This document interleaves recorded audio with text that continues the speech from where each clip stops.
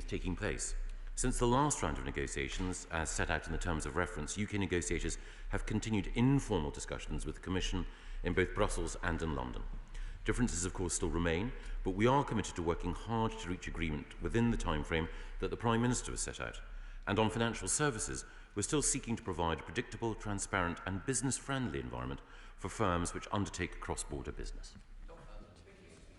Stopping illegal crossings of the English Channel must be a top priority, but my understanding is that while we are still in the EU transition period, our ability to tackle this issue at sea in a robust way is significantly curtailed. Will my right honourable friend reassure my constituents that a plan is in place to deal with this issue swiftly as soon as the transition period is over? Well, my honourable friend raises a very important question which is a concern to constituents across the United Kingdom, and it is the case that we are actively looking at the steps that we can take after we leave the transition period in order to make sure that we can both maintain our commitment to providing a safe haven for those genuinely seeking persecution, but we can also safeguard our borders. And my right honourable friend, the Home Secretary, has appointed Dan O'Mahony to lead the United Kingdom's response to tackling illegal attempts to reach the United Kingdom. Thank you, Mr. Speaker. Financial services are this country's biggest export sector, and the Treasury Select Committee heard evidence from the Bank of England last month which said that equivalence could be a real problem in that it could be withdrawn quickly. And I wondered if the Chancellor of the Duchy of Lancaster could update the House on how the financial services regulations negotiations are going. Well, I'm very grateful to my right honourable friend for raising that question as a former Treasury Minister and a very effective advocate for one of the most successful parts of our economy. It is the case that the granting of equivalence is an autonomous process within the European Union, but we're confident that the high standards of financial services regulation that we have in this country command confidence not just in the EU but elsewhere. And it is also the case that it's in the interests of EU citizens and companies that they have access to the broad and deep capital markets that we have in London and across the United Kingdom. We now come to Justin Mathers. Thank you, Mr. Speaker. Vauxhall Motors in my constituency exports the majority of its vehicles to the EU, but at the moment they don't know where they stand in terms of the rules of origin, and it doesn't look like it's going to be a priority in the next round of negotiations. So isn't it time that the government actually supported the UK automotive sector and made that a big priority in the next round of negotiations? Well, I'm grateful to the honourable gentleman for raising that question. If I can gently correct him, we do put the interests of the automotive sector front and centre. So when it comes to rules of origin, diagonal accumulation, or seeking a tariff-free and quota-free deal, that's absolutely at the heart of our negotiating approach, and the interests of his constituents are at the heart of the approach that Lord Frost is taking. Larry Ben. Very much indeed. Mr. Speaker, yesterday the Select Committee was told by a representative of the UK chemicals industry that the cost to the sector of registering all chemicals under the new UK REACH system after the 1st of January will be about £1 billion because of the government's negotiating decisions. Can the right honourable gentleman explain why in the midst of an economic crisis the government has chosen to impose such enormous costs and red tape to no benefit whatsoever on one of our most important and successful industries? Well, the right honourable gentleman is absolutely right that the chemical sector is one of the many economic success stories of the United Kingdom. It's an inevitable consequence of leaving the European Union single market and customs union and freeing ourselves from the jurisdiction of the Court of Justice of the European Union, that we do have to have our own regulatory systems in place, and they will enable us to be competitive and to take advantage of increased autonomy and independence in the future. One of the great prizes of leaving the European Union is that when it comes to life sciences and other areas, we'll be freed from the often anti-science and anti-innovation approach that the EU has had hitherto. Shadow Minister Paul Plumfield. Thanks very much indeed, Mr. Speaker. The government said repeatedly, and I've heard the Minister say it many times, that they want a Canada-style deal.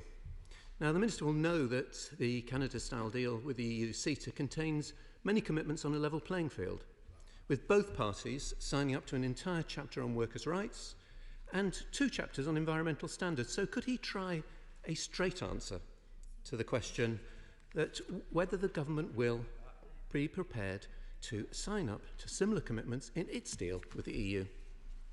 Absolutely. We're totally committed to making sure that there can be a reassurance on workers' rights and on environmental protection. In a previous life, I was the Secretary of State for the Environment, and as a result of the endeavours that we took in the Environment Bill, the creation of the Office of Environmental Protection will mean that the UK will be a world leader in upholding environmental standards. We'll be upholding them to a higher level than the European Union does. What we cannot accept, however, is the European Union seeking to tie the United Kingdom to its laws and to its jurisdiction. We are an independent country. The people voted in a referendum and in a general election for us to reclaim our sovereignty. And it is a pity that the Labour Party thinks that the British people, when they have the freedom to choose, will choose lower standards. That is a lack of faith in this country and a lack of faith in democracy. Number 6, please, Mr. Speaker. And once again, with your permission, Mr. Speaker, I'll take questions 6, 7 and 8 together. Our union is strong. Tommy Shepherd. Thank you, Mr. Speaker. Given that the Cabinet Office refused to answer my written questions within the agreed timescales, I wonder if I could ask the Minister if he would confirm whether his department undertakes opinion polling and research into public attitudes to the union, and if that is the case, will he commit to putting that information in the public domain since it is paid for by the taxpayer? Yes, hear. Well, first of all, can I apologise to the honourable gentleman for any delay in answering his written questions, and I will take that up with the team in the Cabinet Office. And of course, it is the case that government does undertake research, and that research reinforces to us the vital importance of serving every part of the United Kingdom effectively.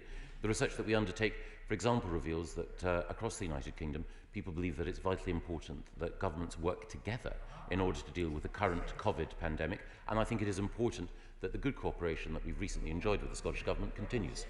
David Linden. It seems to be the approach of a slippery fish from the Chancellor of the Duchy of Lancaster. But can I ask him how much money, UK taxpayers' money, that he's spending on this private polling? And given that all public polling shows that there's an increase in support for Scottish independence, isn't it correct that support for the union is actually pretty weak at the moment, and it's only a matter of time before Scotland actually becomes an independent country?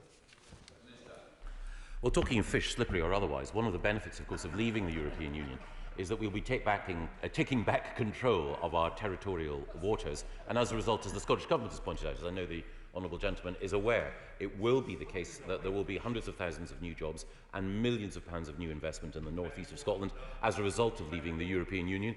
And I don't think we need any opinion polling to tell us that that is a Brexit boost for the north-east.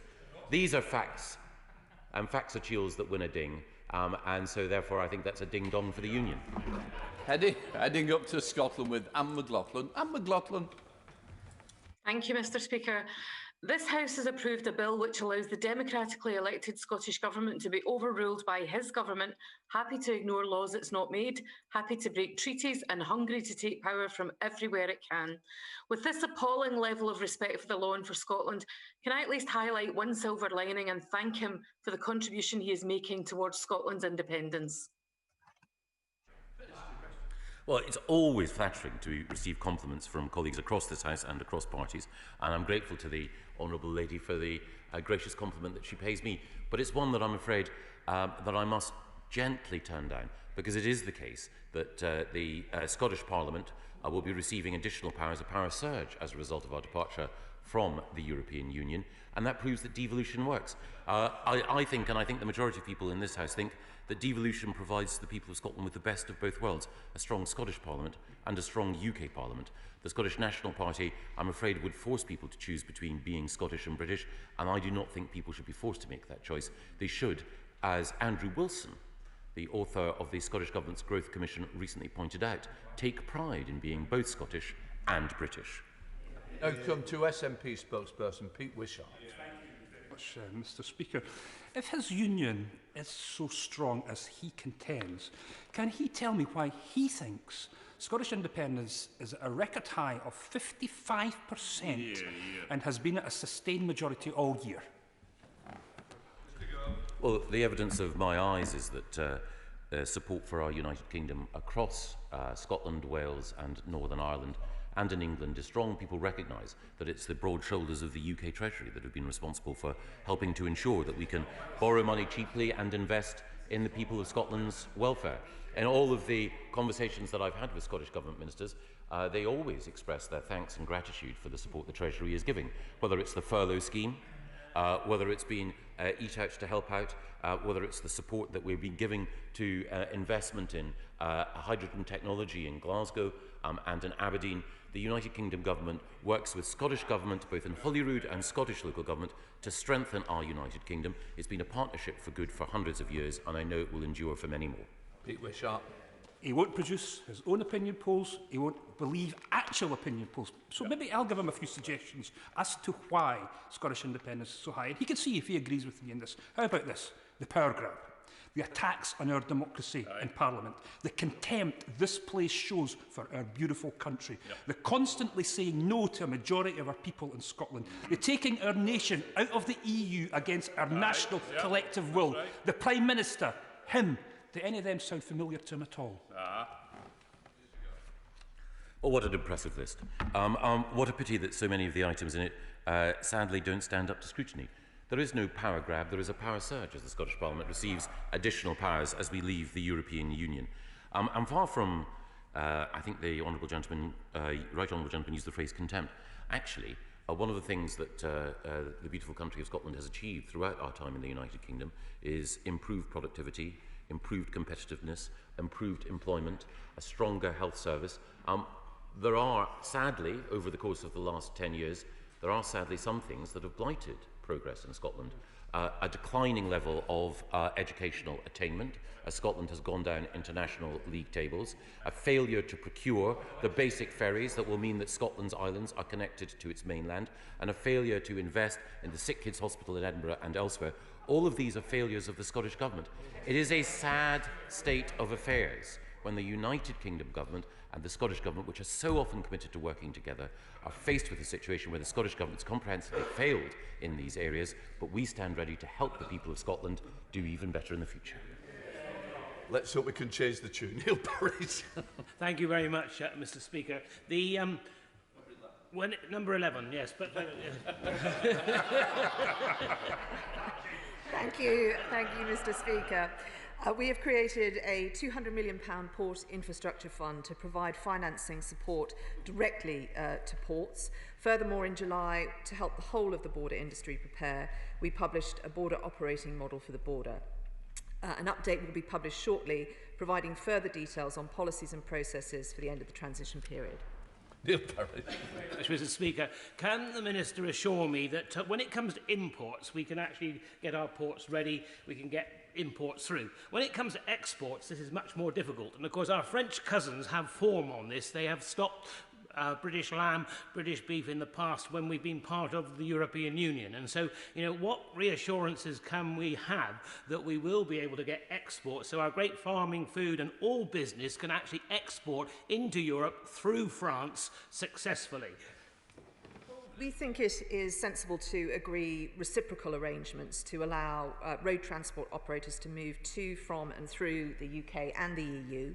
We hope to secure those arrangements and we don't want to have unnecessary burdens placed on hauliers or other road transport operators, and it's in everyone's interest that we do that. Graham Morris. Question number 12, Mr. Speaker. With your permission, Mr. Speaker, I will take questions 12, 13 and 14 together. We evaluate the effectiveness of government communications. We constantly monitor and gain insights on public awareness and compliance from regular evaluations. And this question affords me the opportunity to pay tribute to the COI, not just for its work on COVID-19, but also in preparation for the end of the transition period. I thank the Minister for that. And the Cabinet Secretary said consistency commands confidence. And we all heard the Prime Minister his advice last week on TV, telling us to work from home again where possible to slow down a second wave of coronavirus. However, according to the PCS union, civil servants who've managed stoically, even heroically during the crisis to keep the machinery of state running while mainly working from home, have now been instructed to return to their offices in order for the departments to hit arbitrary and outdated Cabinet Office targets. The government saying one thing to the country and something entirely different to its own workforce. Can the Minister correct this anomaly? Well, I would be very interested if the Honourable Gentleman has examples of that. As far as I am aware, there are certain areas of government which do require people to come in and work. For example, some of the things that the Cabinet Office deals with have to be done in a secure environment. But we are following the same rules and guidelines that the rest of the UK workforce is. So if he's got specific examples he wants me to look at, please send them to me. Mr. Speaker, there's been genuine concern expressed by the First Minister of Wales about the lack of engagement from the Prime Minister in terms of cross-government discussions. But can I raise a specific point with the Paymaster General in that in England, those people under restricted areas are able to travel into Wales to go on holiday. In Wales, if you're in a restricted area, like in my constituency, you're not allowed to travel to go on holiday. This has been asked of the Health Secretary and the Prime Minister this week. Could the Paymaster General, or indeed the Chancellor of the Duchy of Lancaster, to talk to the Prime Minister, to say to people living in England, if you're in a restricted area, please don't go on holiday, please don't travel into Wales, please don't spread the virus? I will certainly take that up on behalf of the Honourable Gentleman. I think it is one of the benefits of the four nations working together that we try and have as much consistency and anticipate what one set of rules, the impact that will have, particularly on communities living near those borders. So I will follow that up for the Honourable Gentleman. I will be in touch. Government communications this week have been quite shambolic, and my local constituents have been writing to me asking for more clear messaging. The Cabinet Office has spent over £50 million on untendered contracts for media and consultancies, and yet ministers have found it hard to explain local measures this week. It's been reported that mask wearing in shops is going down instead of up, in contradiction to communications, and people have been told to go and get the flu jab, more people, and yet they can't get a flu jab. How are members of the public expected to understand and keep up with these changes if ministers can't? Well, I fully recognise that the rules have got more complex. If Matt Lucas were recreating the baked potato song now, he would be having to write an opera. They're more complex because we have regional and local lockdowns as opposed to a blanket lockdown, and I think that's what the nation wants. We want to keep our economy going. We want to give people as much freedom as we possibly can whilst, whilst fighting this virus. But what I would also say is that by and large the public, although they are fed up, they are following this. They are working together with that collective responsibility to beat this virus, and all members of this House can help deliver those messages by putting them on their Twitter feeds, by communicating them. Only by working together are we going to defeat this virus. Bristol. Mr. Speaker. Can I welcome Minister Lopez on her first outing at the dispatch box? Yeah. Thank you, Mr. Speaker. This chamber has changed in many ways since I went on maternity leave, but I'm glad to say the atmosphere has markedly improved for the better thanks to your warmth and your good humour. Yeah. With your permission, I will take questions 15, 16, 17, 18, 19 and 20 together. This government is committed to levelling up opportunity in every corner of the United Kingdom, including as we respond to the economic impacts of COVID-19. This work has many strands, from the winter economy plan to protect jobs and businesses, to the lifetime skills guarantee and the investment we're making in major regional infrastructure. In the Cabinet Office, we're playing our part through our Places for Growth strategy, locating more high-quality civil service jobs beyond the capital so that this government is better connected to all the communities we are here to serve. Thank you, Mr. Speaker. And can I welcome my honourable friend to her place on the government front bench. The government plan, and I quote, to bring decision-making back to the people, or closer to the people. Peterborough is a city which is just 50 minutes from London. It's on the East Coast main line. It's got a bustling hospitality and retail sector, hard-working and skillful population, and a university is coming. Can my honourable friend think of a better place for a civil servant to work than Peterborough? And will she consider the city in the latest round of civil service moves? I thank my honourable friend for the passionate pitch he makes for his city. We completely agree with him that Peterborough, with its fantastic transport links, entrepreneurial people and broader economic offering, would be a great place for a new government hub. That's why we're locating one at Fletton Quays, and I hope to visit next week to demonstrate our commitment to locating more civil service roles in the regions and nations of the UK. Thank you, Mr. Speaker. Constituencies like mine have for too long been left behind, with London taking the lion's share of infrastructure and SME finance, and that means good, viable businesses in Burnley are left to grow at a slower speed than if they were elsewhere in the country.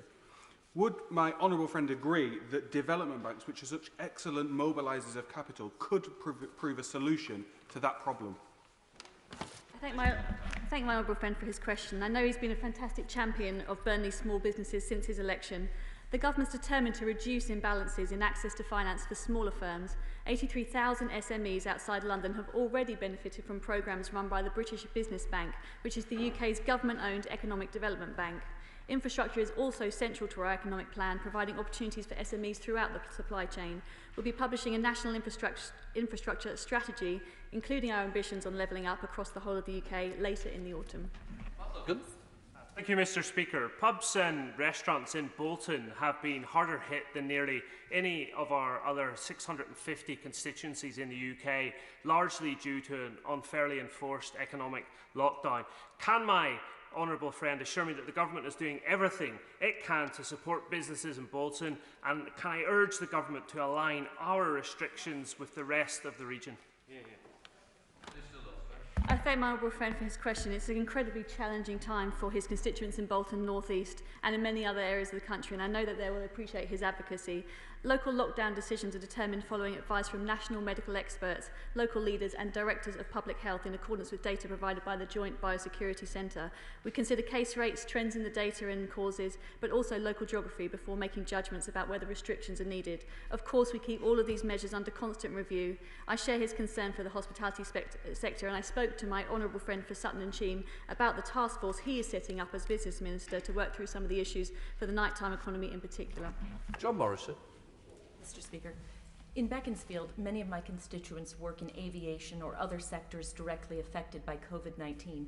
Can my right honourable friend outline what steps the government is taking to ensure that anyone who finds themselves unemployed due to businesses having to adapt or close because of COVID-19 find the education and qualifications they need for the future? I thank the Honourable Lady. The new member for Beaconsfield is another very refreshing change in this Parliament, and I thank her for her question. She might wish to point to her constituents to the Chancellor's Plan for Jobs, which is designed to help unemployed people find work through training to develop their skills. This support includes incentive payments for employers to hire new apprentices and funding to triple the uptake of traineeships. The Prime Minister also set out his commitment this week to lifelong learning. As part of this, from next April, adults who don't have a full Level 3 qualification will be able to take Level 3 qualifications in high-value subjects for free. Okay. Can I also welcome the Minister to her place? Economic growth in the regions will be maximised by public and private sectors working in partnership. Currently, there are 92,000 civil servants in London, 56,000 in the North West, only half of that in the North East, and 2/3 of the North East are in Newcastle, leaving negligible numbers in Durham and the Tees Valley. Would my honourable friend agree that any relocation of government departments to the regions can be a critical lever, and it's now important they do not all just move to another metropolitan centre? It's imperative that departments like Transport, MHCLG, etc. consider locating to areas like Sedgefield, who sit on the intersection of the Tees Valley and County Durham and have all the rural challenges, and we have excellent connections to London. I thank my honourable friend for his question. He also makes a passionate pitch for his constituency. The government is committed to levelling up across the UK, ensuring this administration is much less London-centric. The Places for Growth programme is working with departments on their relocation plans ahead of the spending review and continuously exploring opportunities to build clusters of civil servants across the whole of the UK. I welcome him highlighting what Sedgefield has to offer, and I'm sure the North East will be benefiting from the relocation of civil service roles. Thank you, Mr. Speaker. There is an amazing world of opportunities, talents and skills outside of London, and nowhere more so than Teesside. We're on the up. Our airport reborn, we're leading the green technology revolution. We've got the brightest and the best entrepreneurs, manufacturers and exporters. We're fighting for a free port and gagging for growth. Could my right honourable friend confirm not if, but when civil service jobs from Whitehall will make their way to Teesside. Another very passionate pitch, perhaps a bit too passionate. It's incredible to see how firmly Teesside has been put on the map over the past few years with its mayor and with honourable friends in this place, and it's great to see the honourable member for Stockton South join their number. The government is committed to relocating 22,000 civil service roles out of central London within the next decade, the majority to other regions and nations of the UK. We'll continue to engage with the mayor and others to ensure the North East is going to benefit from our ambitions. We have a substantive question from Debbie Abrahams to Minister Lopez. Speaker. Mr. Speaker, the government has bypassed Order. Minister, can you just reply to my substantive on behalf of Debbie Abrahams, please? And I think there's some group questions. Don't worry, it's no problem. And I'll come back to Debbie. Oh goodness, this is all going so well.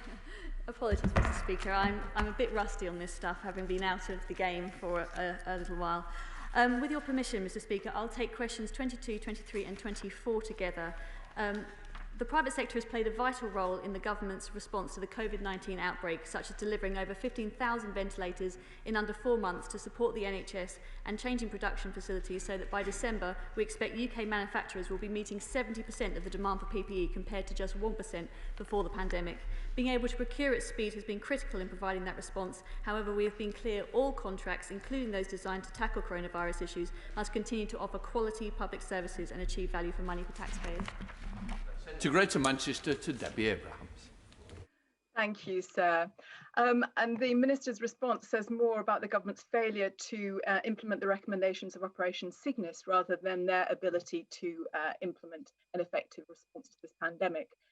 But, Mr. Speaker, the government has bypassed the NHS, outsourcing billions of pounds of contracts and backroom deals with their mates, which then failed to deliver. Failed to deliver PPE on time that fits, failed to deliver testing capacity that's needed, and failed to deliver a national tracing programme that contacts everyone who's affected. The government's actions are not just incompetent, Mr. Speaker, but their failure to comply with transparency obligations are potentially unlawful. So will the government stop wasting more taxpayers' money defending the indefensible and provide my lawyers with the information on these contracts that my co-complainants and I have requested? Thank you, Honourable for a question. DHSC have procured over 32 billion items from UK-based manufacturers and international partners. It was an incredibly difficult task at an incredibly difficult time. We received over 24,000 offers of help from 15,000 individual suppliers, and all offers were prioritised based on volume, price, clinical acceptability and lead time. This is the time from an offer being accepted by DHSC to the supplier delivering those items. Of course, I'm happy to look into any offer of help from business that was found wanting, but I refer the Honourable Member to the view outlined by the Chair of the Public Accounts Committee, who praised the Department's response to procurement. Ruth Capri. Thank you, Mr. Speaker. Track and trace services, when led by experienced public health teams, have been more effective and at lower cost than the outsourced system that in NHS England. In Wales, the contact rate for track and trace is over 90%, whereas in England, it hovers at a little over 70%. When will the government recognise the importance of value for money and redirect its multi-million-pound procurement towards long-established local health networks? I thank the Honourable Lady for her question. It's been an extremely challenging time, as I say, but actually the private sector has been a valuable partner in everything that we've done.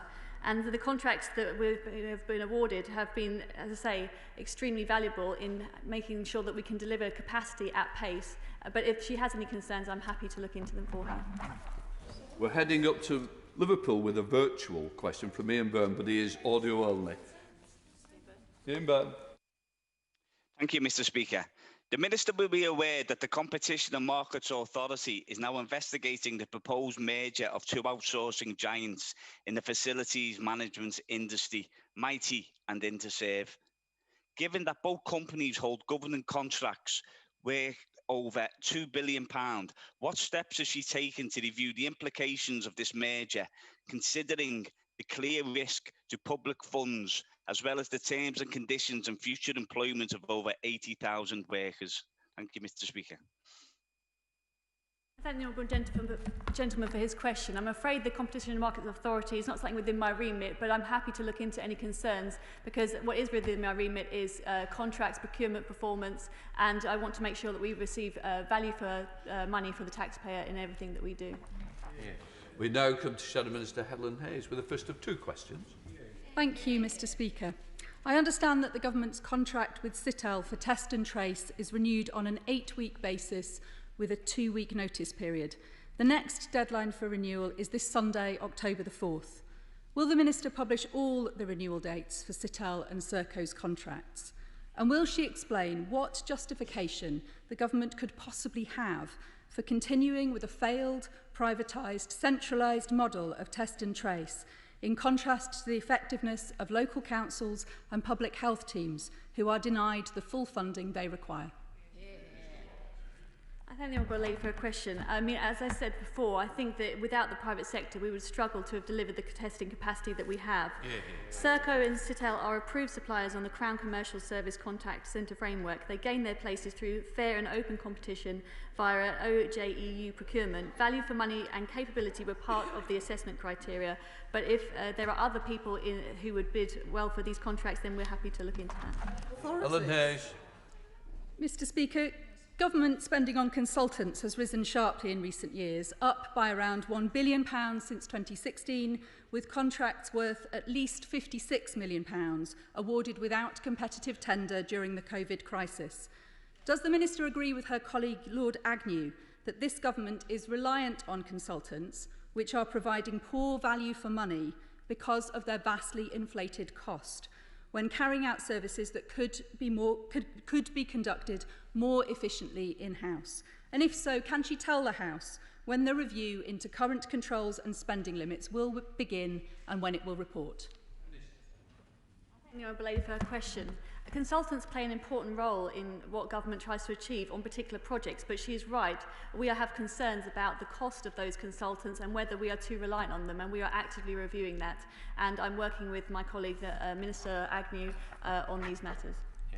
I have a substantive question to Michael Gove from Sir George Howard. Mike. Minister Gove. Thank you very much, Mr. Speaker. We want to see visa-free arrangements for tourists and short-term business visitors as part of our future relationship with the European Union. Temporary entry for business purposes, or Mode 4, sets out terms under which a business person can move between trading partners. On short-term business visitors specifically, we're only seeking to lock in on a reciprocal basis arrangements that the UK already offers to third country nationals. We're heading up to Liverpool with Sir George Howard. Sir George. Thank you, Mr. Speaker. And could I thank the Chancellor of the Duchy of Lancaster for that answer? He will be aware, because I wrote to him about it, that there are some European Union countries, for example, Portugal, who require people to be on a professional register before they can be issued with a visa to work in that country on a short-term contract. Can you give me some assurance that that problem will be resolved before the end of the transition period? Well, the Right Honourable Gentleman raises a very important question. He's a very assiduous advocate for workers and for his constituents, and we are working in these negotiations in order to ensure that whether it's in Portugal or elsewhere, that those who do have skills have the opportunity to work in the European Union to the benefit of both, and I'm really grateful to him for being so vigilant on their behalf. Kellyanne Hart. Please, Mr. Speaker. Thank you very much indeed, Mr. Speaker. This government has an unwavering commitment to our union, as demonstrated by the £190 billion of measures that the Chancellor has already introduced to project jobs throughout the UK.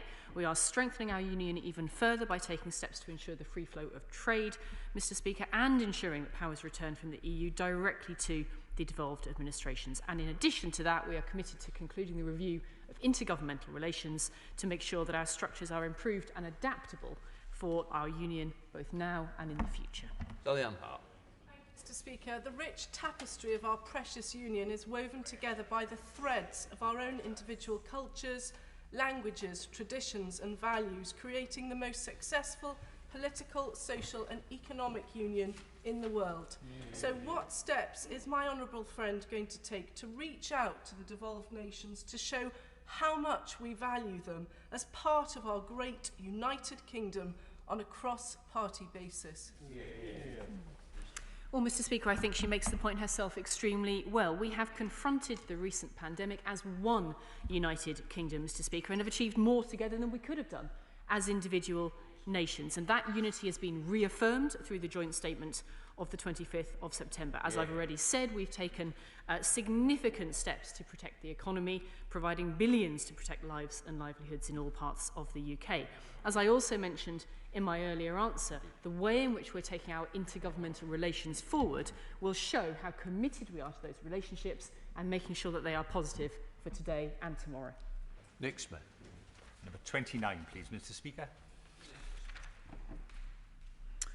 Thank you very much indeed, Mr. Speaker. We will be working with the Electoral Commission to support their voter registration and public information campaigns ahead of the next elections next May, as we do for every election. And together, Mr. Speaker, we'll be able to ensure that people can participate in the polls safely and confidently and in a way of their choice, be that by post or proxy or in person. Thank you, Mr. Speaker. It's a great pity that this spring's elections were postponed because of COVID, so as to reduce uncertainty about the management of our democracy next May. How seriously is the government considering all-out postal voting, which could be a good way of boosting safe participation in the coming elections? Well, I thank the Honourable Gentleman for his question, and I know, and he and I both know, that he's an experienced hand at elections matters, and I welcome his scrutiny of this particular question, because it is important. We want those elections in May next year to be able to go ahead, because it's extremely important that we do so and that we are able to continue with our normal way of life as a country rather than seeing any further postponement of important elections. I don't take the view that all postal elections would be a wise move, though, and that's for the following reason. It's principally that we have already seen around the world that elections can be run in person safely during this pandemic. We are confident that that can be the case here as well, and I'm doing all of the work necessary with the electoral community to make sure that's so, and indeed published evidence of that only recently, which I'm sure he's already seen. Furthermore, it is an important part of our elections that actually people can choose the way in which they vote, as I've already said, by post, by proxy or in person. We think it's important to maintain that, and that there isn't a good enough reason to do otherwise. Shadow Minister Catsmith. Thank you, Mr. Speaker. This week we've seen thousands of Czechs who are quarantined at home participating in the regional and Senate elections by voting at drive-in polling stations. In the Minister's response to my honourable friend, it's clear this government has run out of ideas about how to make sure that the May 2021 elections are both COVID secure but also innovative to ensure that voter participation is high at these elections. Is it a case that this government has really just run out of steam? Minister Smith. No, it is her with those reused arguments. I've now got a substantive question to Minister Smith from Ian Labour. Minister. Substantive. Thank you, Mr. Speaker. I'm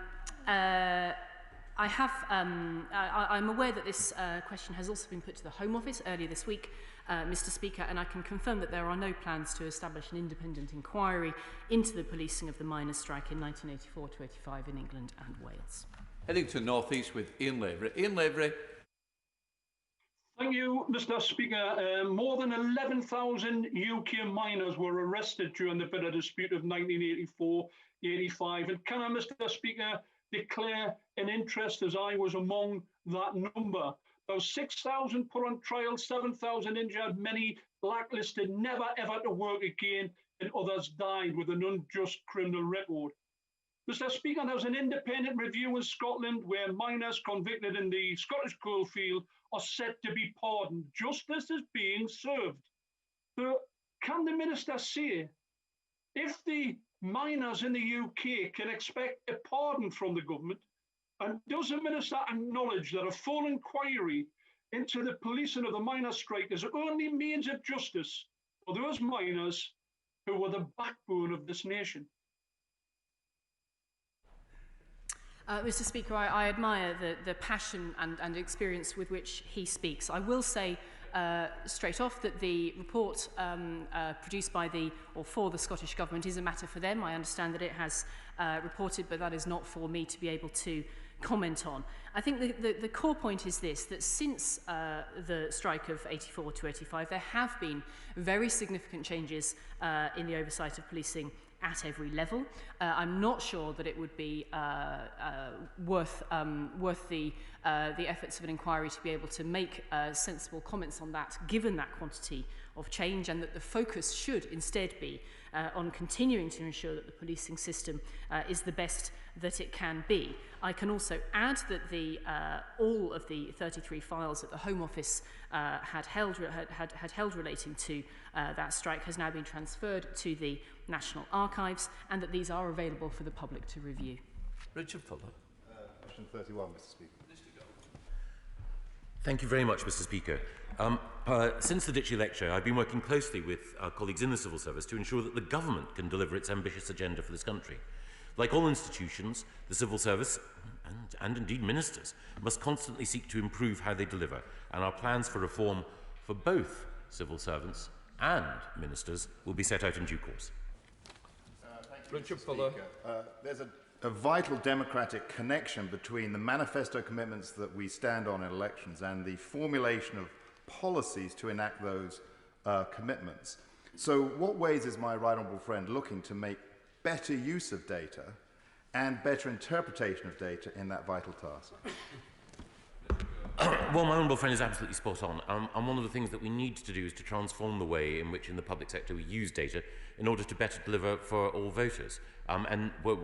It's crucial to democracy that government fulfills its manifesto commitments, and we are currently advertising for a new government chief digital officer to help lead that transformation. If my honourable friend were not in his current role, then he would be an ideal person to fulfil that very important job. Number 32, sir. We and the devolved administrations recently published a joint statement showing our shared commitment to work together to protect the health of our citizens, to protect our communities, and to enhance our economic recovery. And of course, ministers from all of the devolved administrations attended Cobra on the 22nd of September, following bilateral discussions with the Prime Minister the day before, and of course I have regular meetings with the First Ministers of all administrations. If the effort against COVID is war, then the first principles are the selection and maintenance of the aim. In March, the aim was to flatten the curve and protect the NHS. Has it changed? No. My right honourable friend is absolutely right. As a distinguished territorial army officer, as well as a very successful former development minister. And the one thing I would say is, yes, our aim is to flatten the curve, to protect the NHS and to save lives. We now come to topical questions to the Chancellor of the Duchy of Lancaster and Minister of Cabinet Office. I call Minister Gove to make a statement on his responsibilities, then I will call Vicky Foxcroft. Minister Gove. Thank you very much, Mr. Speaker. On Monday, the Paymaster General and I were in Brussels for the latest meeting of the Withdrawal Agreement Joint Committee, which I co-chaired with my EU counterpart, Vice President Maroš Šefčovič. We made progress in a number of areas, and specialised committees will meet in the coming weeks in order to conclude further work. Heading to South London with Vicky Foxcroft. Vicky Foxcroft. Thank you, Mr. Speaker. The government has confirmed it is adopting a public health approach to tackling youth violence, and this involves a cross-departmental, multi-agency approach. It involves a long-term strategy over a minimum of 10 years. Can the Minister therefore offer any explanation as to why the Serious Violence Task Force has not met for over a year? Well, I'm very grateful to the Honourable Lady for raising this question. She's been a consistent voice in this House and beyond it for new, imaginative and effective ways of dealing with the scourge of youth and gang violence. And her attention and focus on this issue has helped to improve the work of government and others. It is the case that some of the issues that she mentions are subsumed within the work of the broader criminal justice task force that the Prime Minister has set up, but I will ask the Home Office to make sure that there is an opportunity for her to be briefed on its work, and if there's more that can be done and should be done, then we will benefit from her involvement. Topical 2 withdrawn, so I'm going to Shadow Minister Rachel Reeves with the first of 2 questions. Rachel Reeves. Thank you, Mr. Speaker. We are told that there's 2 sticking points in the Brexit negotiations: of state aid and fisheries. But we've now learnt from a leaked letter, not from ministers, that cars made in Britain are likely to face tariffs from the 1st of January next year, deal or no deal. Detailed negotiations on automotives or on crucial rules of origin requirements are not on the agenda for the crunch talks taking place this week, and there are no further rounds of negotiations planned. So can the Minister tell the House at what point precisely did the British government give up on the British car industry? Well, the Honourable Lady, not least during the time when she was chairman of the Business, Energy and Industrial Strategy Select Committee, was a strong champion for manufacturing, and indeed this government is strongly committed to manufacturing, not least in the automotive sector. And of course we're fighting for the best possible deal on rules of origin and diagonal accumulation, and it is the case that we're seeking a no tariff, no quota deal with the European Union. That's always been our consistent aim. The complacency, Mr. Speaker, is staggering. It is the responsibility of the British government to stand up for British industry. The letter from the government's chief negotiator says, and I quote, that they obviously cannot insist on tariff-free trade. But our government should be insisting on the very best deal for car manufacturing and for British industry, and the 150,000 jobs that depend on car manufacturing. And I can tell this House a Labour government would do that. Will the Minister get out of first gear and prioritise and protect the jewels in the crown of British manufacturing? And will the Minister agree to urgently meet with representatives of the automotive sector and the trade unions Unite and GMB to ensure that we do not give away this vital industry and the vital jobs that depend on it? Well, the Honourable Lady knows how to wound with her reference to getting out of first gear, because I suspect that she probably knows, as many members of this House know, that it took me 7 attempts to pass my driving test, and therefore I'm not an expert. And I took my final successful test in Aldershot, not in County Durham, but still.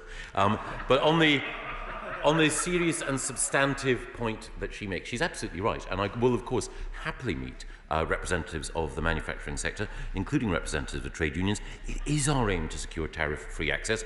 Officials from the Cabinet Office were talking to Ford Motor Company only earlier this week in order to make sure that we could support them through the end of the transition period. And she's absolutely right to emphasise the importance of the sector, not least as we move away from internal combustion engine manufacture and towards electric and other zero-carbon vehicles.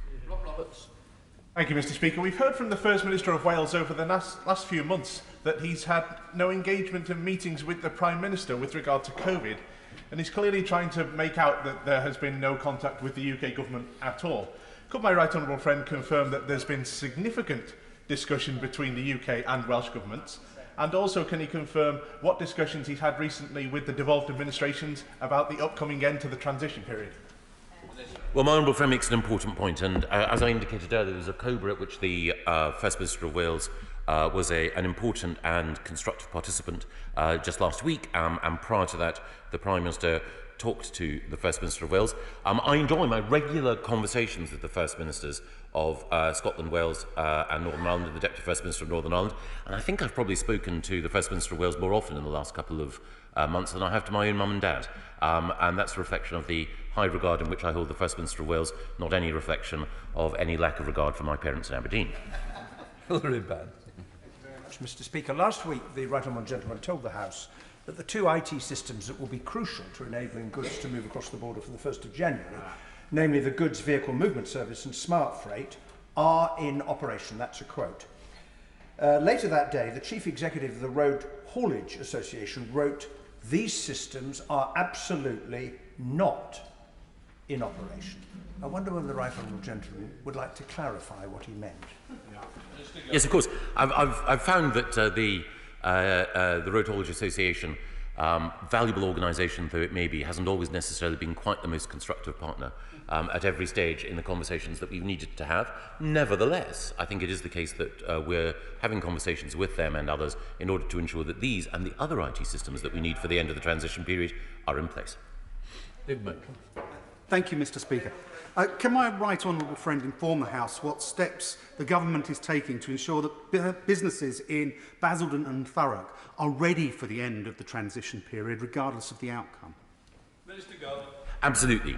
The government's campaign in order to ensure that businesses are ready for the opportunities and also ready to meet and master the challenges that come at the end of the transition period has seen an uptake and indeed an uptick in the preparedness of UK business, but there is much more that needs to be done. And that's one of the reasons why we published our reasonable worst case scenario last week, in order to demonstrate the consequences if we don't all work together in order to ensure that we're ready for the 1st of January. Withdrawn. John Morrison. Thank you, Mr. Speaker. Can my right honourable friend outline what steps are being taken to deliver the much-needed Whitehall reforms that he outlined in his Ditchley speech earlier this year to ensure the government can deliver effectively for all corners and communities of the UK? And may I welcome his call for the civil service to return to Whitehall? Well, I'm very grateful to my honourable friend for her point. And there are a number of strands of work that we're undertaking. One of them is making sure that we can more effectively disperse key decision makers across the United Kingdom to Teesside and to other parts of the United Kingdom. And my colleague Lord Agnew is leading work in order to ensure that new senior civil service posts are located outside central London. It is also the case that work requires to be undertaken in order to ensure that we are more transparent and effective in how we deliver for all parts of the United Kingdom. And as I mentioned in response to my honourable friend, the member for North East Bedfordshire, we're doing more specifically to use data and digital tools to make transparent the work of government.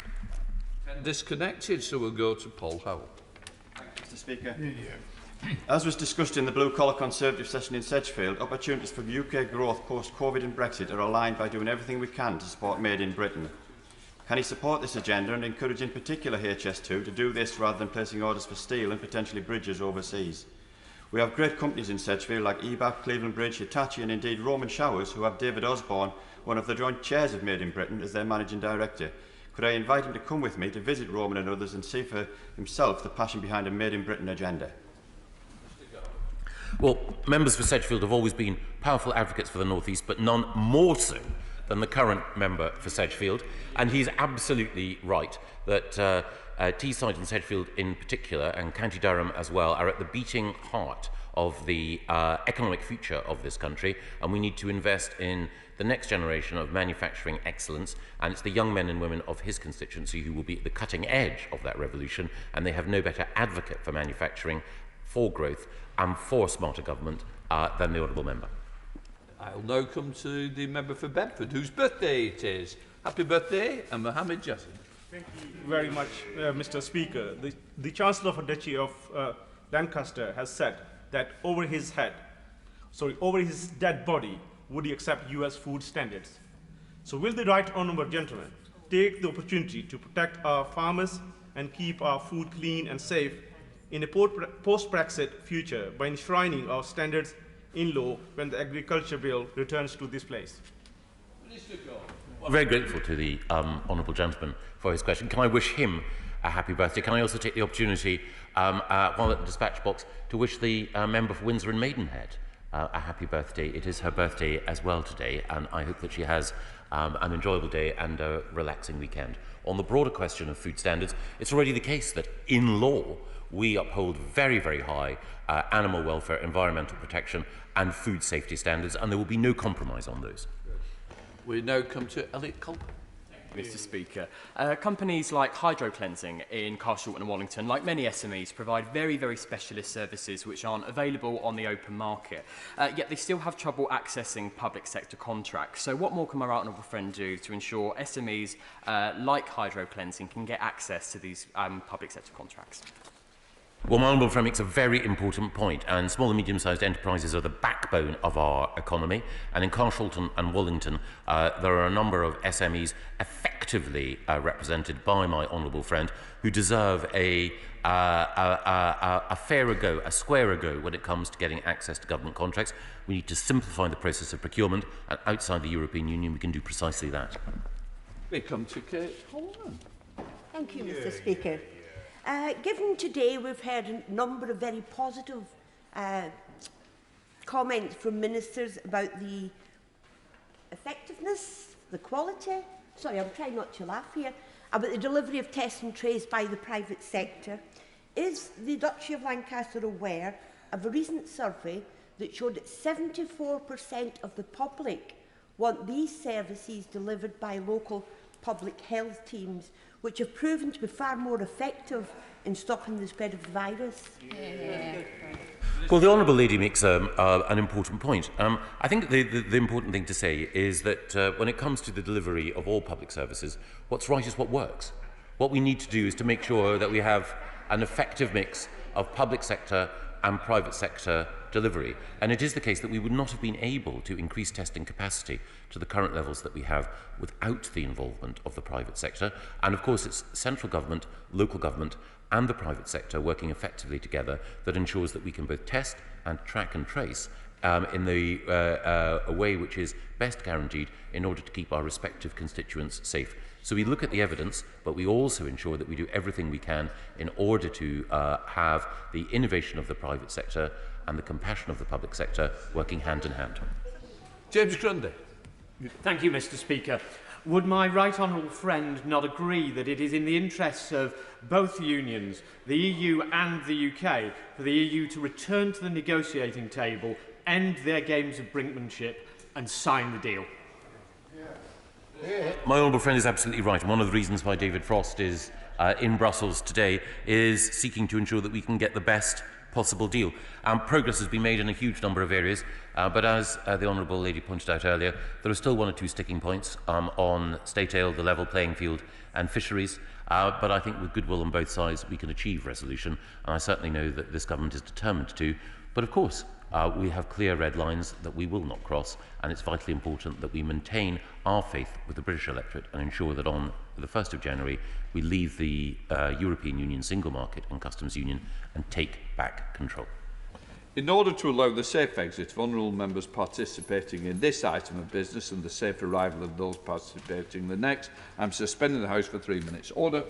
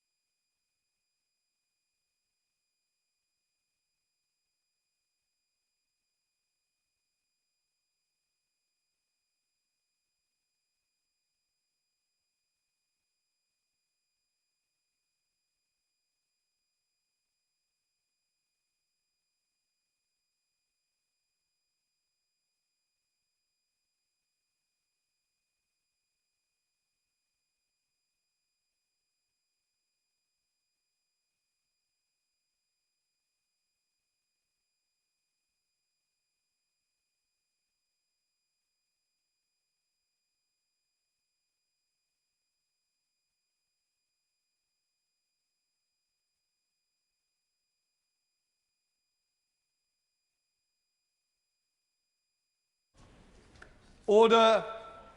We now come to statements. Secretary of State for Health, Secretary Hancock's statement. Thank you very much, Mr. Speaker. And with permission, I'd like to make a statement about the work to tackle coronavirus. This virus continues to spread. Yesterday, there were 7,108 new cases. However, there are also early signs that the actions that we've collectively taken over the past month are starting to have a positive impact.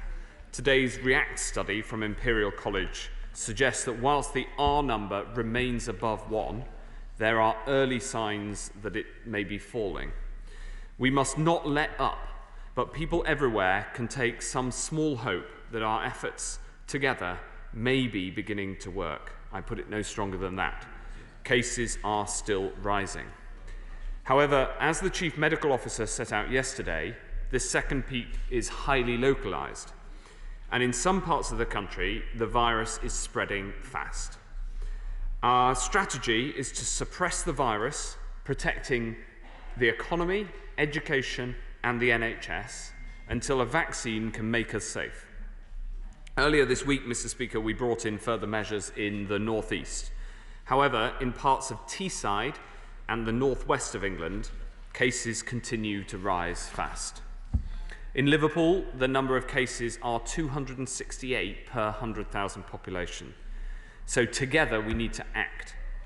Working with council leaders and the mayors, I'm today extending these measures that have been in place in the North East since the start of this week to the Liverpool City region, Warrington, Hartlepool and Middlesbrough. We will provide £7 million of funding to local authorities in these areas to support them with their vital work. The rules across the Liverpool City region, Warrington, Hartlepool and Middlesbrough will be as follows. We recommend against all social mixing between people in different households. We will bring in regulations, as we have in the North East, to prevent in law social mixing between people in different households in all settings except outdoor public spaces like parks and outdoor hospitality. We also recommend that people should not attend professional or amateur sporting events as spectators in the areas that are affected. We recommend that people only visit care homes in exceptional circumstances, and there will be guidance against all but essential travel. Essential travel, of course, includes going to work or school. Mr. Speaker, I understand how much of an imposition this is. I want rules like this to stay in place for as short a time as possible. I'm sure we all do. The study published today shows us hope that together we can crack this. And the more people follow the rules and reduce their social contact, the quicker we can get Liverpool and the North East back on their feet. We're also aligning the measures in Bolton with the rest of Greater Manchester, and I'd like to pay tribute to David Greenall, the leader of Bolton Council, for his constructive support, and the Bolton MPs for all they've done in support of Bolton. There are no changes to measures in West Yorkshire, West Midlands, Leicester, Lancashire, or the rest of Greater Manchester. It is critical that the whole country acts together now to control the spread of this virus. So please, for your loved ones, for your community, and for your country, follow the rules and do your bit to keep this virus under control. Mr. Speaker, by its nature, this virus spreads through social contact, and so it's had a terrible impact on the hospitality sector, who in good times exist to encourage that very social contact that we all enjoy.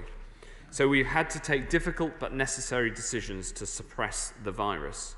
The only alternative to suppressing the virus is to let it rip, and I will not do that. So whilst I know that many of the individual rules are challenging, they are necessary, and there are those early signs that they're working. In the measures we've introduced, including the 10 p.m. restriction, we're seeking to strike a balance, allowing people to continue to socialise safely where that's possible, while reducing the social contact that the virus thrives upon. Elsewhere in the world, they've introduced an evening restriction and then seen their case numbers fall. And we know that later at night, people are less likely to follow social distancing. Now, of course, we keep all our measures under review and we'll closely monitor the impact of this policy, as with all the others, while continuing our unprecedented support for hospitality businesses, like cutting VAT, support for the pay of staff, offering rates relief for businesses, and giving billions of pounds of tax deferrals and loans. Mr. Speaker, our hospitality industry provides so much colour and life in this country, and we will do whatever we can to support them while acting fast to keep this virus under control. I know that these measures are hard and that they are yet another sacrifice after a year of so many sacrifices already. But there are some signs that what we're doing together to respond to these awful circumstances is starting to work, so don't let up. Let's all of us keep doing our bit, and one day, over this virus, we will prevail. Thank you, Mr. Speaker. I thank the Secretary of State for advanced sight of his statement. The Imperial study today is indeed encouraging, but as the CMO said yesterday, we have a long winter ahead. Now, we know that sustained contact, especially in crowded, poorly ventilated spaces, is a driver of infection, and pubs and bars are an obvious risk. So I heard what he said about the 10 p.m. rule, but my concerns relate to everybody leaving the pub at the same time. So what action will he take so we don't see a repeat this weekend of people piling out into city centres, packing out public transport, sometimes all piling in to a supermarket to buy more drink? Now, we on this side completely understand the need for local restrictions, including in Merseyside, as he has just announced. I think it was probably too late for colleagues from Merseyside to get onto the call list this morning, but I think if they were here, they would be keen to press the Secretary of State further on the financial support for Merseyside. This is a region which is hugely reliant on hospitality and leisure, and we know that these restrictions extract a heavy social and economic toll, and so areas need financial support. Otherwise, existing inequalities, which themselves, of course, have a health impact and allow the virus to thrive, will be exacerbated. People need clarity as well. Areas like Leicester, Greater Manchester, West Yorkshire, Bradford have had restrictions imposed on them for months now. Millions of people in these local lockdown areas, like across the North and Midlands, just need some reassurance that an end is in sight. Many want to know when they'll be able to visit their loved ones. Many want to know whether they'll be able to visit their family over the coming school half-term, for example. Can he just confirm, has he now ruled out the so-called circuit break taking place across the October half-term, as was mooted in the newspapers last week? Also, some of the heaviest increases in infection appear to be taking place in areas where restrictions are in place. So why are the interventions not working? Why are the moles not getting whacked? Yesterday, the Prime Minister suggested that the success of Luton in leaving restrictions was because of people pulling together. But I've got no doubt that people are pulling together across Bolton, Bury, Rosendale, etc. So what additional help will they receive to drive this virus down? Now, I believe ministers lost precious ground in fighting the virus by not having an effective test, trace and isolate regime in place by the end of the summer. Testing and tracing is key to controlling the virus. Increasing evidence now shows that the importance of backward contact tracing in controlling outbreaks. So could he tell us, is backward contact tracing routinely happening in areas of restriction, and will he publish data on backward contacts reached? Now, we support the calls from the Health Select Committee today for routine testing of all NHS staff. Will he finally set a date for introducing it? But problems do remain with testing generally. I've just heard of a case in the Rhondda where people have turned up at a testing centre, have booked appointments, but Serco has pulled the testing centre out. And Serco are saying in that area they need the Secretary of State to intervene if that testing centre is to be reopened. Will he do that? Now, on the 8th of September, he told the Select Committee that the problems with testing would be resolved in the coming weeks. That was more than 3 weeks ago. Yet a test still takes 30 to 31 hours to turn around for in-person tests, 75 hours for home test kits, 88 hours, more than 3.5 days, for test results in the satellite test centres, which are predominantly used by care homes. So he hasn't resolved the problems. When will we? And today, we've learnt that Deloitte, who are contracted by the government to help run Test and Trace, are now trying to sell contact tracing services to local councils. So the government's own contractor, one of the very firms responsible for the failing system in the first place, now sees a business opportunity in selling information and services to local authorities. They should be getting this anyway, and this is in the middle of the biggest public health crisis for 100 years. Isn't this an utter scandal? How can it be allowed? Doesn't it once again show that directors of public health should be in charge of contact tracing? And finally, Mr. Speaker, this week GPs warned of significant problems with flu vaccine supplies. Boots and Lloyd's Pharmacy have stopped offering flu jab appointments due to issues with supplies. Can he confirm that we have enough flu vaccines available for all who will need one this winter? Thank you very much. Well, I welcome his support for the measures that we've had to take, and the £7 million of extra financial support for the councils who are affected, not just Merseyside and Holton and Warrington, but also in Hartlepool and Middlesbrough. That's on the same basis as the support for the North East 7 councils that was announced at the end of last week. It is true that some parts of the country have come through a local lockdown. In fact, we've lifted many of the measures, for instance, that were in place in Leicester. We weren't able to lift all of the measures, and the case rate there did then go back up again, although it has now appeared to have stabilised. And Luton is another example where there was a very significant local outbreak, which was brought under control. He asked about increased testing. There is, of course, increased testing going into to Merseyside, and we can do that because we have a record capacity which has increased yet again this week. He asked about backward contact tracing. Absolutely, we have backward contact tracing in these areas. One of the reasons that we know, sadly, that the highest area of likelihood of picking up a case of coronavirus outside your own household is in social settings is because of backward contact tracing. So there's further information that Public Health England will be publishing today on further work on backward contact tracing to understand how this virus spreads.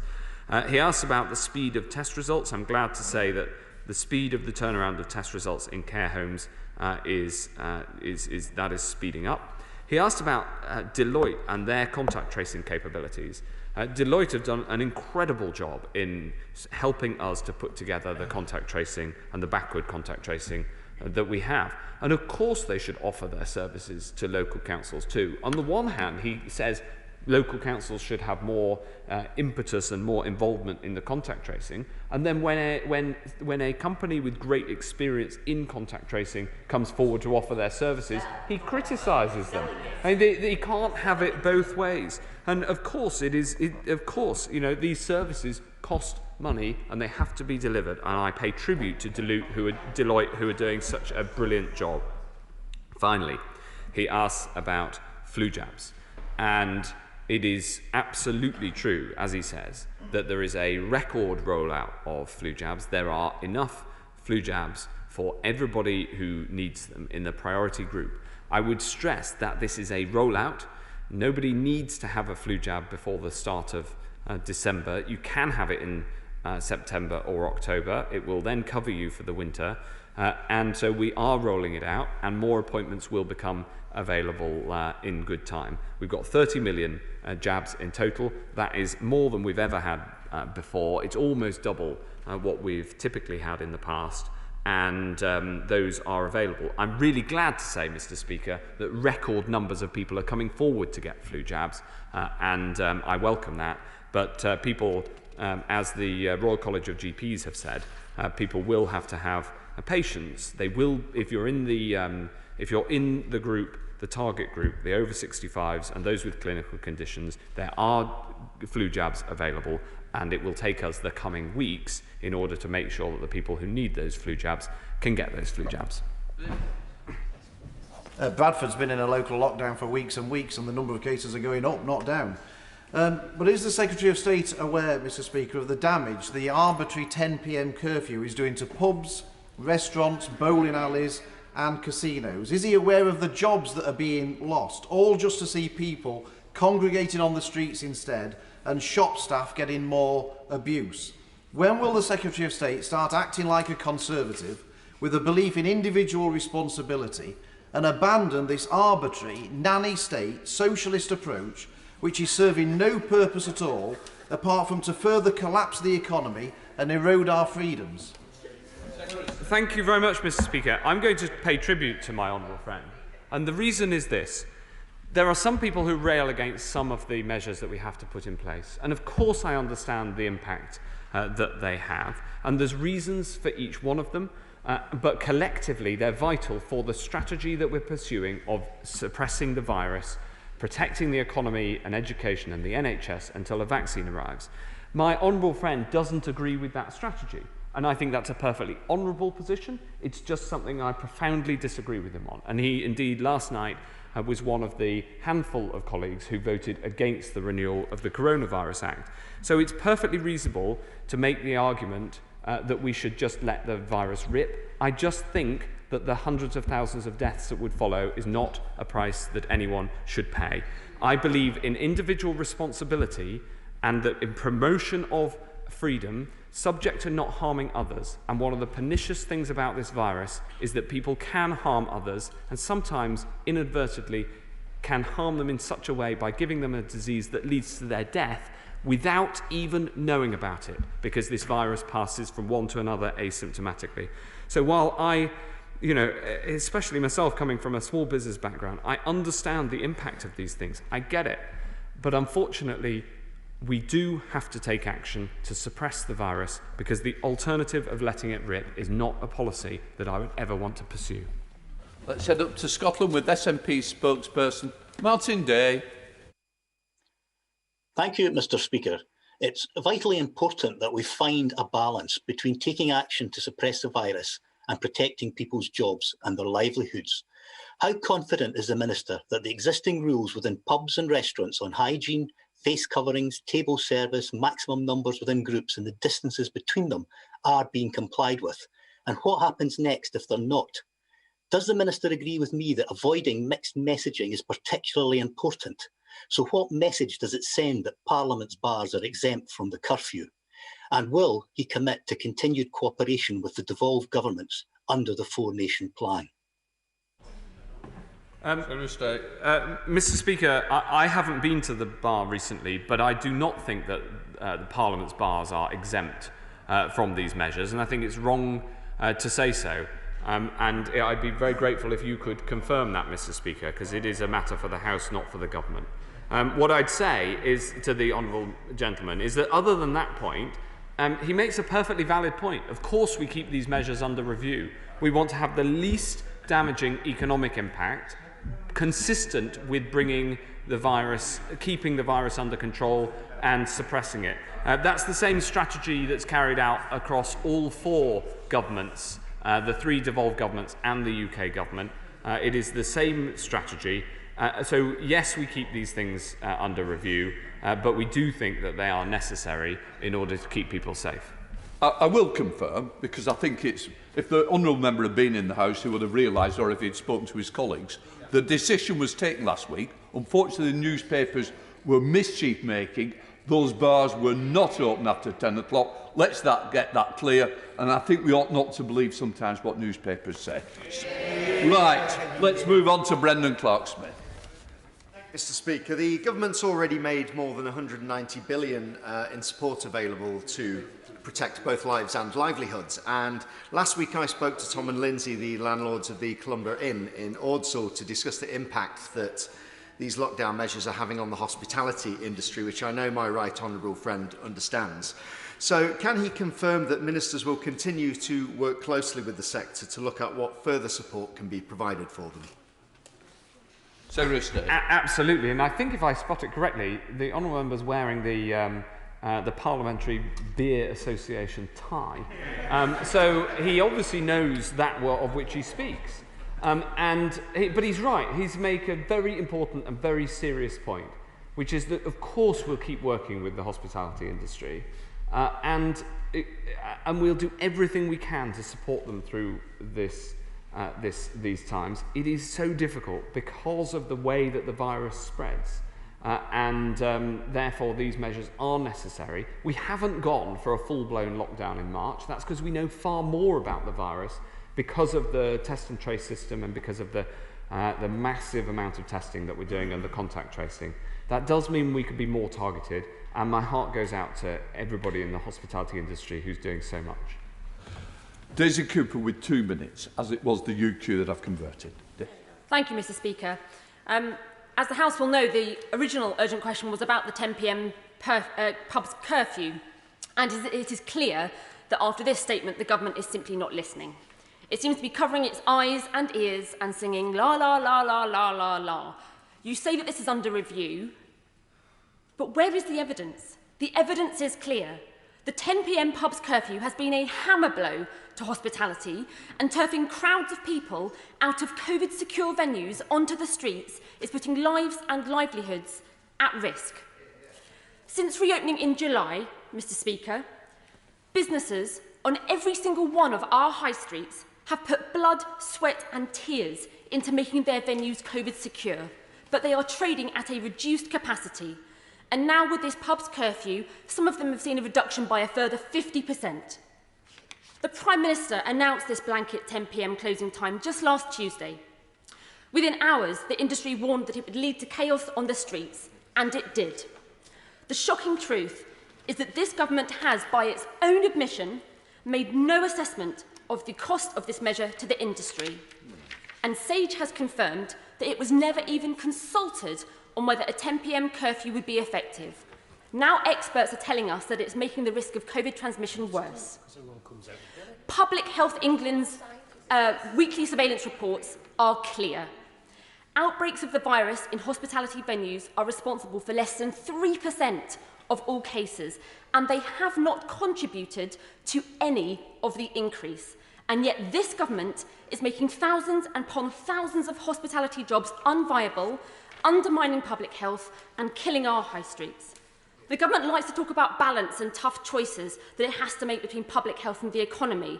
But the shocking truth is that the pubs curfew is bad for both, and the longer the government defends it, the more damage it will do. Mr. Speaker, people are scared. Care homes are becoming prison-like, students are being locked up, and businesses are saying that without a further package of support, they will be closed by Christmas. I asked for some evidence behind this measure. He has provided none, and that is why this curfew must be scrapped today.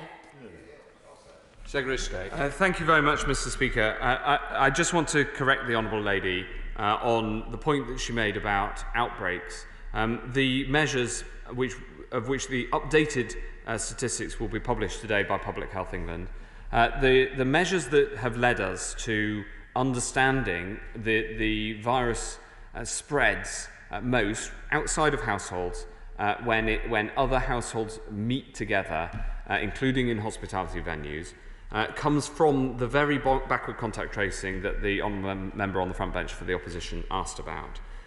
The outbreaks data is about where there is an outbreak with significant numbers within one institution, not where individuals go to. So, for instance, within a care home or within a school, where that is then raised as an issue with Public Health England. So I'm afraid she's using a different set of statistics which do not make the case that she puts forward. Where, of course, we all understand the concern is the impact of this virus on so many parts of our economy, and our task is to try to limit the impact on lives as well as on livelihoods, and that's at the root of our strategy. Paul Burster. Thank you, Mr. Speaker. My city has been following the rules. Thanks to the people of Peterborough and excellent council leadership, we have come off the watch list last week. Now, I know data can change, and I also know that my right honourable friend appreciates the issues around the 10 p.m. curfew. But will he keep this policy under review so that those who are doing the right thing, like the people of Peterborough, can get back to something like normality? Absolutely, Mr. Speaker. And my honourable friend is an incredible voice for Peterborough.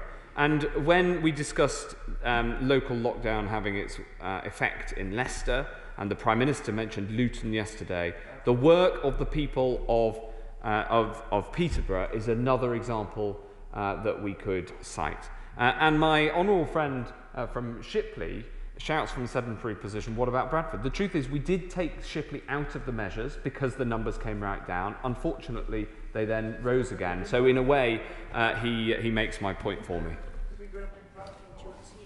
We're now heading to the member for Huddersfield, Bury Sherman. Bury Sherman. Thank you, Mr. Speaker. The Secretary of State knows that I can get passionate and even angry with some of my questions to him, but not today. He will know as a West Yorkshire MP, I will support anything, any measure that stops this virus spreading at this perilous term when tens of thousands of students are moving around our county and our country. And so I would support any measure that is effective. But when I say the old social scientist in me suggests that he's right when he said all these measures should be closely monitored. And there's no doubt, whether it's Professor John Edmonds and other experts, worry that the 10 o'clock curfew has unintended consequences that are quite serious. Will you give me his word that he will keep it under review, because there do seem to be some problems with it? Secretary of State. Constantly under review, Mr. Speaker, and we've shown that we're willing to change these measures to follow what works. It's an unprecedented crisis, and I welcome the support for from the Honourable Gentleman for the measures across West Yorkshire. And it's been a pleasure to work with him and to hear his voice in this chamber about what's needed. My message to his constituents in Huddersfield and across West Yorkshire is that these measures are necessary. We wouldn't have them in place unless they were, and the more that people can abide by them, the quicker we'll be able to lift them. And I look forward to working with him on supporting people in Huddersfield and across the country to keep this under control. Now come to Jeremy Wright, Chair of this. Thank you very much, Mr. Speaker. I recognise, of course, the value of simplicity on issues such as the curfew for the hospitality industry. But would my right honourable friend accept that we should allow economic activity where it does not cut across public health objectives? And will he therefore apply an imaginative approach to doing that? For example, looking at how we might be able to allow hotel guests to stay in hotel bars where they are resident in the hotel for longer than 10 o'clock, recognising that for some hotels they depend very substantially on that income. Secretary of State. I'm always happy to look at as he calls it, imaginative ideas like that.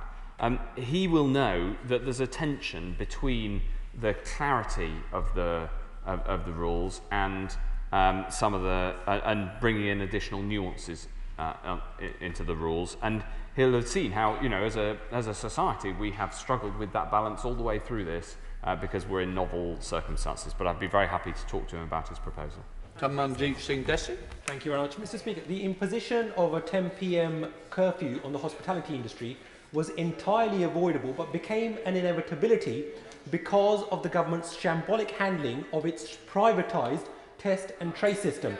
Last month, I highlighted to the Health Secretary that locals in Slough were being forced to drive hundreds of miles, including catching a ferry to the Isle of Wight, just to access a test. But he retorted, and I quote, "On the contrary, the fact is we are working hard with the local authority in Slough." Well, Mr. Speaker, the Council have informed me that they have not heard a dicky bird from either the Health Secretary or his team, so perhaps the Health Secretary can advise us this time, when will the test centre in Slough go back to being a drive-through and walk-in test centre so that locals can actually access a test when they desperately need one? Thank you very much, Mr. Speaker. We have got this record testing capacity, and I'm incredibly grateful for all the people who work in it to deliver it. And I will not have this divisive language. I just won't have it. We're heading up to Amersham with Dame Cheryl Hill. Dame Cheryl.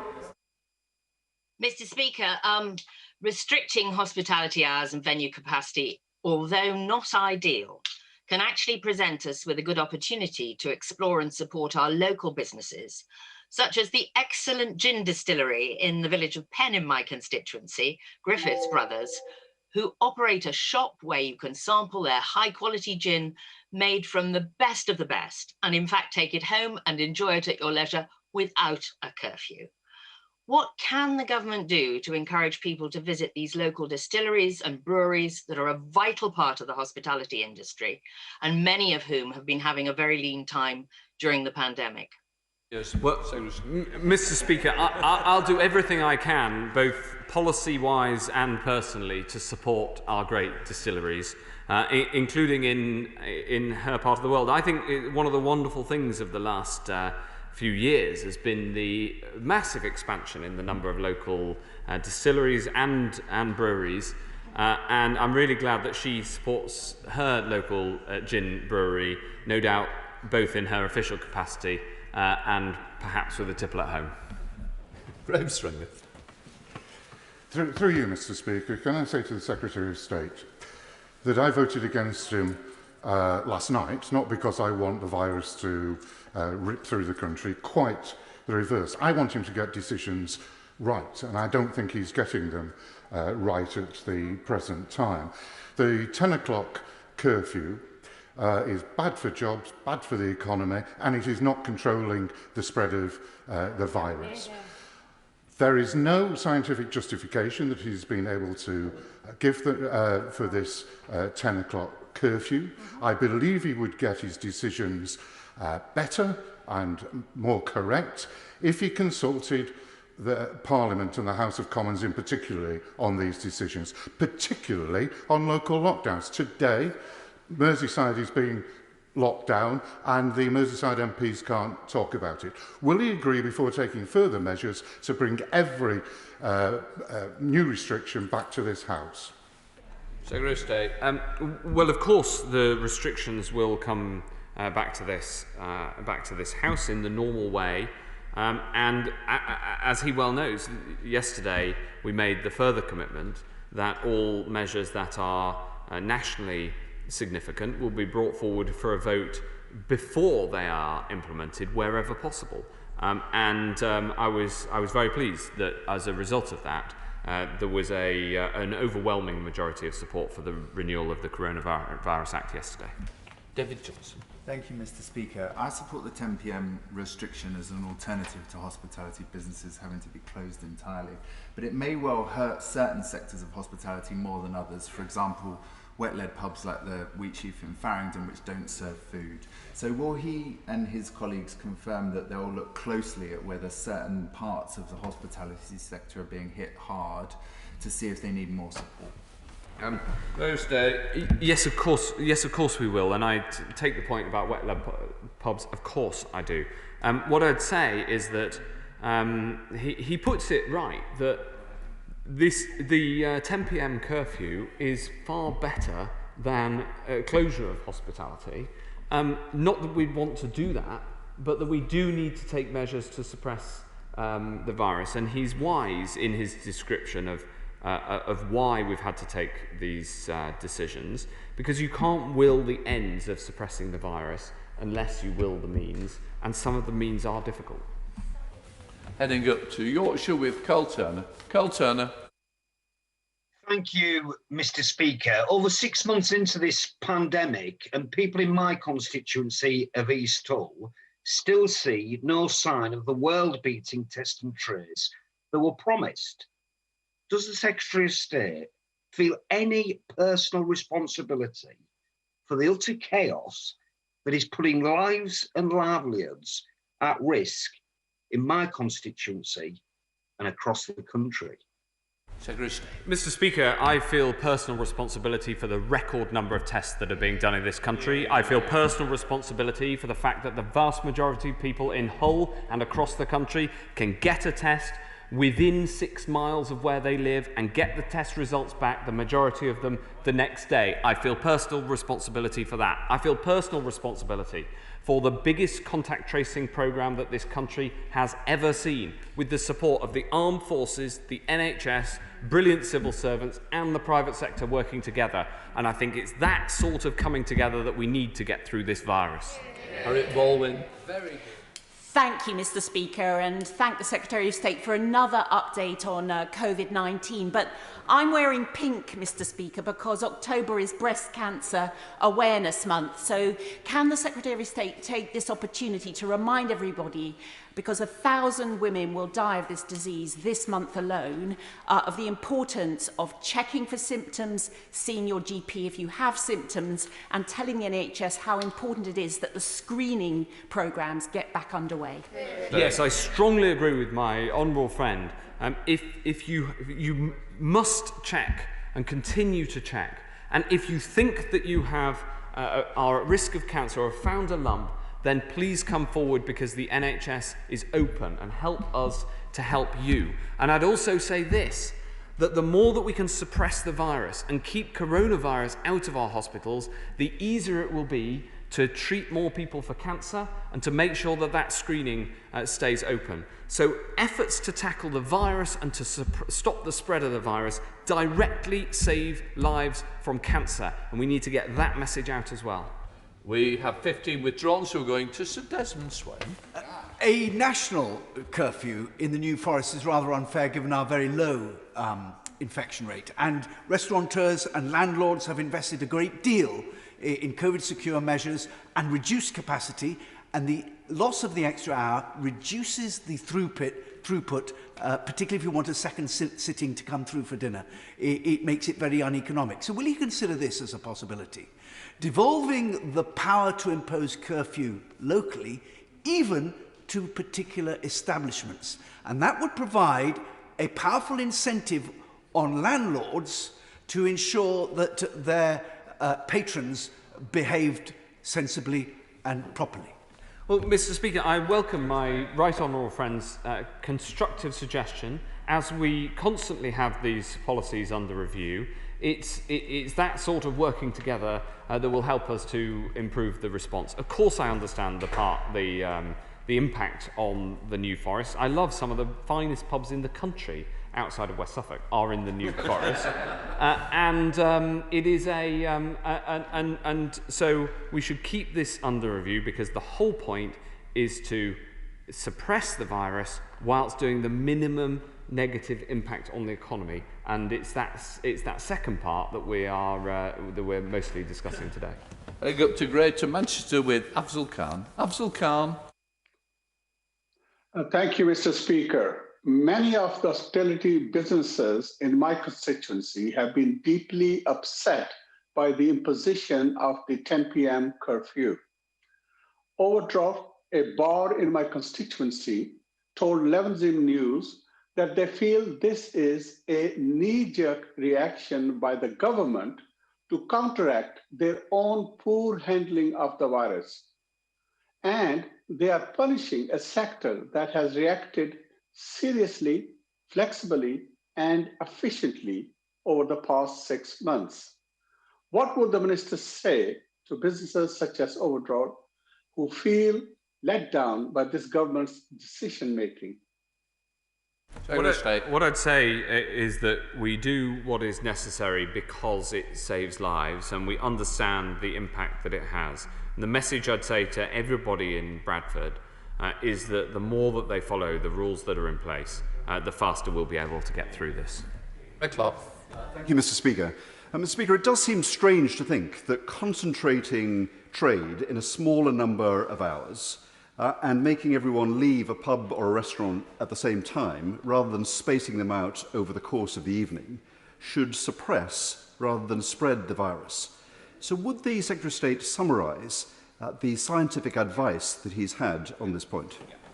The scientific advice is that the people who are closer together are more likely to spread the virus, and later at night, social distancing becomes harder. And we've all seen the pictures of people leaving pubs at 10 o'clock, but otherwise they would have been inside the establishments, and we all know that outside is safer, or they'd be leaving later. So of course we keep this under review, and of course we are constantly looking for how we can improve these policies. But I think we've got to look at both sides of the evidence to try to get this right. 19 withdrawn, Mike Wood. Thank you, Mr. Speaker. People will only believe that the 10 p.m. curfew is the least bad option if they understand the basis on which the decision was taken. The figures for number of infections linked to hospitality range from the 3% that PHE have put for outbreaks up to nearly a quarter that the Deputy Chief Medical Officer has suggested. Will my right honourable friend make sure that the evidence as to how many transmissions are linked to pubs and hospitality based on test and trace data is available so people can reach their own conclusions? Secretary of State. Yes, and the evidence which we're publishing, updated evidence today, shows that just under a quarter figure is correct. It is the highest single identified area. The figures on outbreaks, which were also mentioned by the honourable lady opposite, is measuring something completely different and is not a measure of how many cases are caught there. The 25% figure is, of course, for those who catch it outside the household. The single biggest place you can catch coronavirus is from somebody else inside your own household, but that is, in a sense, inevitable and very, very difficult to prevent. Heading up to Gateshead with Ian Mearns. Ian Mearns. Very grateful, Mr. Speaker. Mr. Speaker, the tighter restrictions here in the North East are already having a severe impact on many businesses who've been left without appropriate financial support. And whilst it's imperative that we prevent the further spread of coronavirus, it's also important that we protect businesses, workers, livelihoods and jobs. The arbitrary 10 p.m. curfew has increased the financial pressure on many local hospitality businesses and appears to have had the effect of inadvertently encouraging unregulated gatherings after the blanket 10 p.m. closing. Wouldn't it be safer for those who are allowed to be seated in a safe, regulated premises, adhering to social distancing after 10 p.m, rather than on the streets or on public transport with significant numbers of other revellers who may have a reduced inhibition or levels of self-control? And those businesses who are responsibly operating at much reduced capacity, adhering to the regulations, are provided with the urgent financial support as requested by the local authority leaders here to ensure that it is at least equally viable for them to remain open for business rather than close completely, possibly for good. Secretary of State.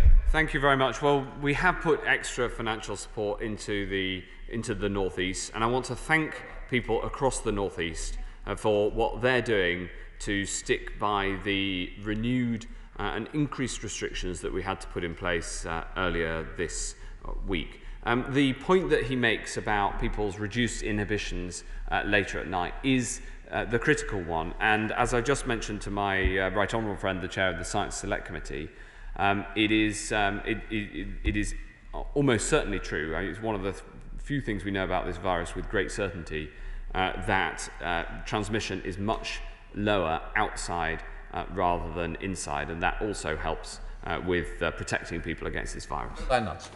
Thank you, Mr. Speaker. My Eastbourne constituency thrives on hospitality. Many jobs are dependent on it. It's also low incidence when it comes to the virus, high compliance when it comes to the safety measures around being COVID secure. My right honourable friend said in his opening remarks the second peak is highly localised. So in that light, can I ask him how quickly we can look to move to a more localised regional approach to the 10 p.m. curfew? Well, we are taking a more localised approach to tackling this second peak than the first. For two reasons. The first is that the evidence is that it is much more localised in where the virus is concentrated. And the second is that we know far more about where the virus is concentrated. But that extra information also tells us that the number of transmissions are much higher in hospitality than in many other settings, for instance, than compared to workplaces. Hence, we've made the decision that we have. But the core of the point that she makes, which is that it's safer in places like Eastbourne because there are fewer transmissions, is a reasonable one as we keep all of this under review. We're heading and returning to Hull with Emma Hardy. Emma Hardy. Thank you, Mr. Speaker. Last week I spoke to a lady whose husband has dementia.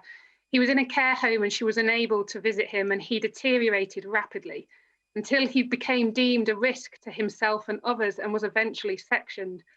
When he was sectioned, she was then allowed to visit him. I do, of course, completely understand the difficult balance that the Minister must make between protecting our health and the health of others, but I ask if he could please look specifically What guidance can be given for visitation rights to visit loved ones who have dementia? Secretary of State. The Honourable Lady makes an incredibly heartrending and important point, and the balance to strike in terms of the rules around visiting those in care homes is one of the most difficult. On this, I rely heavily on the clinical evidence of Jenny Harries, the Deputy Chief Medical Officer, who works with the other 4 nations to try to make sure that we get this balance right. It is very difficult, and the guidance that we put out includes the permissive ability to allow Directors of Public Health to take decisions that are appropriate in local circumstances, but it is a very, very difficult consequence of this virus. Greg Smith. Thank you, Mr. Speaker. As I've spoken to landlords and landladies around my constituency, they have all been incredibly grateful for the unprecedented support that the government has provided them, but they have been equally clear that that just about kept their heads above water, especially at a time when there was warmer weather. I very much welcome my right honourable friend's commitment to keep this under review, but what reassurances can he give landlords and landladies that as we head up towards Christmas and the nights get colder, that there is a timescale on this and that they can have hope that they will be still trading at Christmas and not sadly closing down for Christmas? Well, the truth is that the more we all avoid close social contact, the harder the virus will find it to spread, and the easier it will be to lift measures. It's as straightforward as that. But from that logic, obviously, comes many difficult consequences, including the ones that he speaks to. But I'm very happy to keep talking to my honourable friend to make sure that in his area and across the country we get this balance right. 25 withdrawn. Sarah Dines. Thank you, Mr. Speaker. I thank my right honourable friend for his updates, which are always very useful. Can I ask him to think for a minute about places of low infection rates like the Derbyshire Dales? We have some fantastic wedding venues like Shuttle Hall and Eam Hall, and we have some great historic pubs that have been around for hundreds of years, like the Ratland Arms and the Peacock at Roseley. Pubs like the Devonshire Arms Baslow and the Old Dog at Thorpe.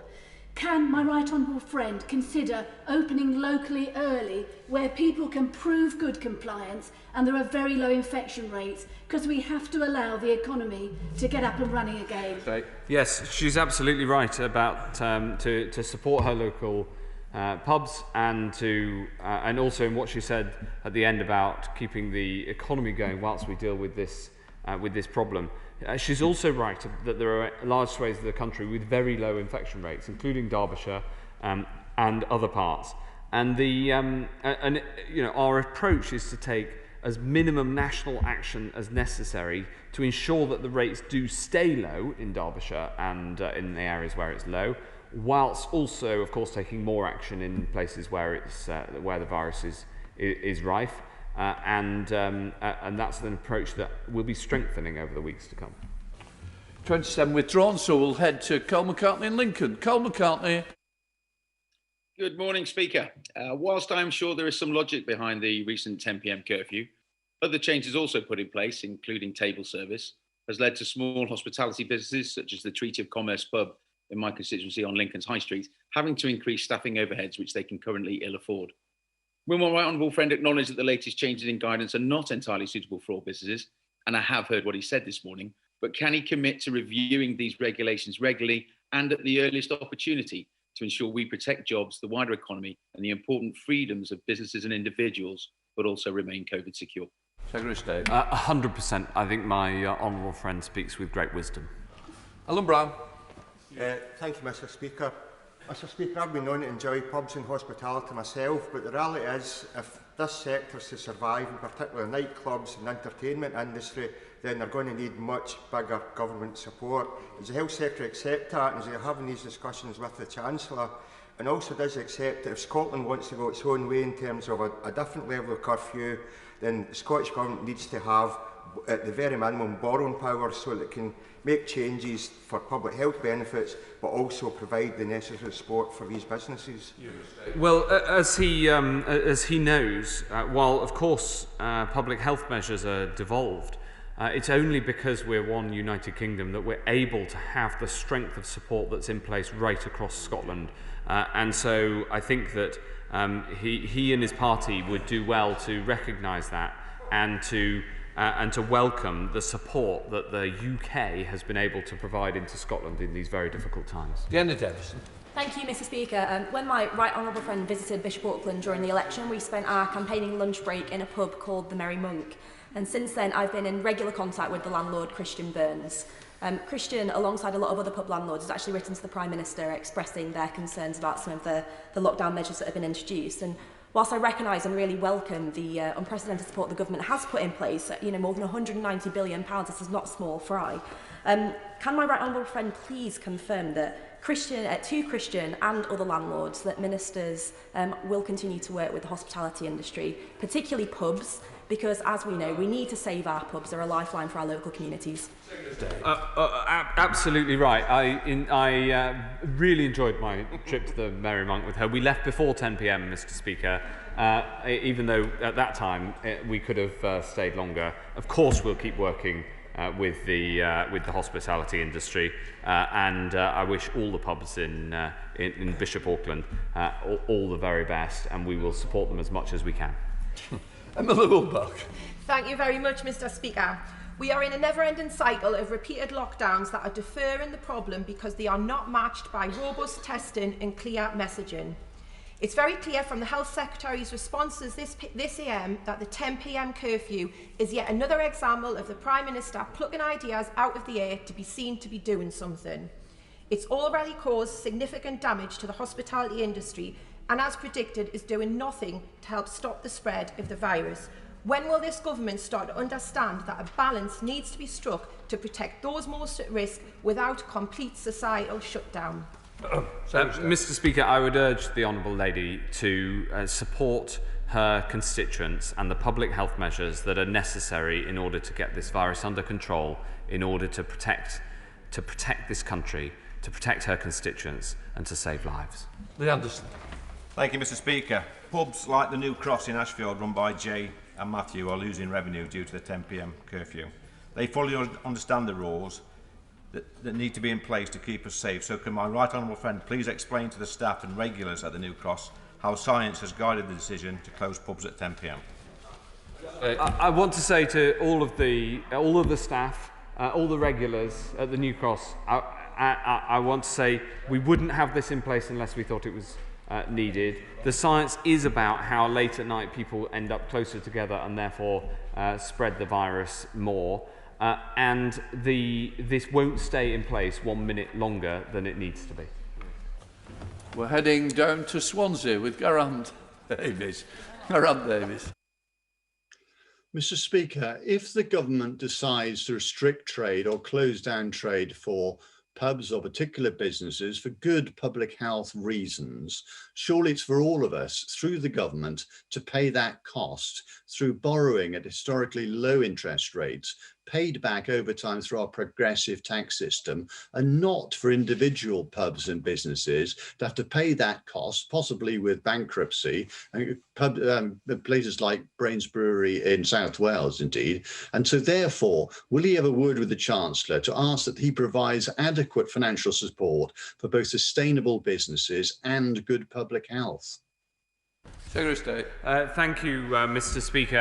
Of course, this measure is for England, and it's up to the devolved Welsh administration to decide public health measures in Wales. But the principle that we as taxpayers, as a whole country, should shoulder as much of the economic burden as is possible that principle is what underpins the absolutely unprecedented £190 billion of extra support that this government has put into the economy to get us through these very difficult times. Thank you, Mr. Speaker.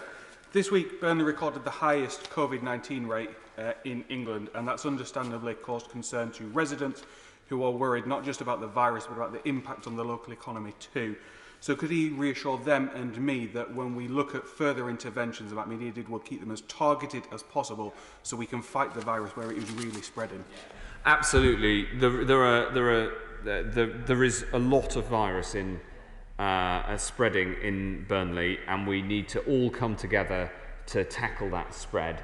I know that my honourable friend has been fighting as hard as possible for the people of Burnley, and making this argument to me in private as well as in public, that we need to make sure the measures are as targeted as possible, have as low a negative impact as possible, but we do need to get the virus under control in Burnley and across the country, and I pay tribute to him for the work that he's doing in support and representing his constituents. Dave Dugan. Thank you, Mr. Speaker. The Minister will know that the hospitality sector emerged on its knees from the general lockdown, and I'm sure he understands that they were barely getting to their feet when the 10 o'clock curfew came in. He has given honourable and right honourable members a lot of assurance today that he will keep this under review. As part of that review, can he assure the licensed trade, particularly those that are relying on wet sales, that he will take a view on staggered exiting and a more intelligence-led curfew, appreciating that the curfew has value to add, and can he take a look also at the role of off-sales in promoting community transmission, not in the hospitality sector? Well, of course, we look at all these things. This, of course, is a measure in England, and it's because the UK government has put in £190 billion across the whole UK that we've been able to give the support that we have, but we keep that under review too. Tom Mann. Thank you very much, Mr. Speaker. There is no constituency in the country that has such a high concentration of first-rate pubs than Ipswich. And currently also in Ipswich we have very low levels of COVID-19. Last weekend I spoke to the landlord of the Belstead Arms in Chantry, who had to watch as many of his loyal customers who would have been spending hundreds of pounds in his pub, supporting that pub recover from the previous lockdown, went to the off-licence across the street to buy beer from there. Will my right friend assure me that at the closest possible time he will review measures and make sure that pubs in Ipswich can stay open later? Yes, I know the Belstead in Chantry well from campaigning pit stops. And it is true that Suffolk has the finest pubs in the country. And my honourable friend is making his case for Ipswich very strongly. Of course, we keep these things under review, and we'll lift these measures as soon as we can.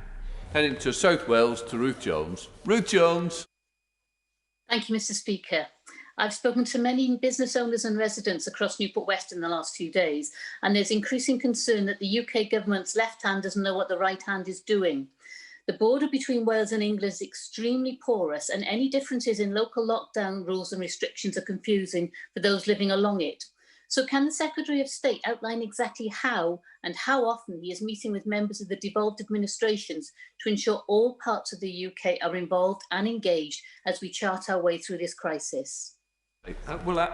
Constantly is the answer. I was brought up on the Welsh border in Cheshire. I know exactly how porous the border is. Of course, public health is devolved, unless she's going to argue against the devolution of health powers, which I'd be surprised at. In fact, I've received a text from my Welsh opposite number during this session. So it is we have a constant conversation and dialogue to try to minimise exactly the sorts of issues that she talks about. 38 withdrawn. Sarah Sultan.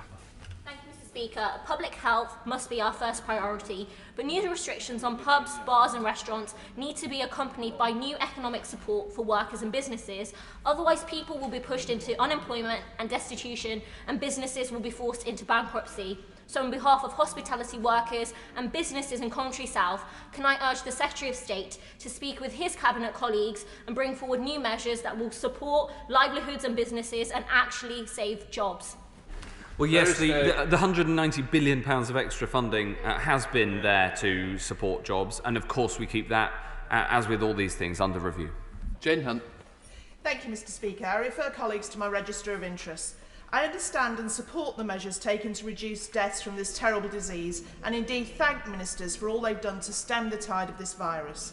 Please could my right honourable friend consider allowing pubs, cafes, restaurants and casinos to extend their closing time where customers are still in the process of eating a hot meal. This would allow time for a second sitting at these venues without disturbing the safety element of table service and social distancing. It would also mean a staggered time of exit from these venues, allowing better social distancing in the local community. Well, thank you very much, Mr. Speaker. Of course, as we keep this under review, we'll consider all the all the options, but the clarity of the rule that was brought in was one of the reasons that it commends itself. But I'd be very happy to talk to my honourable friend about the future. Ray Morris. I'm grateful, Mr. Speaker. We all agree that suppressing the virus is essential in saving lives, and as a scientific socialist, I think we should apply basic public health principles. It seems absolutely clear to me that it's problematic that we have a 10 o'clock curfew when large numbers of people are all coming out in the street at the same time. Can I just point out to the Secretary, the nighttime entertainment businesses such as comedy and live music, many of which are based in COVID-secure premises such as pubs and clubs, are seriously impacted. And like you did with the members from... Come on, Secretary. We've got a grip. I love comedy. I love live music, and I wish that we didn't have to do this. But I've answered the point about outside being safer than inside, and it's one of the many regrets of the very serious problem that we've got. Thank you, Mr. Speaker. I represent a central London constituency where many businesses are hurting hard, especially with the 10 p.m. lockdown. I also have many residents who work late hours, so are only going out for the first time at 8:30 or 9, so don't fit into the idea of going to the pub at 6 o'clock. Can my right honourable friend assure me that he will review these measures at the earliest opportunity? We will keep these measures always under review. To Toby Perkins in Chesterfield. Toby Perkins. Thank you very much, Mr. Speaker. I accept what the Secretary of State has said about the science, but he must realise that there were many publicans who were really struggling to get by before this. The new things that are put in have just made their businesses untenable. So does he accept that getting support for the measures that he's put in place has to come with a financial package that supports our publicans to still be open after COVID? Well, yes, I've addressed this point. We have put £190 billion in, and we keep all that under review. Nicky Aitken. Thank you, Mr. Speaker. Love it or hate it, the gambling industry delivers thousands of jobs and tax to this country. Casinos in particular create 60% of their business after 10 o'clock, and it is illegal to gamble if you are drunk. Can I therefore ask the Secretary of State if he will consider whether casinos can continue to do business after 10 o'clock in England as they are in Scotland? Thursday. I'd be happy to talk to my honourable friend about that. Joe Morra. Thank you, Mr. Speaker. Newcastle's nighttime economy is globally renowned, but yesterday, in a typically cowardly attack, the Prime Minister basically said that we shouldn't complain about the impact of these measures on that sector because local leaders had asked for them. So will he confirm that in their letter of the 29th of September, local leaders specifically said that these measures must be accompanied by targeted support, and will he say what targeted support pubs and restaurants and the 10,000 jobs in my constituency that depend on them can expect? Thursday. Yes, the leaders of the Newcastle 7 councils, Newcastle Gateshead and the wider North East councils, did ask for the measures that were put in place. We put in £10 million of funding, and the most important message that we can get across to people across the North East, where the case rate continues to rise, is that the more that people follow the restrictions, the quicker we can ease them. Heading to Darlington, Peter Gibson. Thank you, Mr. Speaker. Recognising the need to control the virus with the 10 p.m. curfew, can my right honourable friend outline what additional guidance and support has been offered to our hard-working police officers, like those in Durham Constabulary who serve my constituency, to help them protect the public after 10 p.m? Well, this is, of course, a matter for the Home Secretary, but there has been additional guidance to the police, and I pay tribute to the police who have done so much work to enforce these rules, and they continue to step that up. We're going to Scotland with Steve Bonner. Steve Bonner. Thank you, Mr. Speaker. To ask the Minister to what extent he thinks the likes of Dominic Cummings' clear disregard of the rules during lockdown has undermined people's compliance with the current guidance. This is placing excess pressure on police as well as staff in the hospitality sectors. And to also ask if he agrees with me that as many of those on the front line of the fight against COVID are now paying the heavy price for Cummings's actions. Secretary of State. I don't recognise the link at all. Andrew Jones. Thank you, Mr. Speaker. Restrictions curbing when we can go to the pub is against the DNA of our country, but we are in exceptional times, and I recognise that includes taking measures which people don't like and which ministers don't like having to introduce. So will my right honourable friend commit to keeping the restrictions under the closest possible review and in place for the shortest time necessary to protect lives? I absolutely agree with my honourable friend who speaks from the heart. 49 withdrawn, so we're going to Peter Byrne in the final question. Peter Byrne. Thank you, Mr. Speaker. The Secretary of State has heard from across the House great concerns about the 10 p.m. curfew. And given the statement yesterday from yourself, sir, and also from the Secretary of State about more parliamentary scrutiny, does the Secretary of State agree that if the 10 p.m. curfew had not yet been brought in, this is exactly the sort of measure that should be brought to Parliament first, scrutinised, debated, amended if necessary, and voted upon? Does he agree that that's the sort of thing we can expect in the future? Secretary of State. I do agree. I'm glad to agree with my honourable friend that we have brought in I've announced yesterday, a new process, an innovation on parliamentary procedure to ensure that there are votes on nationally significant measures in the future. In order to allow the safe exit of honourable members participating in this item of business and the safe arrival of those participating in the next, I'm suspending the House for 3 minutes. Order.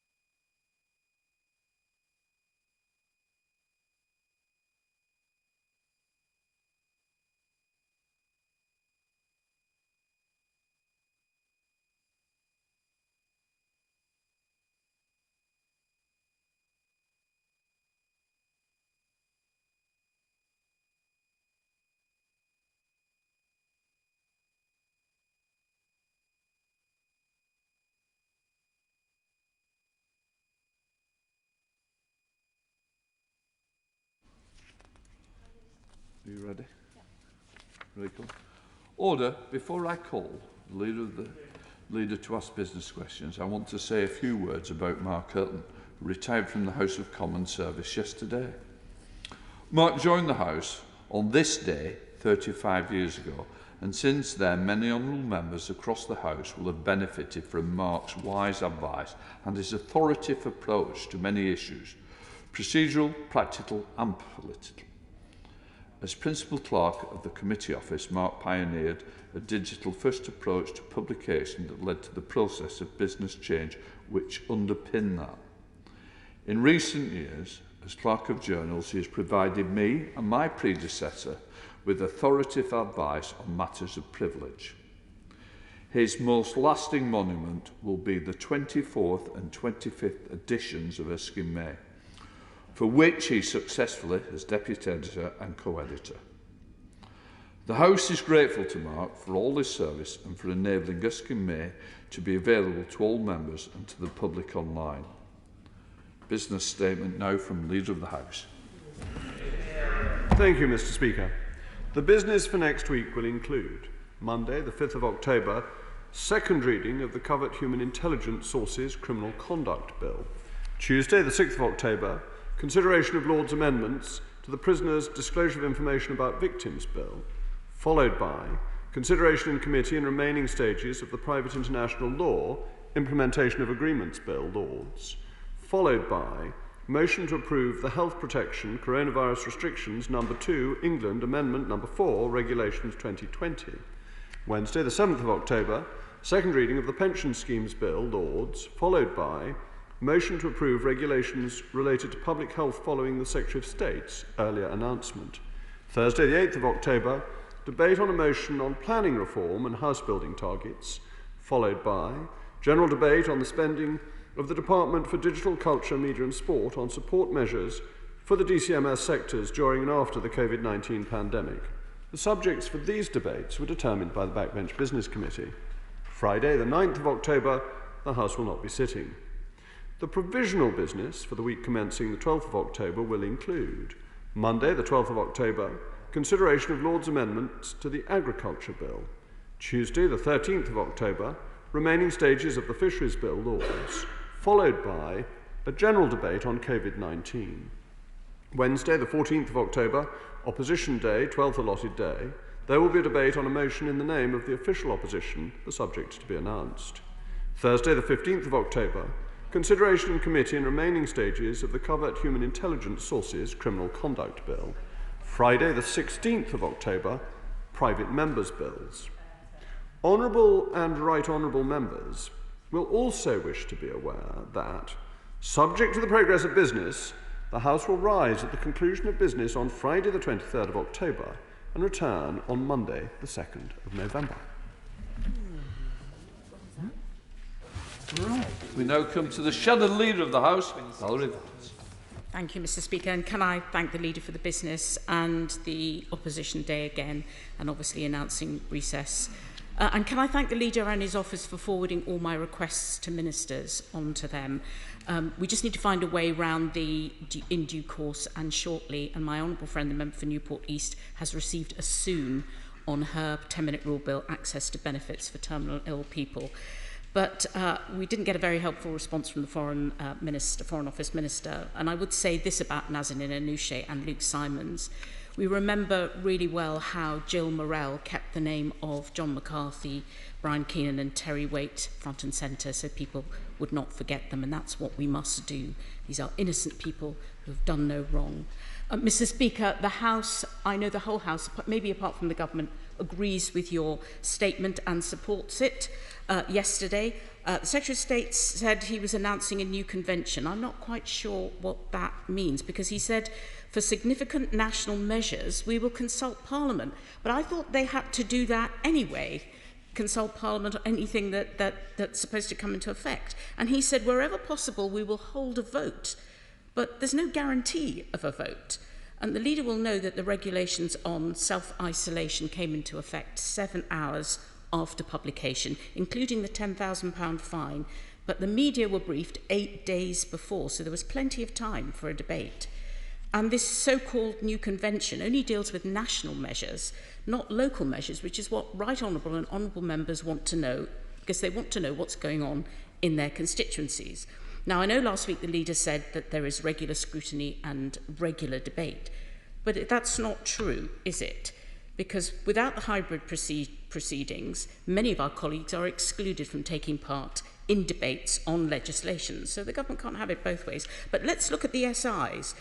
Some SIs are made negative, so that means they're signed into law and are only debated if they're prayed against. Now, mostly they're administrative and technical, but extending the pre-trial custody from 56 days to 238 days, that deserved a debate. And in any event, the government decides whether there's time to have a debate. What about affirmative SIs? They're only laid after they're signed into law. So can the leader say why the majority of these regulations have been made under the Public Health Control of Disease Act 1984, which is meant for emergencies, and not the coronavirus legislation with its safeguards?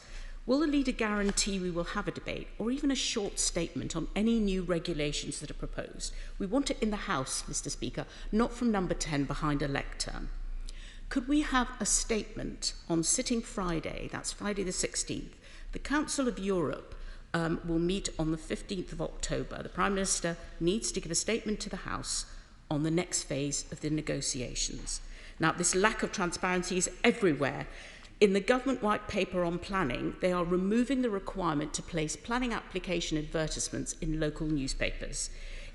It's already happening in my constituency, Mr. Speaker, because Walsall Council have decided, without any consultation, that they won't have an environmental impact assessment on one of the most important routes. It's the Sprint bus. It's totally discredited. There's going to be more traffic. No one wants it apart from the current mayor. Now, Mr. Speaker, you mentioned someone who was really good at transparency, and that's Mark Hutton. And I, too, agree with your statement. I want to pay tribute to Mark Hutton. He's been in this House for 35 years. Again, as you say, one of his greatest legacies is Erskine May Online, and he was the co-editor with Sir David Nartsell of the 25th edition. In fact, his nickname was Erskine Hutton.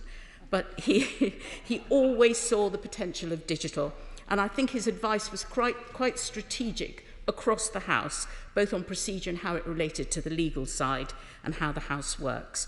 When he was at university, apparently, he liked directing plays. So obviously he came to work here because he likes the drama. He's left a great legacy. I know the leader of the House and I were on the governance of the House Committee, very sort of controversial at the time, but he managed to get us through that. And also we agreed the report digitally, and it went through in record time. But he's not only left online Erskine, but he's patiently taught the next generation of clerks. Mark, we will miss you. Thank you for your work. The House is very grateful, and we hope to see you when you get back, when we all get back, and maybe a do in Speaker's House. But, Mr. Speaker, it is... we hope you do, Mr. Speaker. We're looking forward to your do's. It's Black History Month, and tomorrow is the anniversary of Gandhi, and it was lovely to see in Dr. Martin Luther King a picture of Gandhi in his dining room. Both of them worked for justice in a non-violent way. And today it's the Mid-Autumn Festival for the Chinese community. And finally, Mr. Speaker, I want to send, on behalf of the whole House, our very best wishes to the Honourable Member for Denton and Reddish, who's jumping out of a plane on Sunday, weather permitting. It's for 6-year-old Florence, who has a life-limiting disease, and she's got a rare genetic condition. He's not on the call list today, but we hope we'll see him next week at Business Questions, and hopefully without a plaster cast. Mr. Speaker, yes, we all wish the Honourable Member for Denton and Reddish well. It is a brave thing to do, and of course, Florence. And the Mid-Autumn Festival, I used to live in Hong Kong, it used to be a public holiday, so I'm sorry that I can't tell the House that we are able to have a public holiday similarly.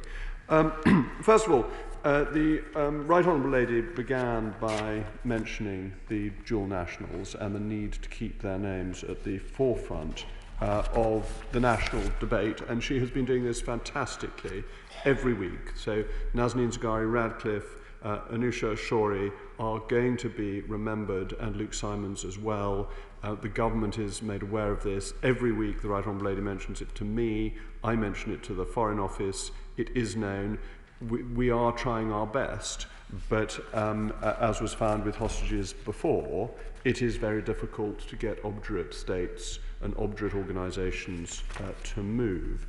If I may come to the parliamentary scrutiny of the coronavirus, which is the issue the Right Honourable Lady focused on, I do note that Labour didn't actually partake in large numbers. I think a very small number of members voted yesterday, and it is a bit worrying that when we actually have a vote, the official opposition sits on its hands, and so they call for one thing, and then they're absent without leave.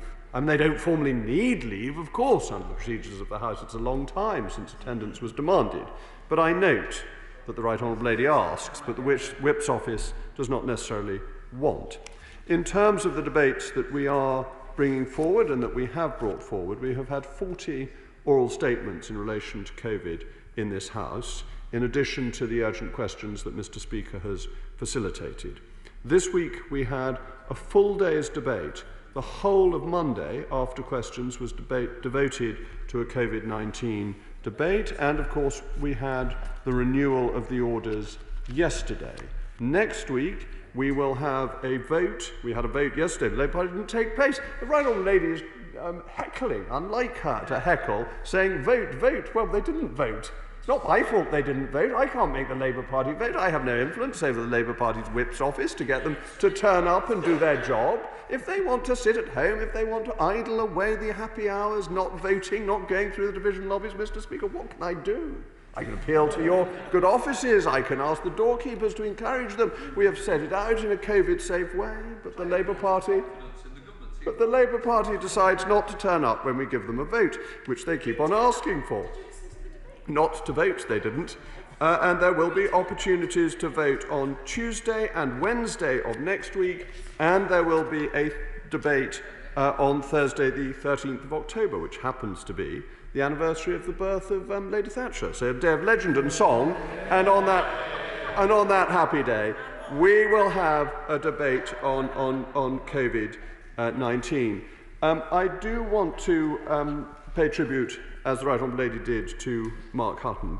35 years service in this House is a pretty good innings, and he has been an absolutely authoritative source of advice on procedure and parliamentary privilege. And parliamentary privilege is, I think, one of the most interesting topics of discussion. It's such an important part of how we do our work, and he's obviously been a distinguished clerk of the journals, and has been very ready to give advice to members on knotty procedural problems, and has been involved with 3 editions, 2 as deputy and then co-editor of Erskine May.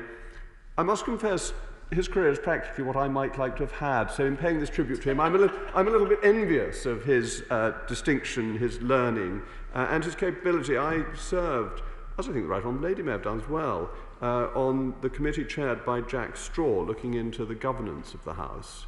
And that committee was handled by the 2 of them with such effectiveness and subtlety that it came up with a very good answer. So I would like to record my gratitude to him, not just personally, but also on behalf of Her Majesty's government.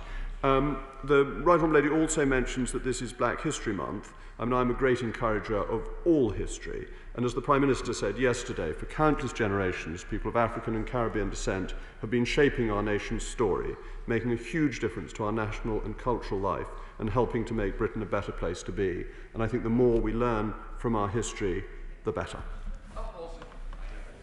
Mr. Speaker, the leader will know how important it is to patients to be able to receive their treatment as close to home as possible. So will he join me in welcoming the new Haematology and Oncology unit at St Cross Hospital in Rugby, which will provide chemotherapy locally for Rugby residents. And the soft furnishings and equipment there have been provided by the Friends of St Cross. So may we have a debate about the great support that is provided by local health charities. My honourable friend is absolutely right, and the work done by the St Cross Hospice is fantastic, and it is so important that people with very serious illnesses should receive the best possible treatment and should receive it locally, and the work he is doing in supporting local charities is first class, and the St Cross Hospice has the particular respect of this House. We now come to the SNP spokesperson, Thomas Shepherd. Thank you, Mr Speaker. First of all, may I, on behalf of the third party, associate myself with the remarks made by you, the Leader, and Shadow Leader regarding Mark Hutton. He has been a friend of this party over the years, so much so, in fact, that our Chief Whip takes rather more pride than you might expect in a Scottish nationalist in having his signed copy of Erskine May in his office. Mr Speaker, I want to begin by talking about our procedures. I'm thinking of paraphrasing Kipling to say that if you can keep your head while all around you are losing theirs, you probably don't understand the seriousness of the situation. I think that is what is happening in this chamber, where we are maintaining this facade of normalcy whilst we know that there is a crisis gripping the country. And I do wonder if we are devoting enough urgency to looking at how we can revise and improve participation by remote means in our discussions, given that large parts of the country are now again in lockdown and that these measures may intensify in the weeks and months to come. And in that regard, I am particularly disappointed to see that next week Westminster Hall will resume its sitting in a business as normal type way. Surely, if there was ever an opportunity to try and test creatively the opportunities that are presented to us by technology and to have virtual conferencing, it would have been in the setting of Westminster Hall. As it is, these debates will take place with the vast majority of members of Parliament unable to participate in them, and I think it is a great wasted opportunity. Mr Speaker, I also want to talk about the Internal Market Bill, which is trundling its way through Parliament. It is now clear, it's no longer a matter of speculation, it is now clear that the devolved administrations in the United Kingdom will not give consent to this ridiculous piece of legislation. And I want to know if we can find the time to debate in this chamber the consequences for the devolution settlement of that being the case and of the United Kingdom government choosing to ignore the wishes of the devolved administrations and steamroller the legislation through anyway. And my final point, Mr Speaker, and I refer the House to the Register of Interests, is to talk about the job support scheme. It was welcome that the Chancellor came to the House and we had a discussion last week, but there are still enormous gaps. So I want to ask the government when we can find the time to debate what we can do to assist those companies and businesses in this country which are viable, safe and good businesses, but which are told by public order to be closed in order to meet the public health imperative that we have. Are we simply to say that all of those businesses and all of those jobs are unviable and they are to be discarded, or are we going to step in after the 31st of October and offer them some assistance? Thank you, Mr Speaker. The honourable gentleman has continued to ask for us to change our procedures and to do things more remotely.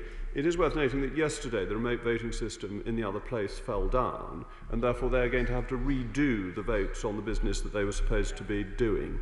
I think we have to press on with our important business in serving the country, ensuring we have the debates that are asked for. And from the point of view of government business managers, we have on the one hand a demand for debates and votes, quite rightly, and on the other hand the demand that we shouldn't in fact be here. People cannot have it both ways. The technology did not provide satisfactory scrutiny and has fallen over in voting in the other place. When we had a problem in our division lobbies, we had a fallback solution and we could carry on with the business. Losing a day's votes on report stage of a bill makes proceeding with government business exceptionally difficult. As regards Westminster Hall, the honourable gentleman says that most members won't be able to attend. Most members don't attend Westminster Hall anyway. That very few debates are that full in Westminster Hall, and though there will be formal limits, actually, considering the numbers who are at most Westminster Hall debates, those formal limits will not be unduly stretched, and the resources of our broadcasting teams are being used in other ways, and there are limited resources. Again, people wanted Westminster Hall back. We've got Westminster Hall back. It's an opportunity to hold the government to account. And I think this is a good thing and the right thing to be doing. With regard to the United Kingdom Internal Markets Bill, this is a fantastic bill. It's one of the best pieces of legislation passed through this House in recent times. It also devolves, I think, 70 powers to the devolved administrations. So, I mean, they're modelling themselves on Oliver Twist, Mr. Deputy Speaker. They're always asking for more. They can't have more on this occasion. They've got a great deal of devolution coming through that bill, but it's also a bill that ensures we will have a functioning internal market. And the Honourable Gentleman asked for further debates, effectively, on the UK Internal Markets Bill. It is worth noting that 2 of the days in committee were not completely used. So when the government provides time for debate, I think members are on stronger ground complaining when that time has been used up rather than otherwise. As regards the job support scheme, I welcome his support for that, and I would just remind the House that £190 billion of taxpayers' money has gone to support the economy so far. That is a very, very substantial amount. As the Chancellor has said, not everything can be protected, but an enormous amount has been protected. Scott Mann. Thank you, Mr. Deputy Speaker. In Cornwall, we have town and parish councils who have struggled financially in the wake of COVID-19 due to their revenues being highly dependent on car parking. And we also have leisure centres that have been on their knees due to the lack of financial support from Cornwall Council. After months of us asking them to do it, Cornwall Council have only this week given leisure centres financial support. This is despite Cornwall Council being allocated £39 million of unring-fenced spend to spend on local issues such as these. So will the Leader of the House consider holding a general debate into how local authorities have used this unring-fenced spending during the COVID pandemic? And would the Leader of the House agree with me that public finances should always be open, transparent and accountable? Mr. Deputy Speaker, my honourable friend is absolutely right that the spending of taxpayers' money should always be open and accountable, and I'm glad that he is making it accountable by his question he is raising in this House. That the government, I think, rightly has given taxpayers' money unring-fenced to local councils, but local councils have a responsibility to their communities to spend it wisely, and MPs have a right to hold them to account for how it is spent and to bring it to this House when they feel it is not spent well, and I'm sure my honourable friend will continue to do that. We now have a virtual presence of the Chairman of the Backbench Business Committee, Ian Mans. Thank you, Mr. Deputy Speaker. And can I thank Mr. Speaker and the Speaker's team and House authorities and staff for the combined efforts to support the reopening of Westminster Hall, Mr. Deputy Speaker. And we have some debates already lined up to go into Westminster Hall on Thursday, the 8th of October, a debate on obesity and the effect of COVID-19 on those living with obesity, and a second debate on mental health support for frontline staff. On Tuesday the 13th, an introduction of universal basic income debate, and on Thursday the 15th, a disability inclusive response to COVID-19, and a second debate on massacres in the Sudan and the United Kingdom's support for Sudan's democratic transition. Mr. Deputy Speaker, we don't have time on the 15th. The government have taken the 15th. So if we get time in the chamber on the 22nd, we have a long overdue application regarding errors and underpayments of the Equitable Life scandal, and also an important application for a debate on to celebrate Black History Month, which I think would be very timely and very welcome across the House. And should government business look like running short any time, we haven't yet got a slot for a debate on Baby Loss Awareness Week. Now, Mr. Deputy Speaker, an item where we might need to put the record straight. In answer to a question from myself and also my honourable friend, the member for Newcastle Central, the Secretary of State earlier mentioned additional financial support of £10 million for LA7 North East councils. Mr. Deputy Speaker, the leader of my local authority in Gateshead is totally unaware of any additional financial support for businesses given to the local authorities in the northeast of England. That is what we were asking for, additional measures of financial support for businesses. Thank you, Mr. Speaker. I think the last point needs to be followed up privately with the Secretary of State and his local council. But I'm sure that if the Secretary of State said funds are available, funds are available. I'm delighted that the Backbench Business Committee is using the time available in Westminster Hall to it so effectively. I note his requests for further time. We are catching up, but the availability of Westminster Hall does mean that the Backbench Business Committee will be able to start getting through its backlog of requests. Mike Wood. Deputy Speaker, research from the Children's Commissioner shows that spending by clinical commissioning groups on speech and language therapies range from £17.61 per child in NHS North region all the way down to £10.20 per child in Midlands and East NHS region. When might we have a debate on these regional disparities and on support for children with speech and language difficulties, particularly during the coronavirus pandemic? Mr. Deputy Speaker, I thank my honourable friend for raising this crucial matter. The government recognises that speech, language and communication skills are important for child well-being. As a father of 6, I know how important this is for children as they grow and develop. Government will continue to prioritise improving early speech and language outcomes across education, health and social care to narrow inequalities. The NHS long-term plan recognises the importance of speech and language therapists. It proposes that local areas design and implement models of care that are age-appropriate, closer to home, and bring together physical and mental health services. Unfortunately, the chairman of the Backbench Business Committee has disappeared, but I hope he's watching the Parliament channel and therefore will have noted my honourable friend's request for a Backbench Business debate. Jonathan Edwards. Diolch fawr iawn, Mr Deputy Speaker. This week I received urgent concerns from a major meat processing company in my constituency about their ability to export to EU countries post-Brexit transition phase. They are particularly concerned about the ability to process animal health export certificates, agreement from the EU on animal origin identification and export of frozen and fresh coupage products. Will you arrange for DEFRA to make an urgent statement addressing these areas of concern? Speaker, it's obviously important that we are able to export our food around the world, and it's very good news that UK beef has at last gone back into the United States with a shipment going from Northern Ireland to the United States. So markets are reopening, but the negotiations with the European community are continuing, and we will see what the results are. In terms of a debate, I'm sure the honourable gentleman will know how to get an adjournment debate, which I think is a very suitable way of raising this on the floor of the House for a constituency matter. Thank you, Mr Deputy Speaker. My right honourable friend may know that I'm a keen supporter of electric vehicles and believe this emerging industry could help level up areas like Don Valley. Could I ask him, therefore, whether we can have a statement on what the government is doing to help incentivise electrical vehicle production in this country? Mr Deputy Speaker, my honourable friend is right to raise this point. Electric vehicles are going to be tremendously important and are a central tenet of the government's economic agenda in supporting innovative industries in our manufacturing heartlands.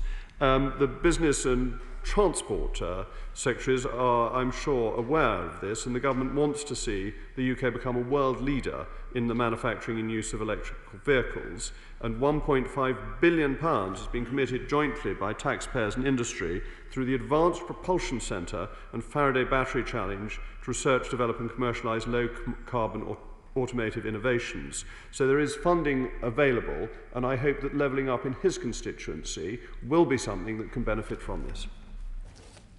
Video link. Carol Moynihan. Thank you, Mr Deputy Speaker. Yesterday I received an email from the TSB informing me that 3 branches in my constituency, Anniesland, Drumchapel and Partick, are to close. One of these is in an area where digital exclusion is extremely high. This issue will be affecting many members across the House, and the scandal must be addressed. So can we have a debate in government time about the importance of maintaining these vital lifelines?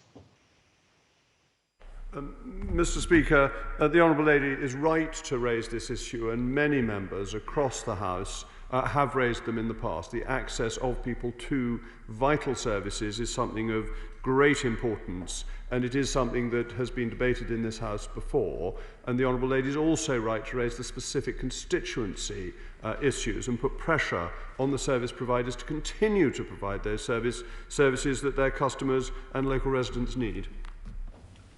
Video link. Greg Knight. Thank you, Mr Deputy Speaker. Can we have a debate on the use of sky lanterns? Is the Leader of the House aware that they pose a fire risk to farmers' crops and are a danger to animals if ingested, as they are in effect hazardous airborne litter that invariably land on someone else's property. Why don't we ban them?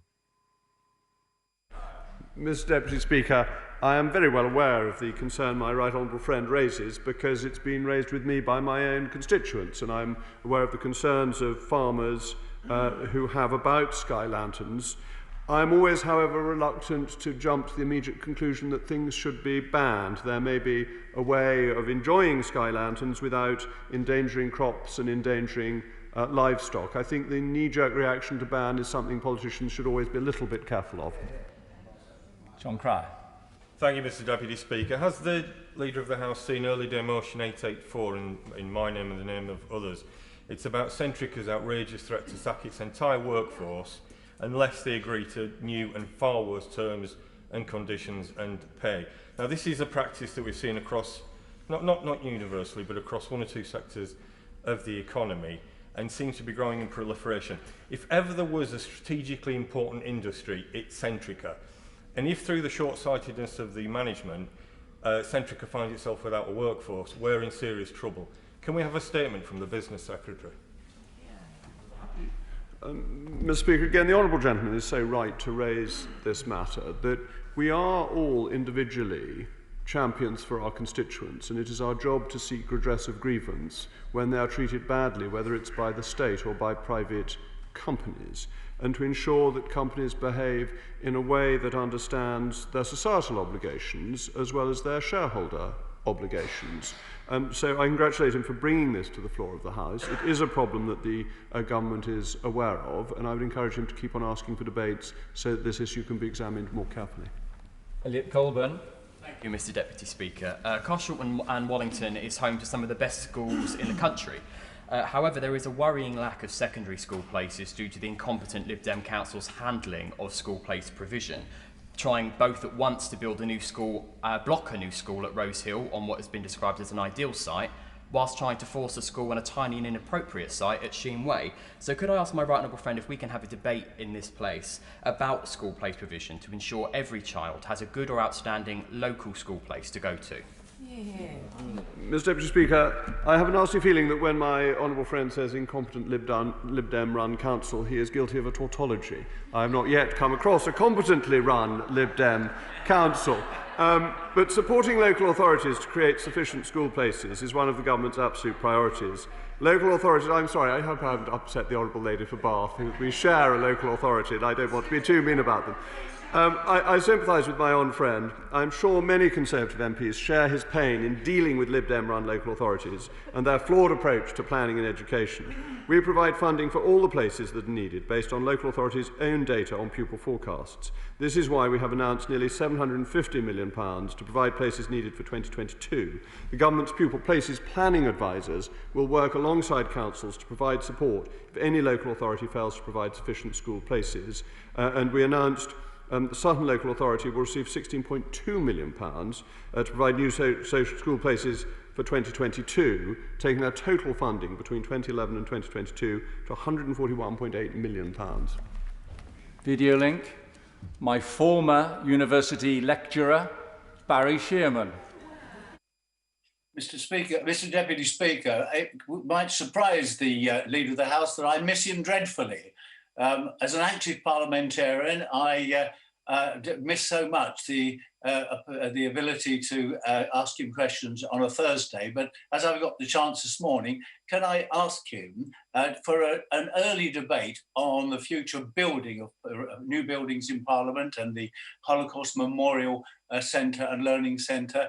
And could we have an environmental impact assessment of all the contracts? And can we start using the River Thames as going back to that conduit it was, the heart of our transportation system? Can we have a debate on that? And secondly, could I ask the Leader of the House, I'm a pretty new boy on the Select Committee on the future relationship with the European Union.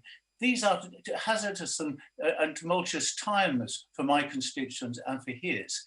And it seems strange that this all-party committee that does such good work will be wound up at the very time that we will need the scrutiny of this House as we move into uncharted territory. Is there anything we could do to prolong the life of the committee?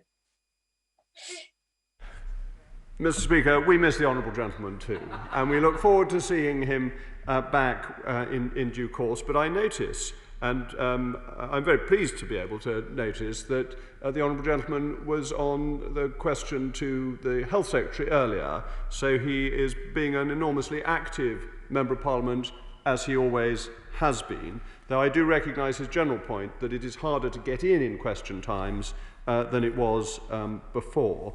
As regards building works in the Palace, I'm delighted to be able to say that's a matter for the Commission, and the spokesman for the Commission does answer questions periodically. That will, I'm sure, come up. But I think we all look forward to seeing him back in due course. Joy Morrissey. Thank you, Mr. Deputy Speaker. Does my right honourable friend agree that a review of the parliamentary art collection should be an opportunity to celebrate Parliament's rich and central role in our nation's history and heritage, rather than a political exercise to edit, rewrite, impose woke contemporary interpretations of history on a place of such national importance? Mr. Deputy Speaker, we should take such pride in the history that is displayed through the art in this House. It may be a slightly Whiggish view of history, but you go to Committee Room 10 and there is Alfred the Great defeating the Danes, starting our great island story. As you walk from here to the House of Lords, you see on the walls the whole process of the Civil War. You see King Charles I raising his standard at Nottingham. You see the birds that flew. You see the history of our nation.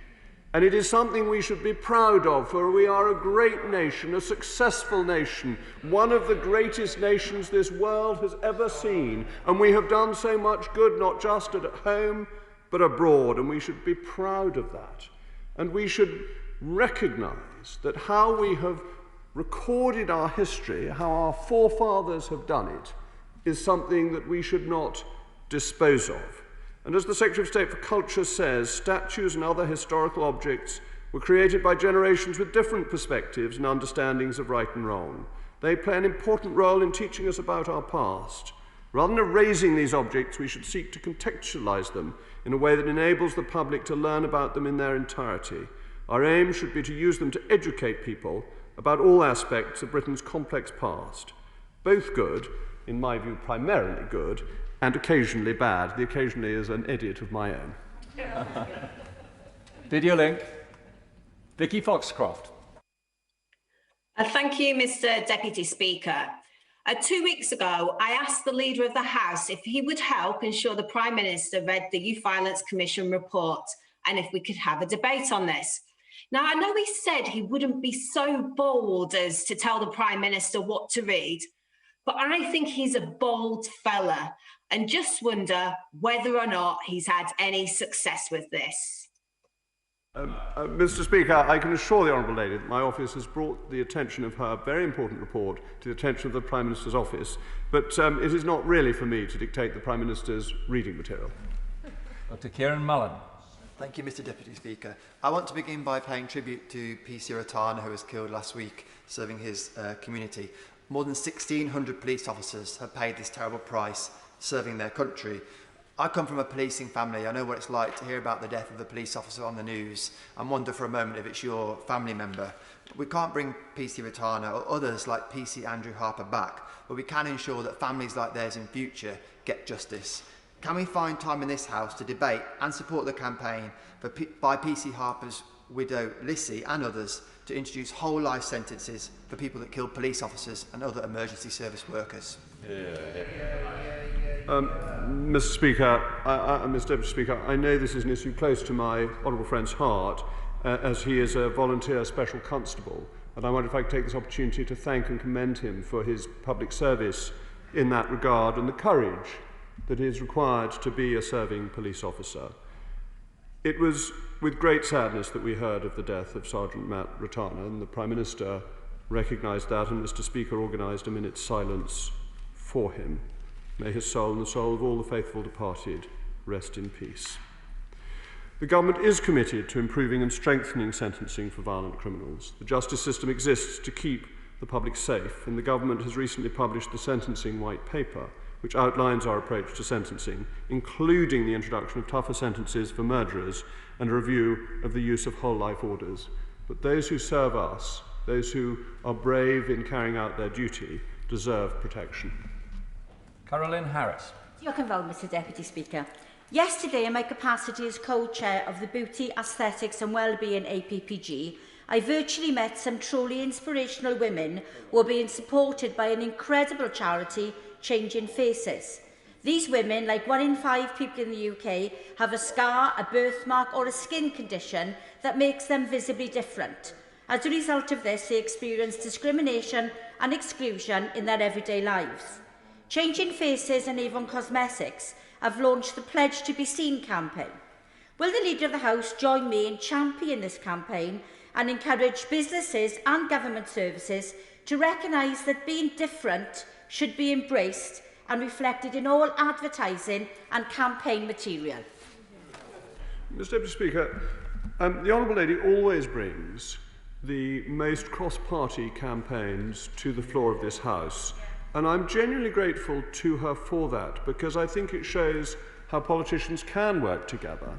I also notice that most of the campaigns she brings to the floor of this House are successful, and I think that is a tribute to her doggedness and determination. And I think in light of that, many members across the House are going to be very sympathetic to Changing Faces campaign to support children and adults with facial differences who may have suffered from isolation, stigma and discrimination in their lives.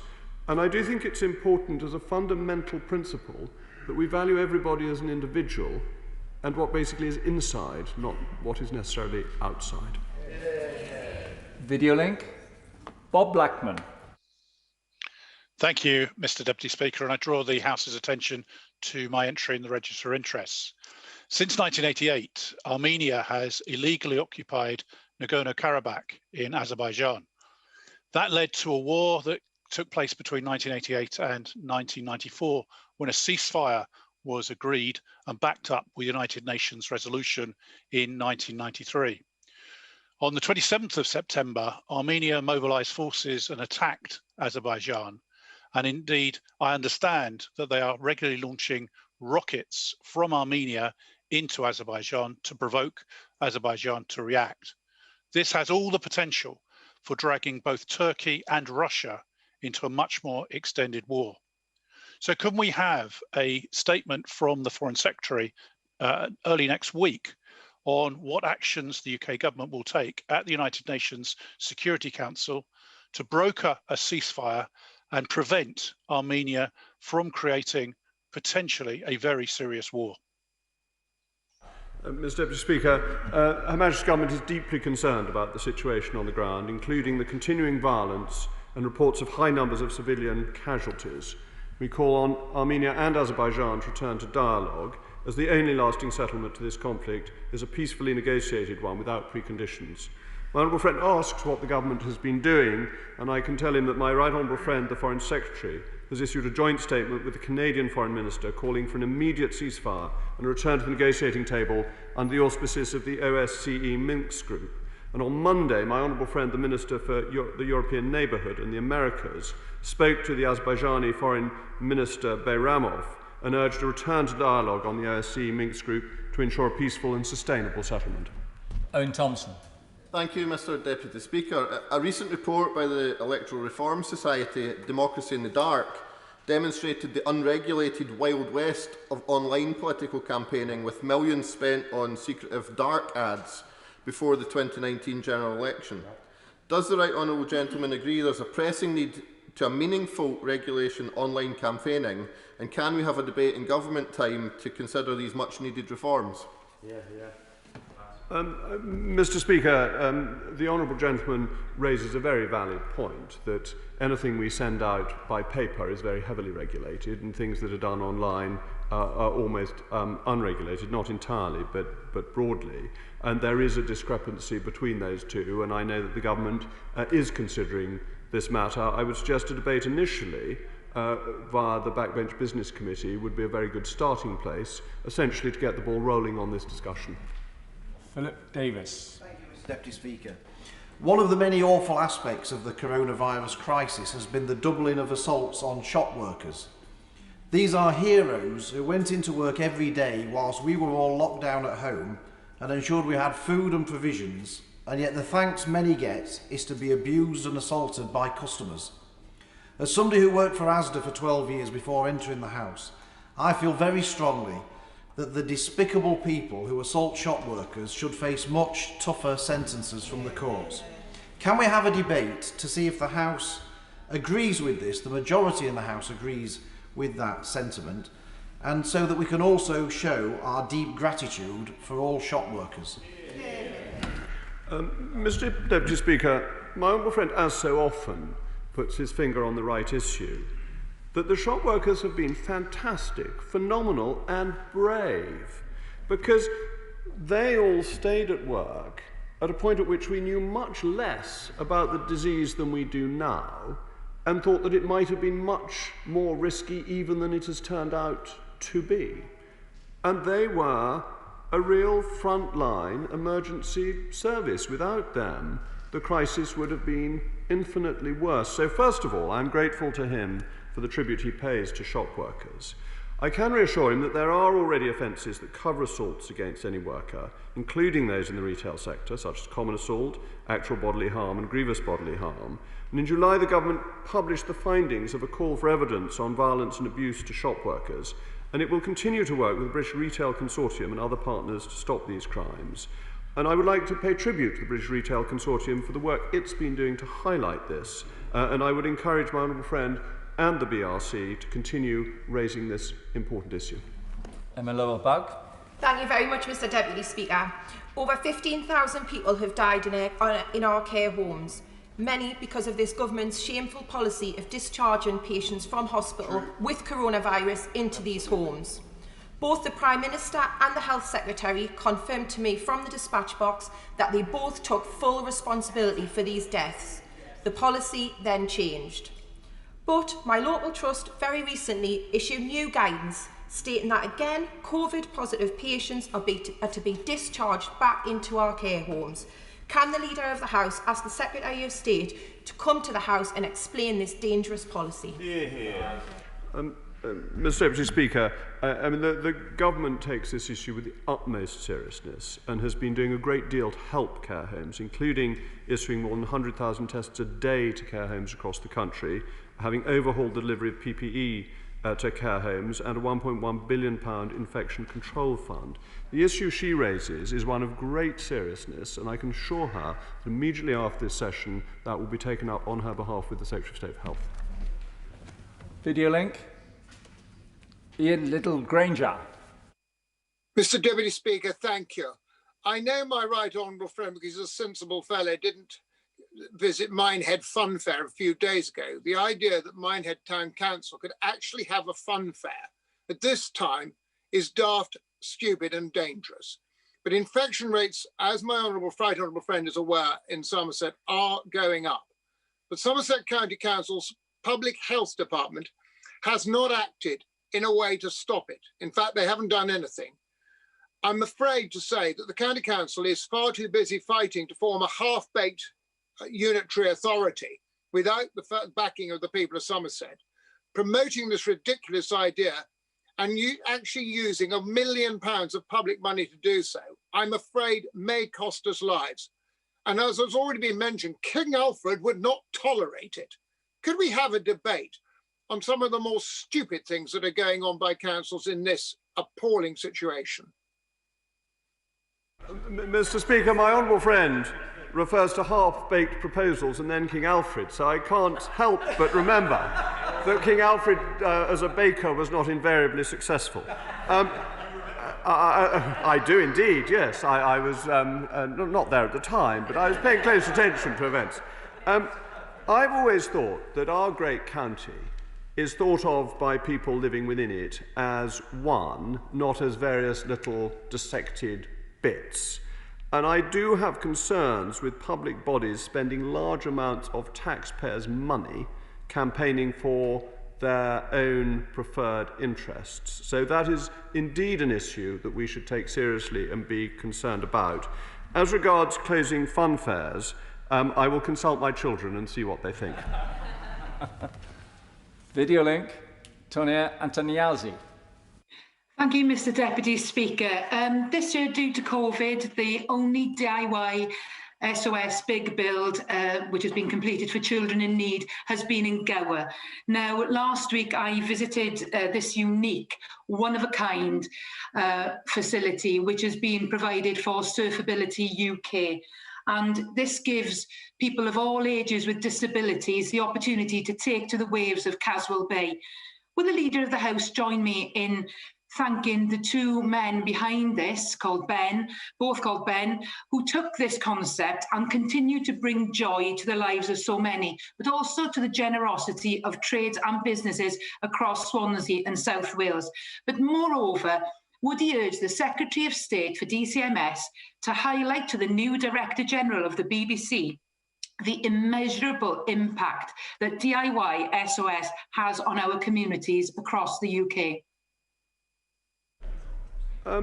Mr Deputy Speaker, the Honourable Lady is so right to bring this issue to the attention of the House. And yes, I would like to thank Ben and Ben for what they're doing. What they're doing sounds wonderful and inspirational, and I would like to know more about it, and also to thank the people of Swansea and South Wales and the businesses for funding it, and for DIY SOS for what it does. This sounds truly inspirational in helping people, and I would love to know more about it if she were willing to send me further information. Faye Jones. Thank you, Mr Deputy Speaker. The Leader of the House will know that I am forever banging on about rural issues, and today is no exception. Residents in Bilthwells and Llandrindod Wells find it almost impossible to access NHS dentistry. This has been going on for a long time, well before COVID. I've raised the issue with the Welsh Government, but they simply acknowledge the difficulties of services in rural areas and nothing seems to change. But this is a fundamental basic service, Mr Deputy Speaker. I should not have to campaign on this issue. So can the Leader of the House grant some time for a debate to talk about what we can do for constituents who are denied access to basic healthcare by the Welsh Labour Government? Mr Deputy Speaker, my honourable friend says she bangs on. This is clearly not true. She stands up for her constituents and seeks redress of grievance in the right and historic way that members of Parliament do, and she is a noble champion for her constituency. And she is right to campaign for better dentistry provision in her constituency. It is a devolved matter, and the Welsh authorities are responsible, and they are, of course, socialist-run Welsh authorities, and I'm afraid there is a problem with the provision of health service by the devolved Welsh authority, which doesn't manage to run its affairs as well as it should. But the good news is there's going to be an election coming up in May, and next May people can vote Conservative, and then they'll have better, cleaner, fresher teeth, and if they use Aquafresh they'll be cleaner still. Julie Marson.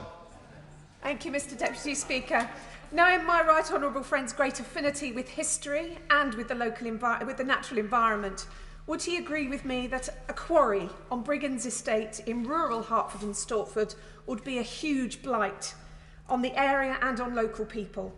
I'm very keen to ensure that Herts County Council engages with me and local residents on the putative minerals plan, so will the Leader assist me in securing a debate on this important local issue? Mr Deputy Speaker, my honourable friend raises an important issue, and I understand it's one that has been rumbling on for quite a few years in Hertfordshire. It is for local authorities to develop their mineral and waste plans and then consider subsequent applications. At all stages, the local authority is required to give consideration to the environmental effects of activities on residents. Any minerals and waste plan will be supported by a strategic environmental assessment which will give regard to site allocations and activities, and any planning application should be supported by an environmental impact assessment. But I would suggest to my honourable friend that she apply for an adjournment debate, because I think this is exactly the sort of issue that is well highlighted in adjournment debates. Vera Hobhouse. Thank you. May I add, on behalf of the Liberal Democrats, our gratitude and thanks to Mark Hutton. Mr Deputy Speaker, last night a group of activists carried out a nighttime video projection on this building detailing the human rights abuses by the Chinese Communist Party against Hong Kongers, the Uyghurs, and the Tibetans. Pema Yoko from the Tibetan community in Britain said, under Xi's rule, Beijing has tightened its grip on restrictions on communications in Tibet in an effort to cut Tibet off from the rest of the world. This coalition of people fighting against the severe human rights abuses by the Chinese Communist Party is calling on our government to take much more coordinated action. Will this government make time to debate the systematic human rights abuses against minorities in China by the CCP, including considering the private members' bill laid by the Honourable Member for East Worthing and Shoreham on reciprocal access to Tibet? Mr. Deputy Speaker, the Honourable Lady raises something that it is absolutely right to raise in this House. The activity in Xinjiang against the Uyghurs is an egregious breach of human rights and is the sort of thing that a civilized country would not be involved in. Communists do not always observe human rights. The spiritual leadership that has been offered to the people of Tibet by the Dalai Lama is something that is recognized across the world, and we will continue to play a leading role internationally, working with partners to hold China to account for gross human rights violations. And with regard to Hong Kong, we have offered a route to citizenship for British nationals overseas because of China's failure to honour the Joint Declaration. Elaine Saxby. Thank you, Mr. Deputy Speaker. The pandemic has highlighted how essential access to high-speed broadband is. So I ask my right honourable friend, can we have a debate in government time to discuss the importance of rural broadband rollout so constituencies like mine in North Devon become better connected? Mr. Deputy Speaker, I would like to assure my honourable friend that the government is offering huge support for rural broadband. This includes £5 billion of taxpayers' money committed to fund gigabyte-capable broadband in the UK's hardest-to-reach areas, on top of £1.9 billion spent in the BD UK Superfast programme to ensure over 96% of premises have access to superfast broadband. My honourable friend is absolutely right that reliable broadband is a necessity for households and businesses, and representing a rural constituency myself, I know what a difference it makes to the opportunities for businesses. And we're now going to the place where I was educated by Barry Shearman, Swansea West. Geraint Davis. Thank you, Mr. Deputy Speaker. You will be familiar with hospitality venues across Swansea, including Wine Street, and indeed across the UK, that are having their trade restricted for public health reasons.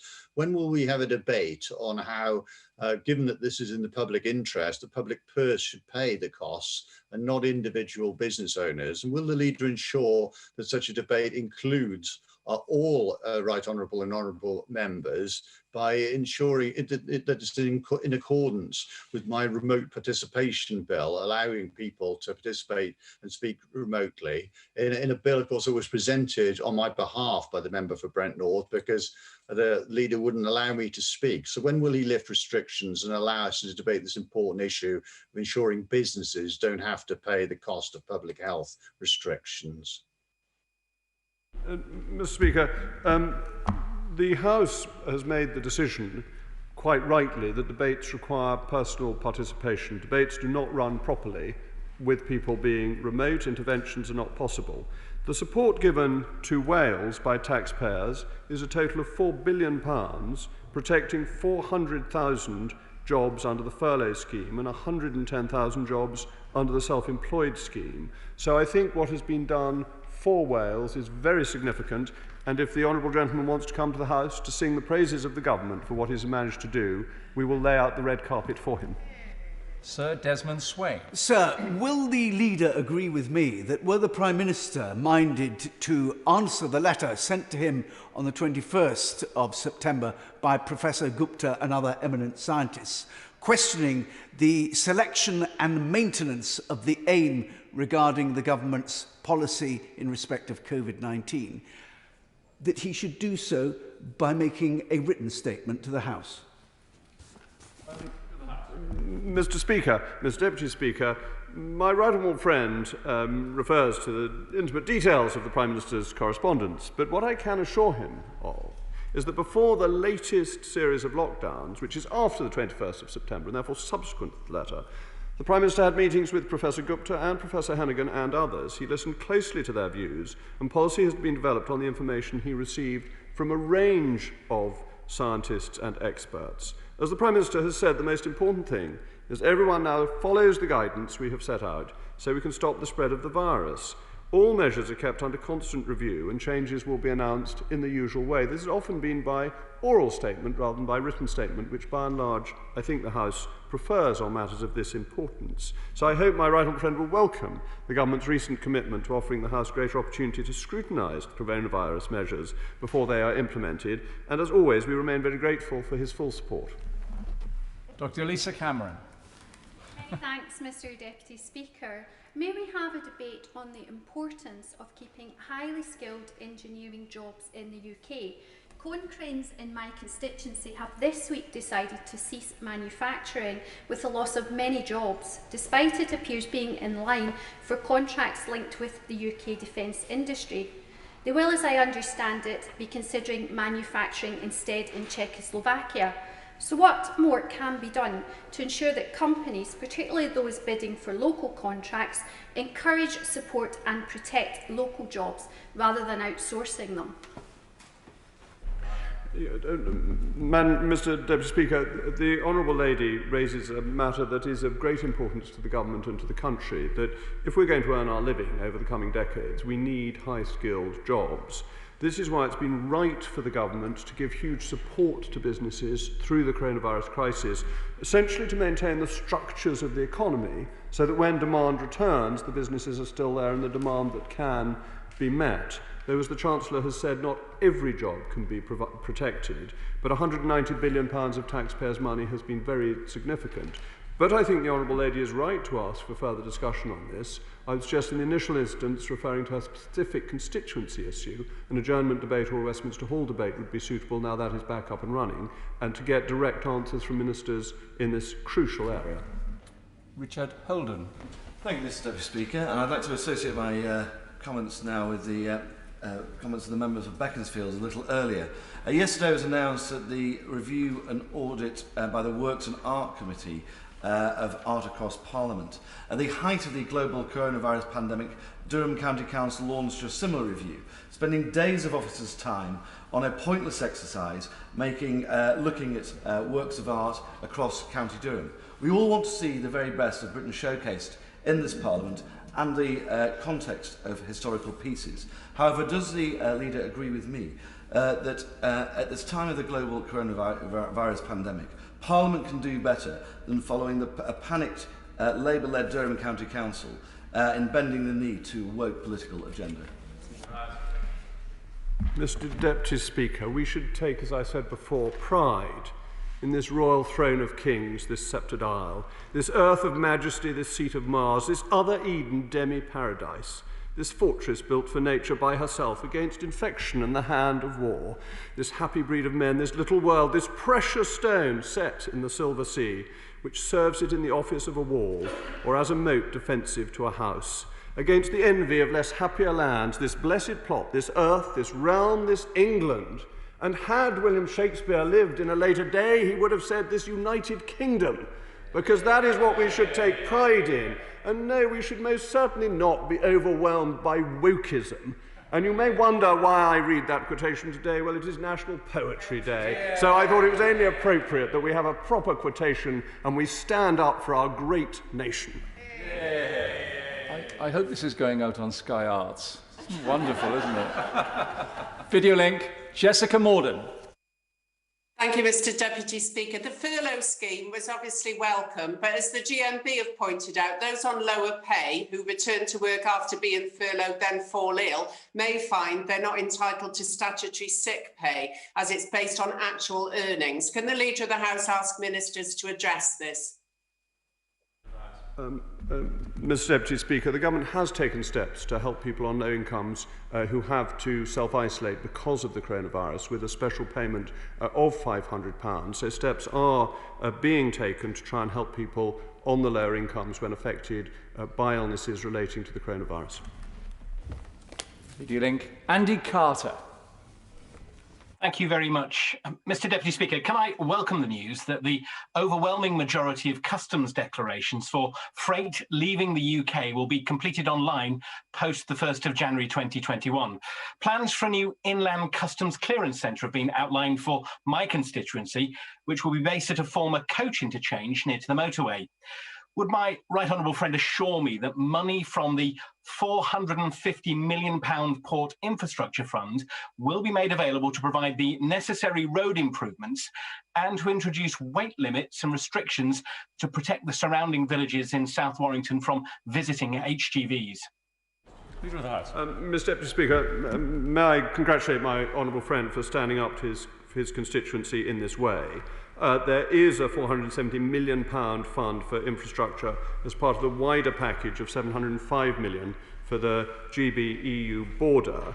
And the Transport Secretary, my right honourable friend, has committed to spending £15 million of taxpayers' money to road and rail infrastructure to ensure that goods and freight flow to and from our ports as quickly as possible. Now, I can't promise that that money is going to Warrington, but his point has been noted, and I will pass it on to the Secretary of State. Rachel Maskell.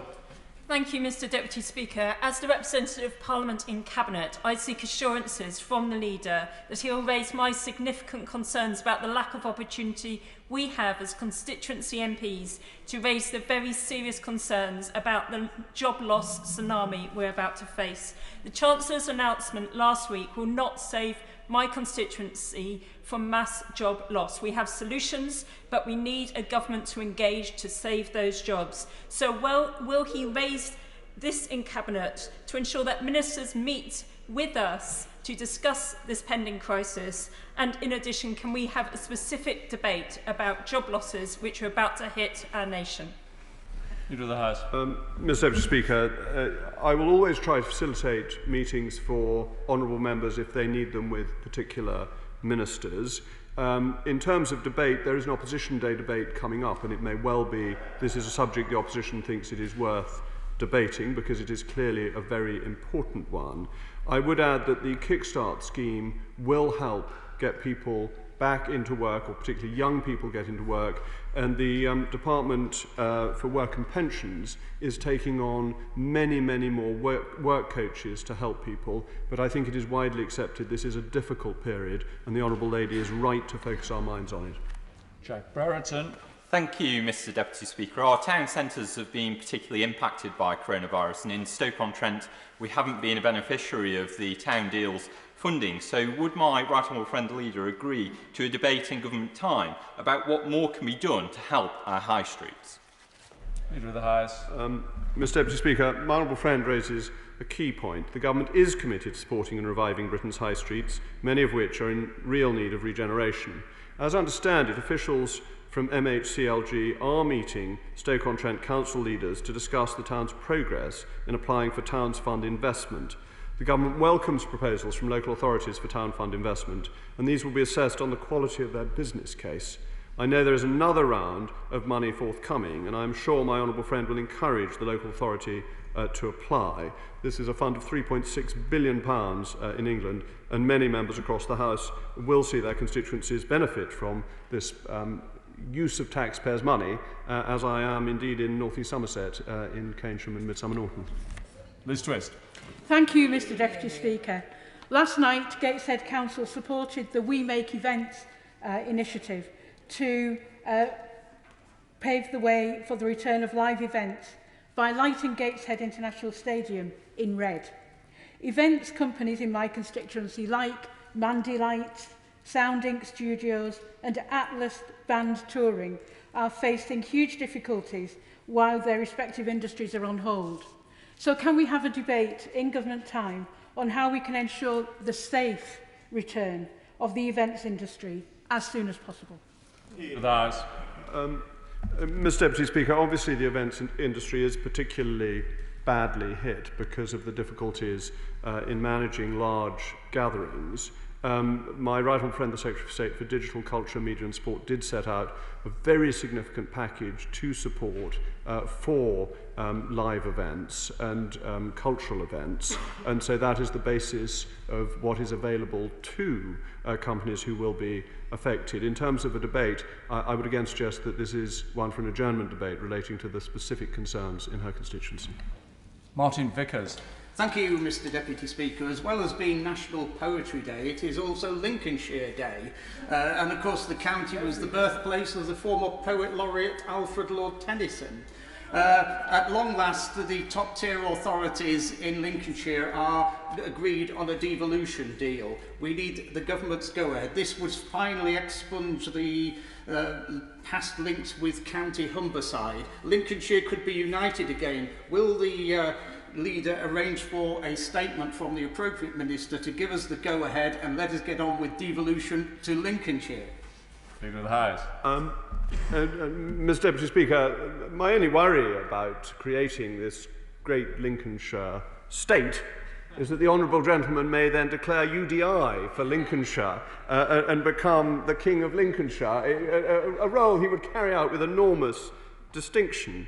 But it is the policy of the government to devolve and decentralise and give more power to local communities, and building on the programme of mayoral combined authority models, conversations on further devolution are continuing.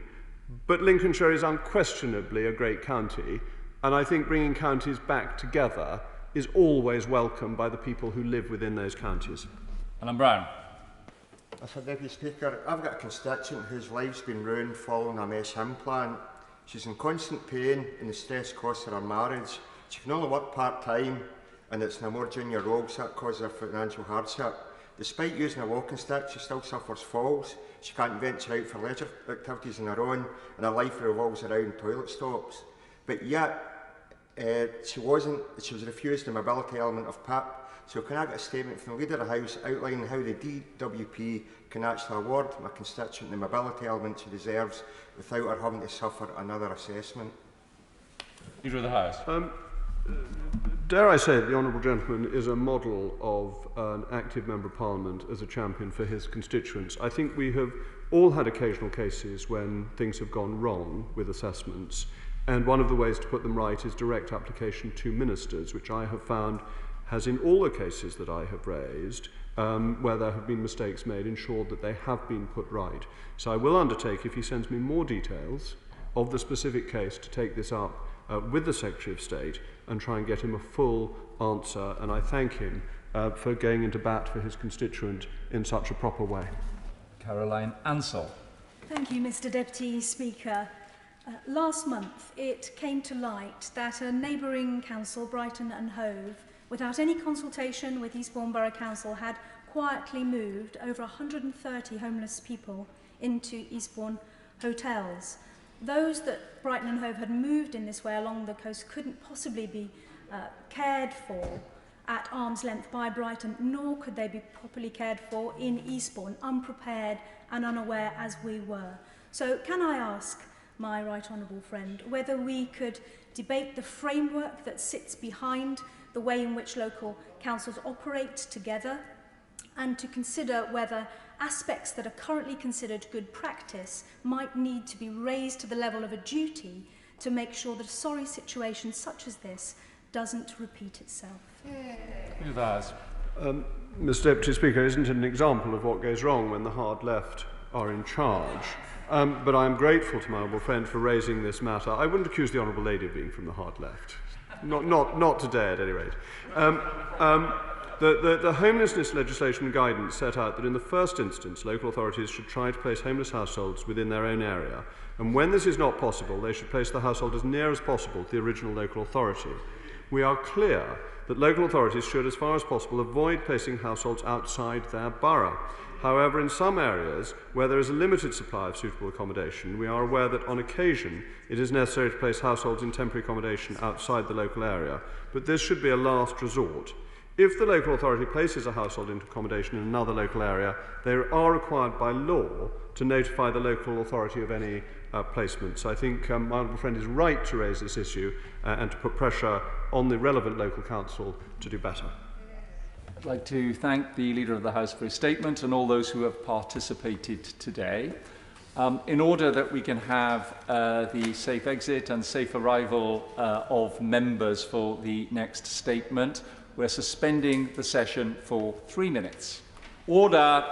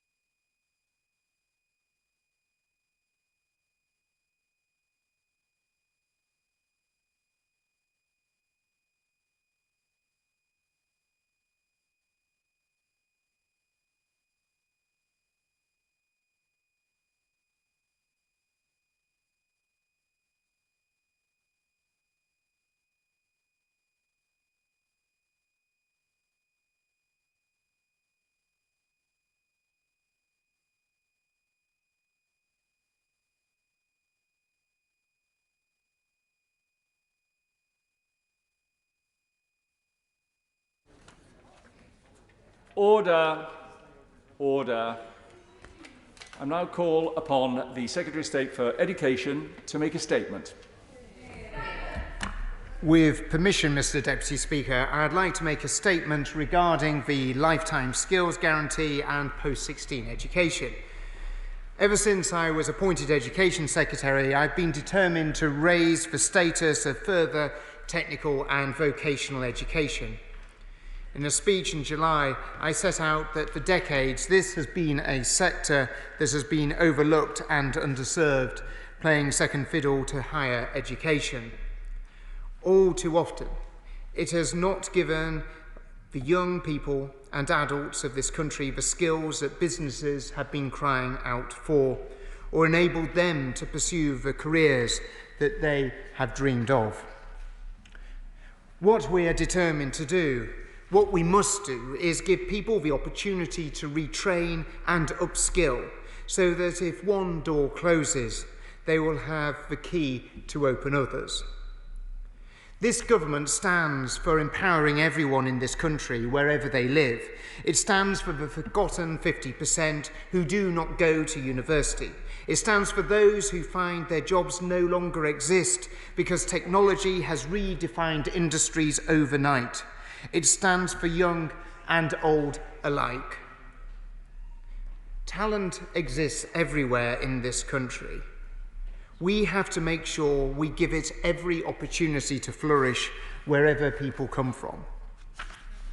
2 days ago, the Prime Minister outlined plans to bring closer alignment between further and higher education, to end the outdated distinction that one is better than the other, and to offer world-class education after the age of 16 that is fit for the 21st century. We want every student who has the ability and desire to go to university to do so. But we also want all young people to be given a real choice in what route they take. Mr. Deputy Speaker, we will introduce a lifetime skills guarantee that will help people retrain and upskill. This will be the backbone of our COVID recovery and will enable us to come back stronger and build back better. The measures will embed greater flexibility in the technical and vocational system to support not just young people but adults who need to retrain and upskill at any point in their working lives. This, though, is not merely a response to the pandemic. This is a continuation of our wholehearted commitment to level up every inch of our country. Our reformed apprenticeships programme already provides a vital route for employers to meet their skills needs and for apprentices to learn and earn through high-quality training programmes and on-the-job experience.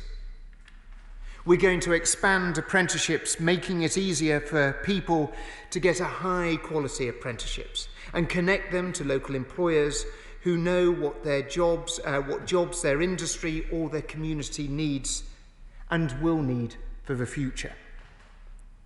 But we know that some employers will be nervous of taking apprentices on in this current climate. We're therefore making sure that we address some of those barriers that employers, especially small and medium-sized businesses, face in taking on apprentices. For example, by making it easier for larger employers to transfer their unused levy to fund smaller employers. Where apprentices have been made redundant as a result of a pandemic, we will make sure that more of them have the opportunity to continue their training.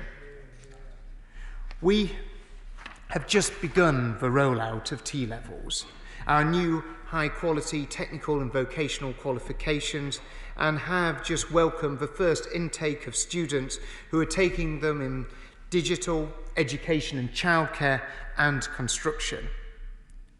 One T-level is the equivalent of 3 A-levels, and these qualifications will open up further routes of study or employment for those who take them. For those who haven't achieved the equivalent of A-levels by age 18, the chances of proceeding to higher levels of qualifications, as Philip Auger's report put it, are virtually non-existent.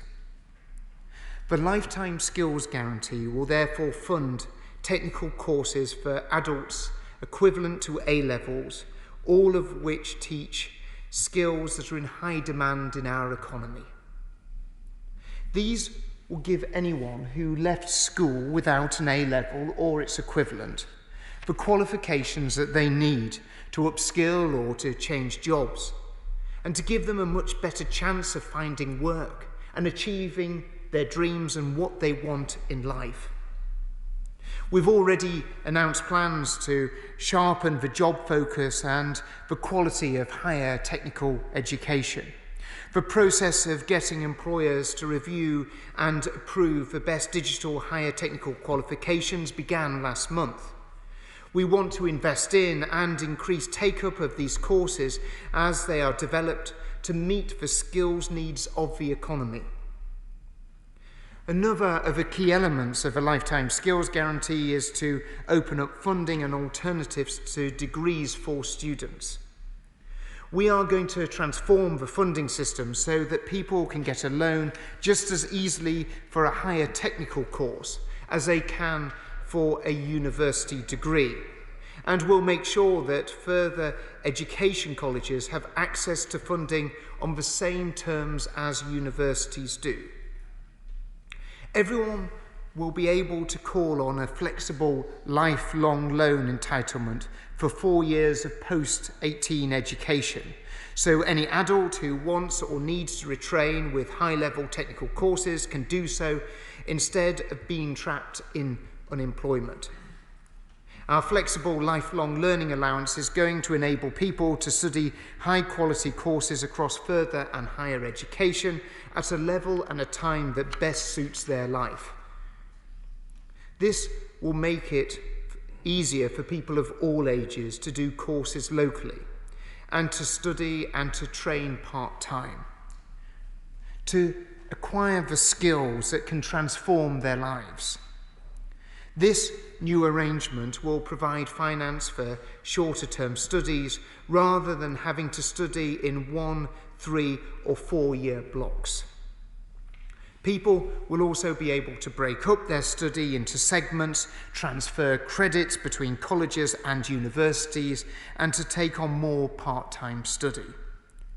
We'll consult on this next year and bring forward legislation as is necessary later in this Parliament. We also want to transform our left-behind towns and regions.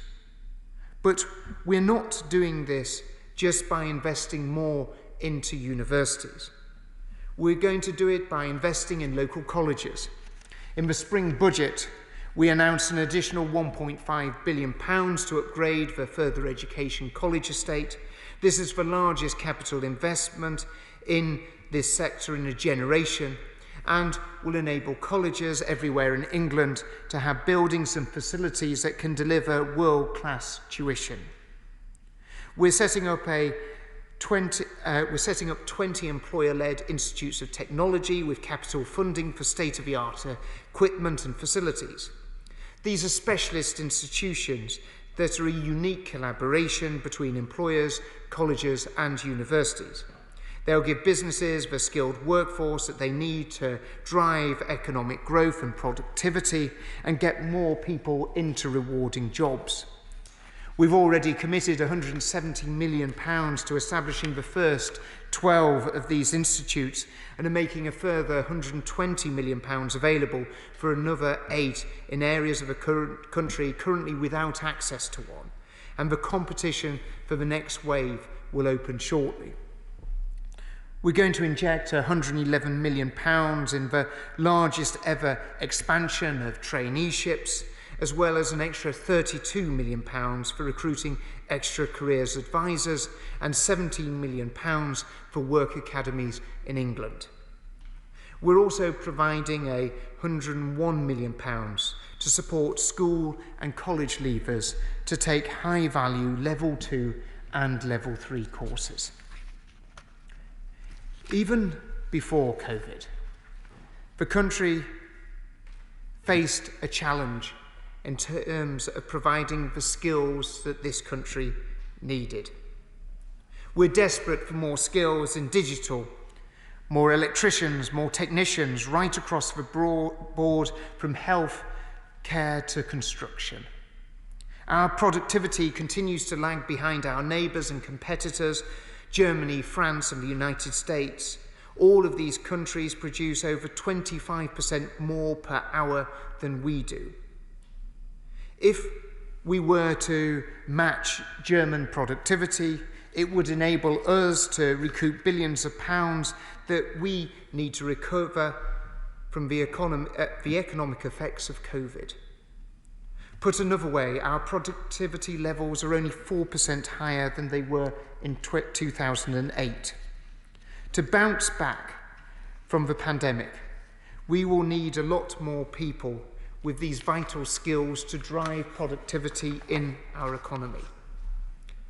Technology is one area with an ever-growing need for skills, and the Prime Minister announced this week that £8 million would support boot camps for digital skills in the West Midlands, Liverpool, Lancashire, Leeds, the South West, Derbyshire, Nottinghamshire and Manchester.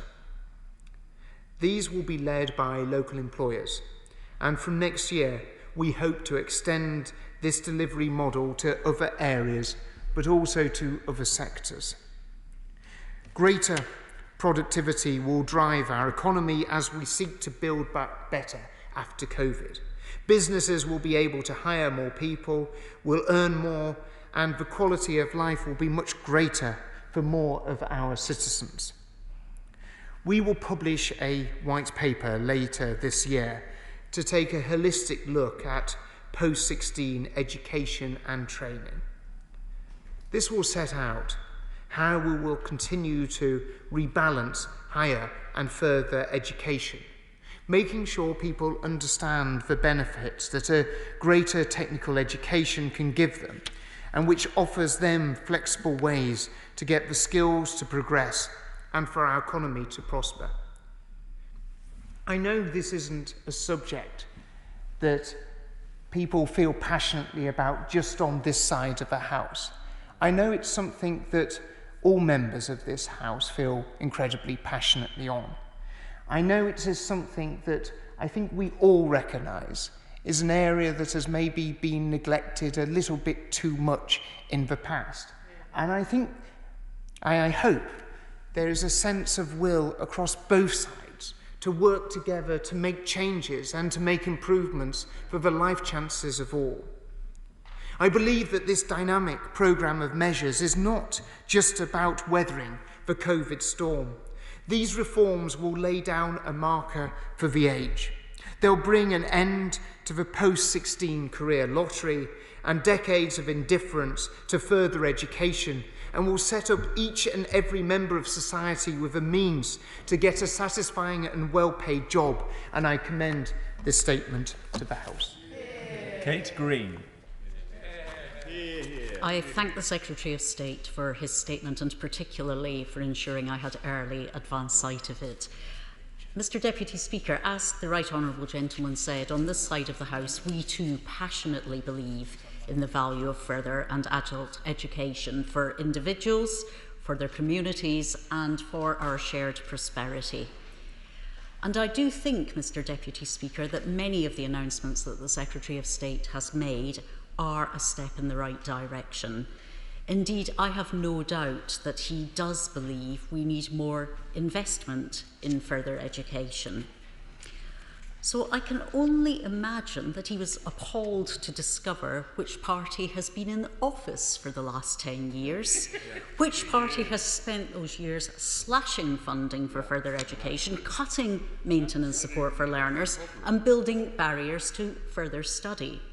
Will the Secretary of State now admit to the House that it was a mistake to cut billions of pounds from further and adult education, and that the advanced learner loan system, which has deterred so many adult learners from studying, has had a devastating impact on their life chances? Mr Deputy Speaker, I turn to the specific proposals outlined by the Secretary of State, and first the Lifetime Skills Guarantee. I'm glad that he has acknowledged, as Labour has long argued, that more people need access to further education and retraining, and particularly given the challenges our economy now faces. But many learners who could benefit from these new funded courses will not be eligible. For those training beyond level 3, he appears to be offering only a flexible loan system. But his own department's research shows that the introduction of loans caused participation in adult education to plummet. Why is he repeating this failed approach? What about those who do not hold level 2 qualifications? What funding will be available for them to study for level 2 so they can then progress to level 3 and further? I'm sure the Right Honourable Gentleman would agree that you cannot credibly say that you want equality between further and higher education if only one route brings maintenance support. So will the learners who study for these new funded courses be eligible for that support? Next, Mr Deputy Speaker, I turn to funding. Additional investment in further and adult education is obviously welcome, which is why on these benches we spent years advocating it, while year after year his party cut it. The funding he's announced today will not even reverse the damage, let alone mean increased investment. Mr Deputy Speaker, funding is supposed to be available for every adult who's not qualified to A-level or equivalent, There are 9 million of those people in the country. Can the Secretary of State guarantee that every single adult not qualified to level 3 who wants to access this support will be able to do so? His £2.5 billion amounts to less than £280 for each of these learners. Does he really think that's sufficient for an adult learner to get the necessary skills and qualifications? He stated that a full level 3 qualification would be made available for adults aged over 23 for courses which are shown to be valued by employers. How's the government determining that? Will he commit to a date to publish these details? And I think he said T levels will be included. Will he confirm that? What conversations has he had with the devolved authorities and metro mayors about these proposals? Will metropolitan combined authorities that have their adult education budget devolved be able to set the eligibility criteria for this spending? And is the £8 million for the boot camps genuinely new money? He talks about increasing apprenticeship opportunities, but since the government introduced the apprenticeship levy, numbers have been consistently down, especially at lower levels. Can he provide more detail on the support available for SMEs and non-levy payers? Finally, Mr Deputy Speaker, I want to emphasise the scale and the urgency of what is needed. The government rightly found billions of pounds for the job retention scheme, but when it comes to retraining, their ambitions do not stretch further than last year's manifesto, as if the global pandemic has had no impact on the need for workers to get new skills and new jobs. Labour called for the government to integrate training into the job support scheme to allow workers on reduced hours to improve their skills. Why has the government failed to do this? The OBR's central projection is for unemployment to reach 12% before the end of the year. That is when the need for skills and retraining will be most acute. So why is this package only available from April next year? Will courses starting under the new guarantee begin in April or follow the usual academic calendar? And why has the procurement of the contract for the 30,000 traineeships announced in July not even begun yet? Mr Deputy Speaker, Labour have spent years calling for investment in the skills of working people and those seeking work. They are and always have been the greatest asset in our economy. It's only by making the most of all of their potential that we can truly recover from the effects of this terrible pandemic and achieve a lasting and shared prosperity. We now face a crisis of unemployment that could be the worst in my lifetime. It's vital that the government supports those at risk of losing their jobs and supports them in finding new careers and opportunities. The government must get this right, and it has one chance to do so. I implore ministers to listen to our concerns. The task is urgent and it is essential. Secretary of State. Thank you, Mr Deputy Speaker. And I think we have a proud record on this side of the House. What we saw in the last year of those who are studying 16 to 19 budgets and the rate that was made available for 16 to 19 education was one of the largest increases in this year. We made available £1.5 billion worth of capital funding in order to transform the estate of our further education colleges.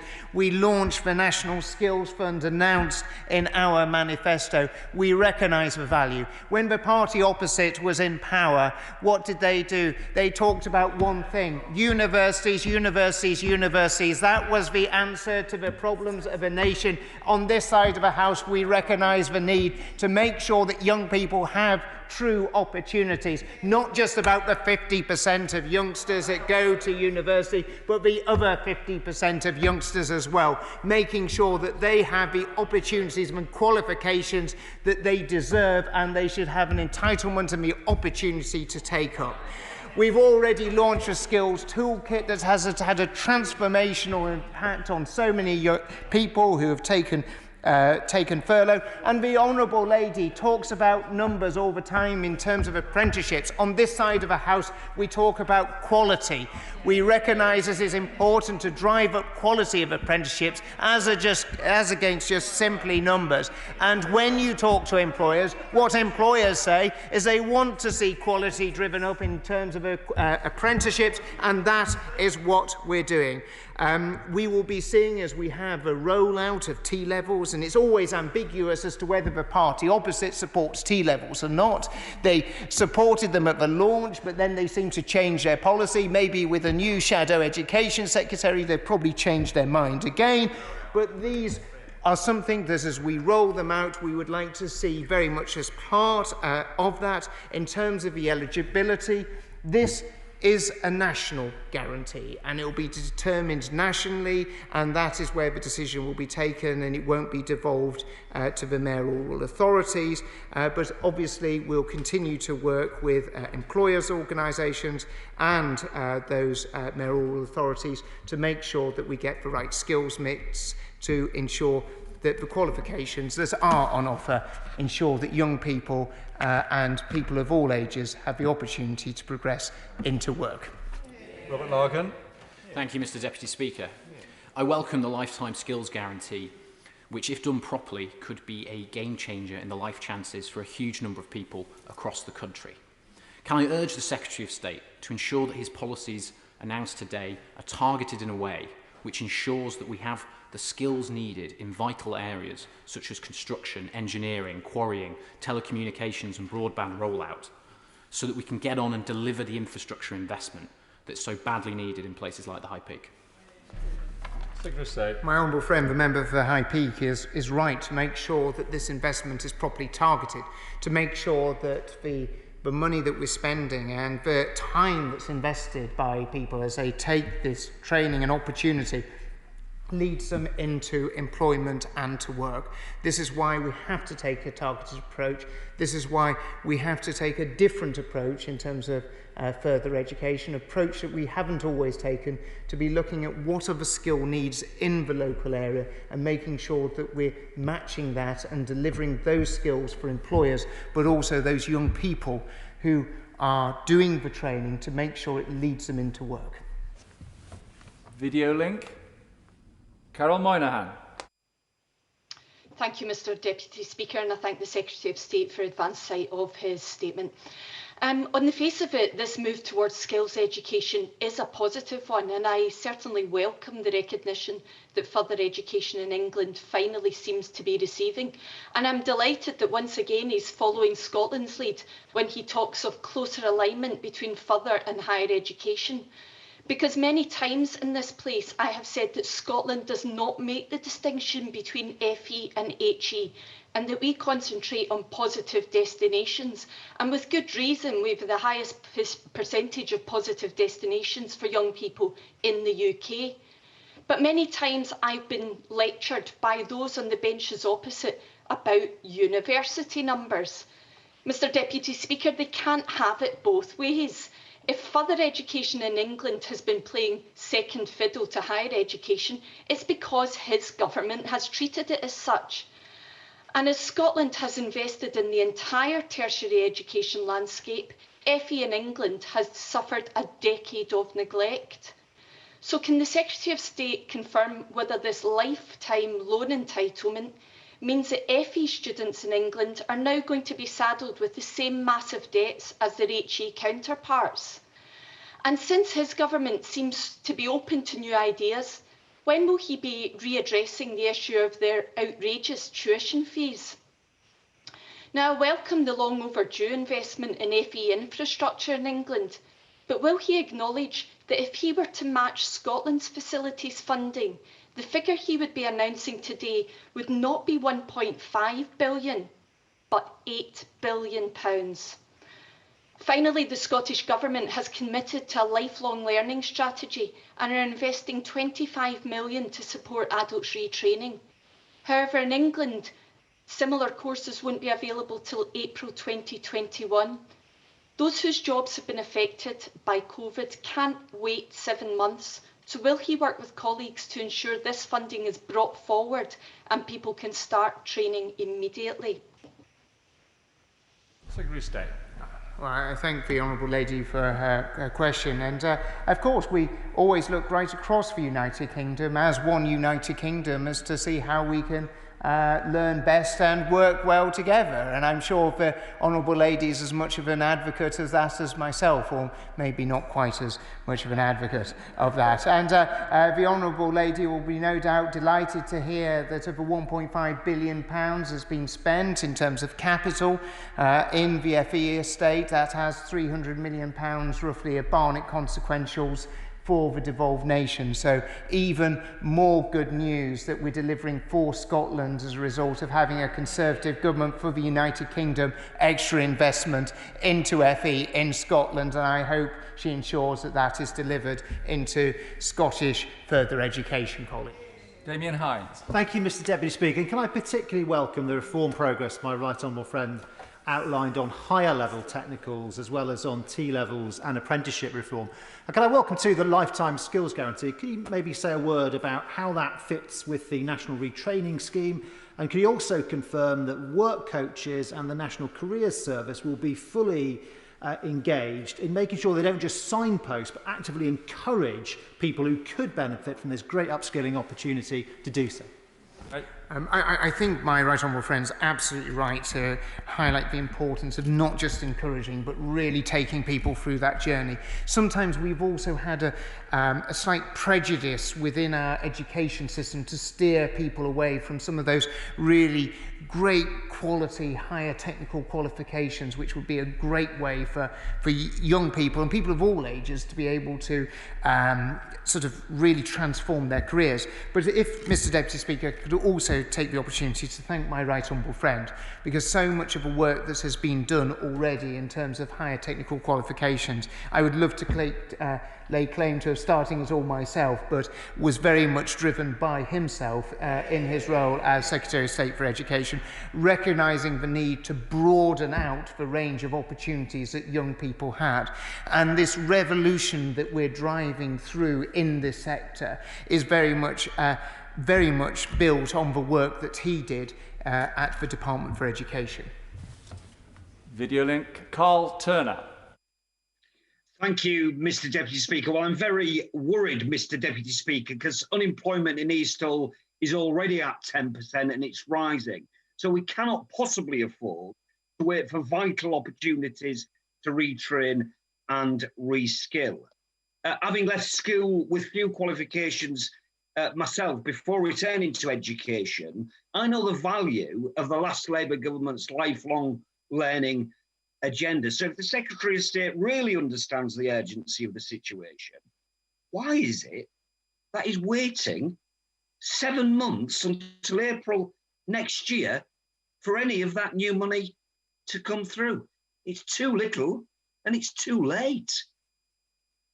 Well, it's always nice to see the generosity of the Honourable Member for Hull East in terms of the important programme that we've announced. And if the Honourable Member for Hull East had been paying attention to the Chancellor before the summer, he announced a whole set of programmes in terms of a Kickstart initiative, driving people, giving people the opportunity to be in the workplace, to have the opportunity to get jobs, and make sure that they are not left behind as a result of that pandemic. I'm sure the Honourable Gentleman will be welcoming, as so many people on this side of the House does, the opportunities that we're driving forward, and we recognise the fact that we always want to do more. This is why we've announced what we have done today.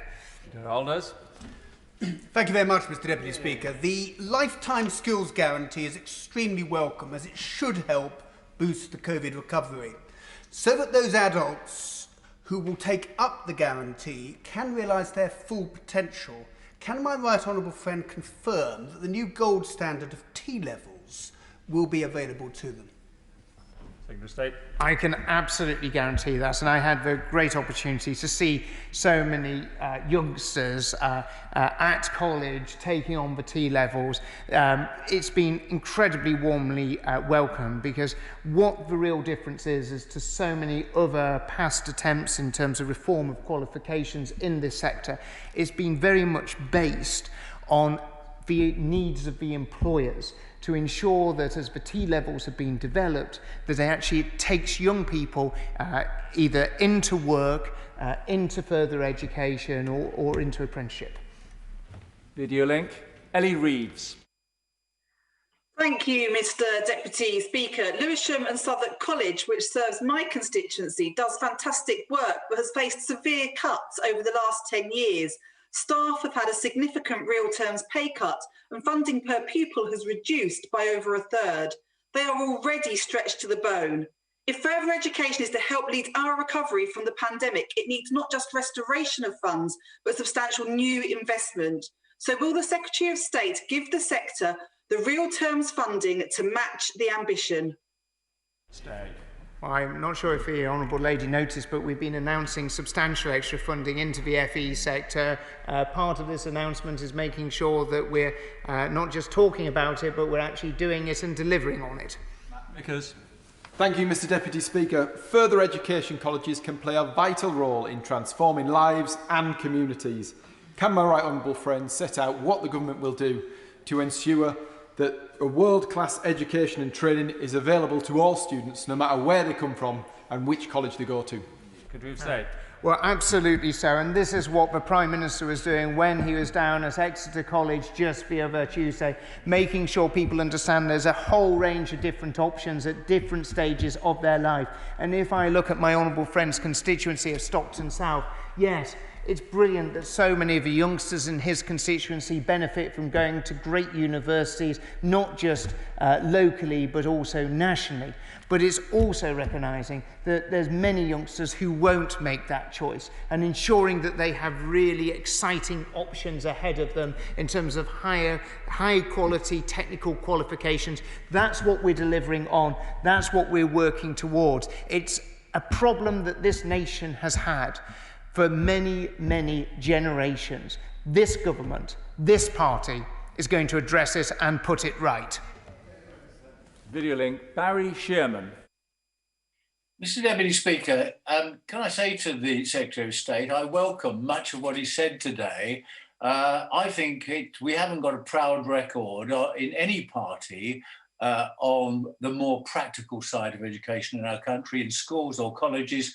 It's a neglected area compared to other countries like Germany and like France and many other countries. So we have to do better. So I welcome the fact we're going to have a really serious look at post-16 education. But can I remind him that a lot of training in our country is delivered by independent training providers in engineering, textiles. In my own constituency, there's Textile Centre of Excellence.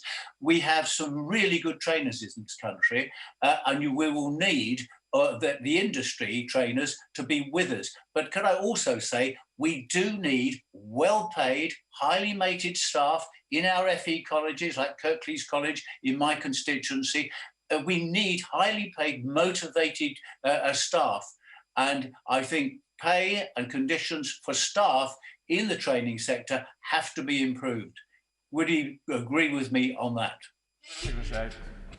Well, I know that the Right Honourable Member for Huddersfield has long been an advocate of high-quality technical qualifications training, and actually seeing very much in his constituency what an important role that they play into the vibrancy and the success of business in order to be able to continue to provide employment. And he's right to highlight the importance of not just colleges but independent learning providers, so many businesses that work hand in glove with industry, and we want to work with them to ensure that we have the very highest quality in terms of delivery of that. And of course a key element of that is making sure, the high quality delivery is about having high quality individuals who have the experience and the expertise, and of course pay is an important part of that element of that. Bim Avalami. Thank you, Mr Deputy Speaker. This morning I spoke with Anna Morrison, founder of Amazing Apprenticeships based in Hitchin, that does fantastic work with schools and colleges, and in particular with employers on supporting and strengthening social mobility. What more could the Secretary of State outline that the government will do to ensure that whilst taking advantage of the lifetime skills guarantee, we can provide more opportunities to disadvantaged and vulnerable people? Well, this is, you know, I mean, he's right to pay tribute to the work that's done in his constituency by amazing and many other organisations and colleges that are going out there, working with employers, providing opportunities for not just young people, but people of all ages. But this is why, I mean, in Philip Auger's report, he made such a powerful point that if people don't get a level 3 qualification, an A-level equivalent qualification, it really does hamper them for the rest of their life. It really holds them back. This is why this announcement is so important, because it gives those people who maybe miss out on the opportunity in those early stages of their life, the opportunity to create the chance to be able to succeed, to be able to progress, whether that is through apprenticeships, whether that's to university, whether that's through extra college qualifications, but most importantly, to get the type of jobs and employment that isn't just going to be transformative for them, but for their families and their community. This is why this announcement is so important, because it will change the lives of so many. Video link. Andrew Gwynn. Thank you, Mr Deputy Speaker, and can I welcome many of the measures he's announced, but they can't be implemented in isolation from the wider skills and employment support system in places like Greater Manchester, because we need to deliver the flexible, responsive support to drive any recovery in the months and years ahead. Does the Secretary of State recognise the very real risk of the new measures duplicating and competing with existing adult skills policy, and also failing to act as a springboard into the devolved employment support offer? Will he continue to work closely with the combined authority to ensure that the joined up approach we want to see in Greater Manchester actually happens? Secretary of State. Well, of course, we will always work with all our devolved authorities, but this is, it's the hint in the title, it is a national guarantee. And therefore, if you have a national guarantee, you have to have national parity in every part of the country, and to make sure that whether you are in the Honourable Member for Denton and Redish's constituency, or my constituency, or any constituency across England, there is a parity and there is a set national standard, because it is a national guarantee. Video link. Jason McCartney.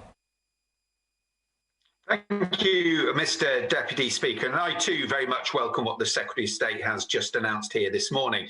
Can I just ask him, though, what measures he is putting in place to support final year GCSE and A-level students who are still having their studies disrupted by this pandemic, and when will he make an announcement about his plans for the exams next year?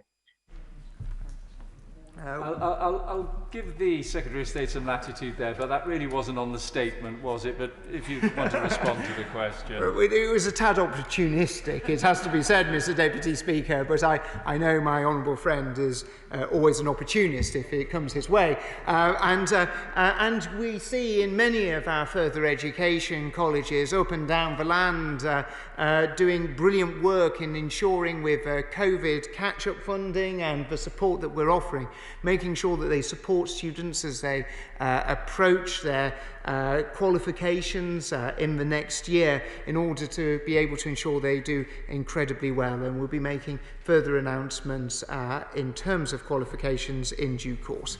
I'm sure this one will be a question about the statement. Richard Graham. Well, thank you, Mr Deputy Speaker. I welcome this smorgasbord of new skills pathways.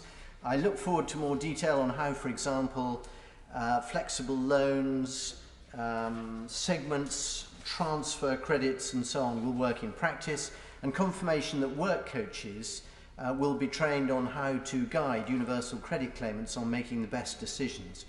The Secretary of State will know that when the Apprenticeship Minister kindly came to launch our Gloucestershire Job Skills and Apprenticeships Liftoff, one of our key asks was to enable large employers to use an uncapped percentage of their apprenticeship levy for their contractors and suppliers. Does my right honourable friend agree that if we could do this, it would mean a real lift-off in terms of SME apprenticeship recruitment? And when might we expect to hear more about this vital reform?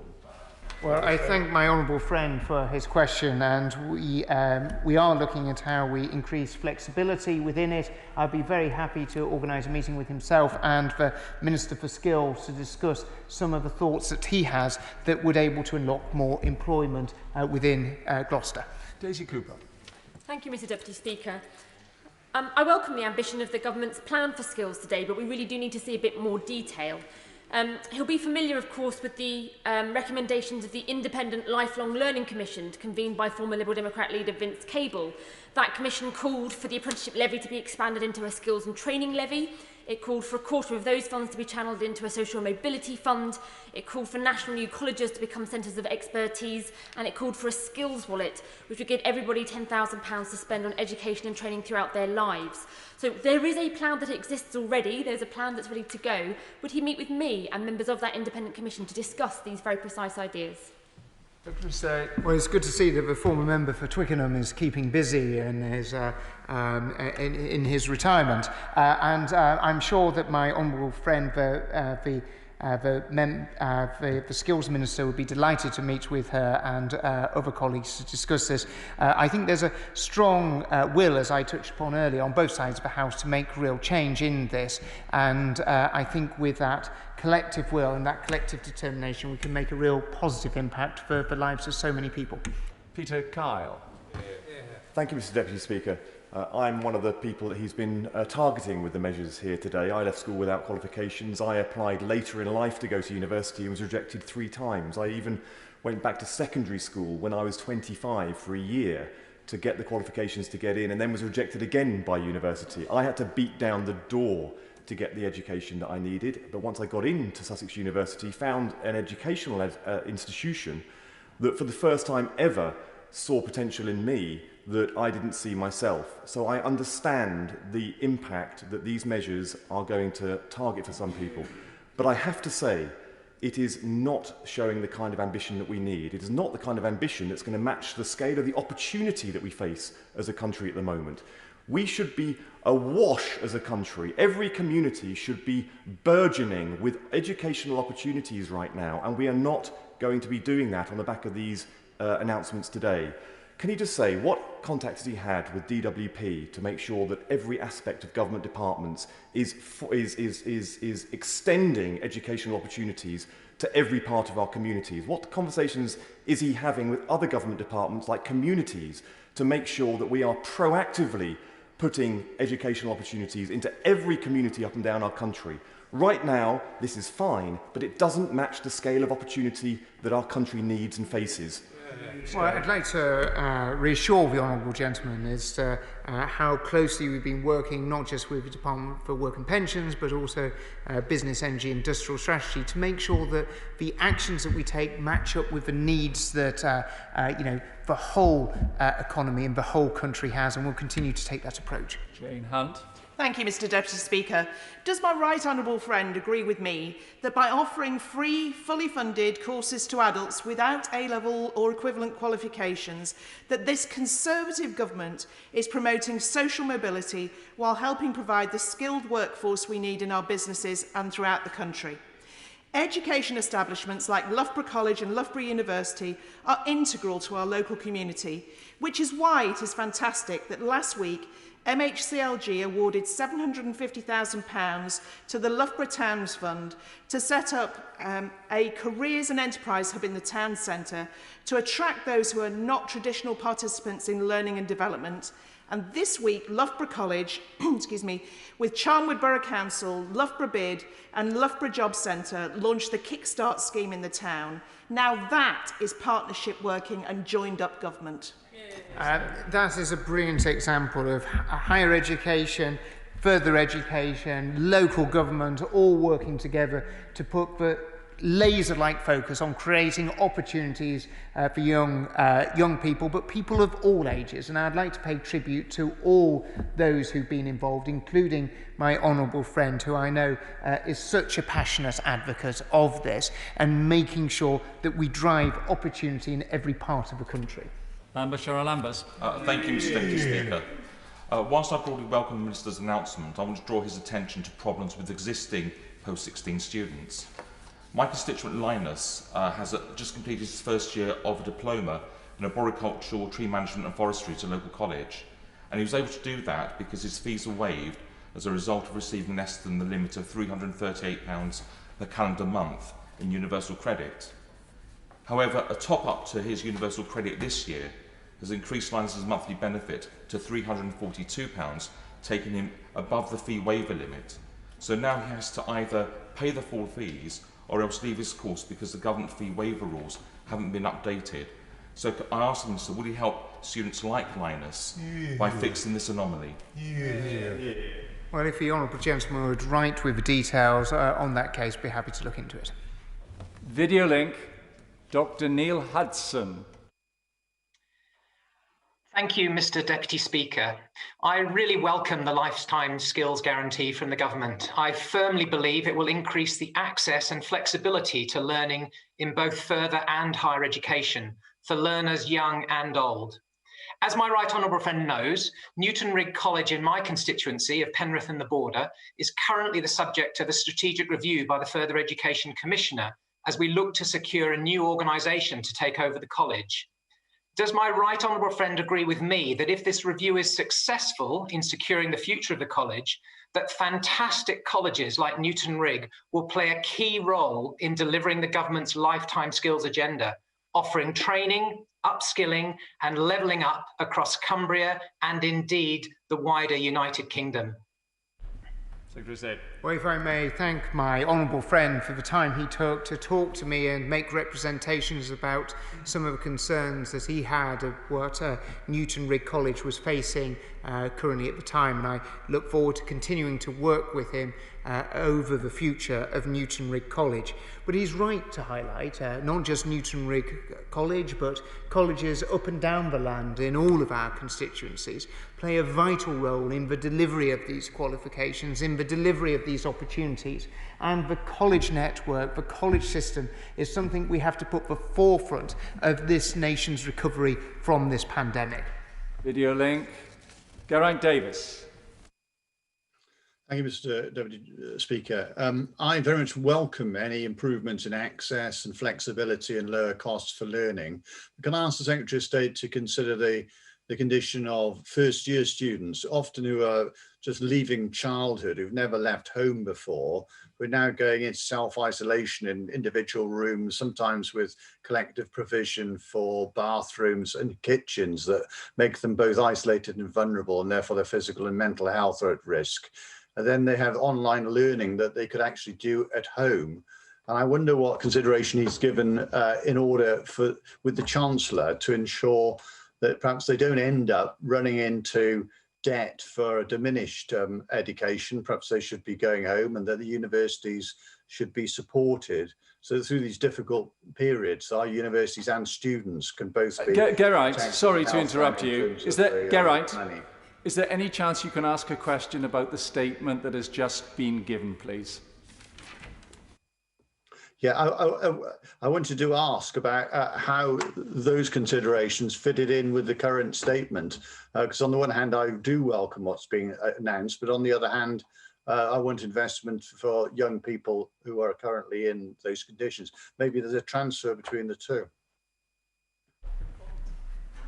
Well, it was not an obvious link, Mr. Deputy Speaker, but he made some sort of effort, I think, to try and do it. And if he'd bothered to turn up at the statement of, on Tuesday of this week, his question may have actually been quite valid for the statement, but he would have probably also heard that we had outlined the fact that £256 million have been made available for universities to support pupils in circumstances such as he had outlined. Video link, Dame Cheryl Gillen. Thank you, Mr. Deputy Speaker. Can I also welcome the Secretary of State statement today? This year, from the 9th to the 13th of November, the Buck Skills Show goes online by live streaming employers into classrooms across the county. And they will bring lessons to life by showing how curriculum subjects can be applied in the workplace. Can the Secretary of State welcome this initiative and the work of Buckinghamshire Business First and the Bucks Careers Hub, which was named the top performer in the country? And would he agree their support for young people facing the increasing challenges to kickstart their careers post-virus shows just what can be achieved by a successful partnership between business, the Bucks LEP, the council, and the Careers and Enterprise Company? My right honourable friend lists a lot of people that I want to thank and congratulate, whether it's for Books, LEP, the skills hub that's been created.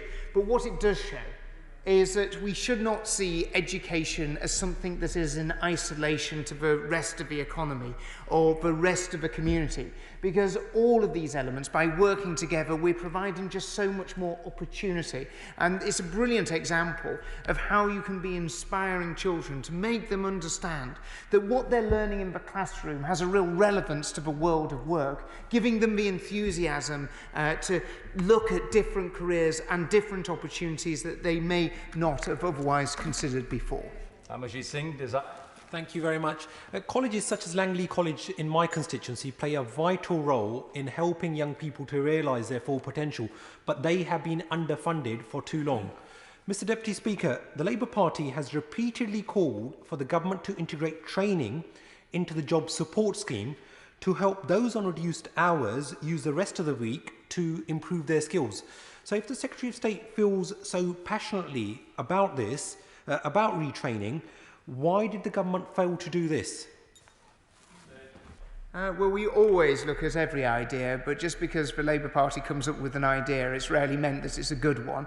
But in terms of the idea he highlights, we look across the board in terms of actually trying to ensure that we put the best possible opportunities in place for young people. This is what the series of policy announcements that we've announced is about doing. This is why we bring forward a further education white paper later on in this year. And this is why we'll continue to look at every option to ensure we deliver the best for every individual in this country. Catherine Fletcher. Thank you, Mr Deputy Speaker. My dad left school with a whole 2 O-levels and went to Bolton Technical College as a night school to get his engineering qualifications whilst he was earning. Now, this route to his social mobility has been closed down gradually over the last 50 years. Well, my right honourable friend confirmed for me and the people of South Ribble that this Lifetime Skills Guarantees opens that route back up to people, to lads and lasses, to do engineering qualifications.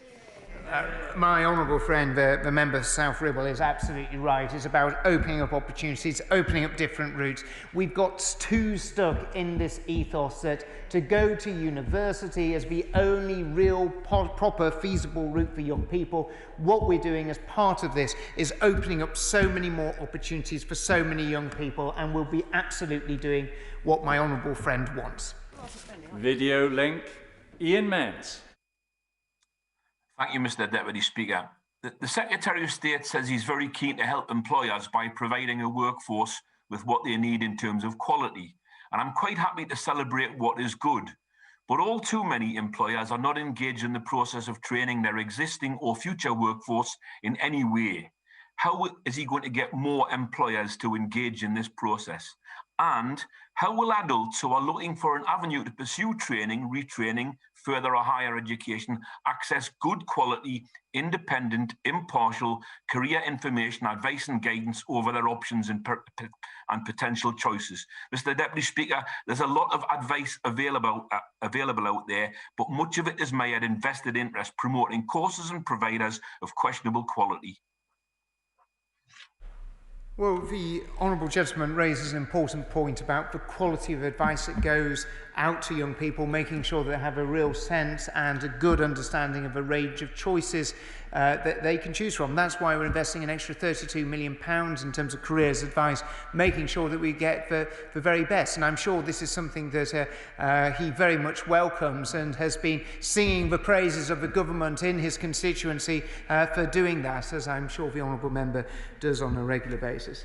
I'd like to thank the Secretary of State for his statement and the fact that many of the questions actually related to the statement. Point of order, Kate Green. Thank you very much, Mr Deputy Speaker. And I hope the Secretary of State might just be able to stay on for this matter. In his, I have notified him, but I apologise. I suspect he hasn't had a chance to read my message. In his... Very wise. Very wise. In his statement on the return of universities on Tuesday, the Secretary of State made two claims, Mr Deputy Speaker, that I believed were not fully accurate, and later that day I sought a correction to the record.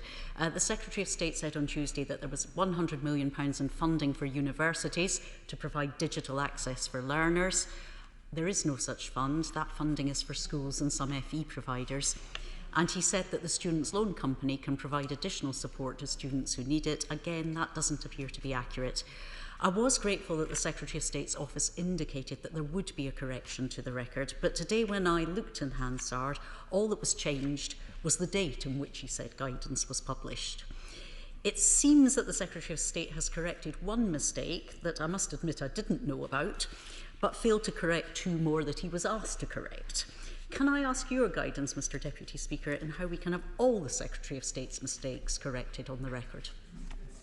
I'm grateful to the Honourable Member for giving me advance notice of her intention to raise this matter, and I know that she did send notice to the Secretary of State's office, even though he may not have yet seen that. Whilst the Chair is not responsible for the accuracy or otherwise of ministerial answers or the completeness of ministerial corrections, she has used this opportunity to raise this matter. The Secretary of State's in his place, and if he wishes to respond, Secretary of State. Thank you ever so much, Mr Deputy Speaker, and I do apologise for showing the courtesy of making sure that my electronic devices are switched off in the chamber, which is something I thought that the Chair had always wished members to follow with assiduousness. But as the House will know, that this government has made available over £100 million for electronic devices. Those youngsters who are in care and who are going on to university have the ability to access that funding in order for them to be able to ensure that they have the right type of devices as they go to university, whether that is a laptop or whether that is routers.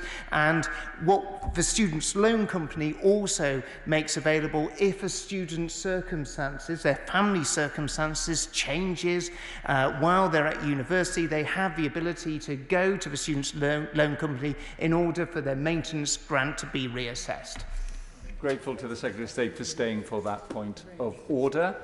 And we will now suspend for 3 minutes. Please be careful as you leave the chamber or come into the chamber. Order! Order!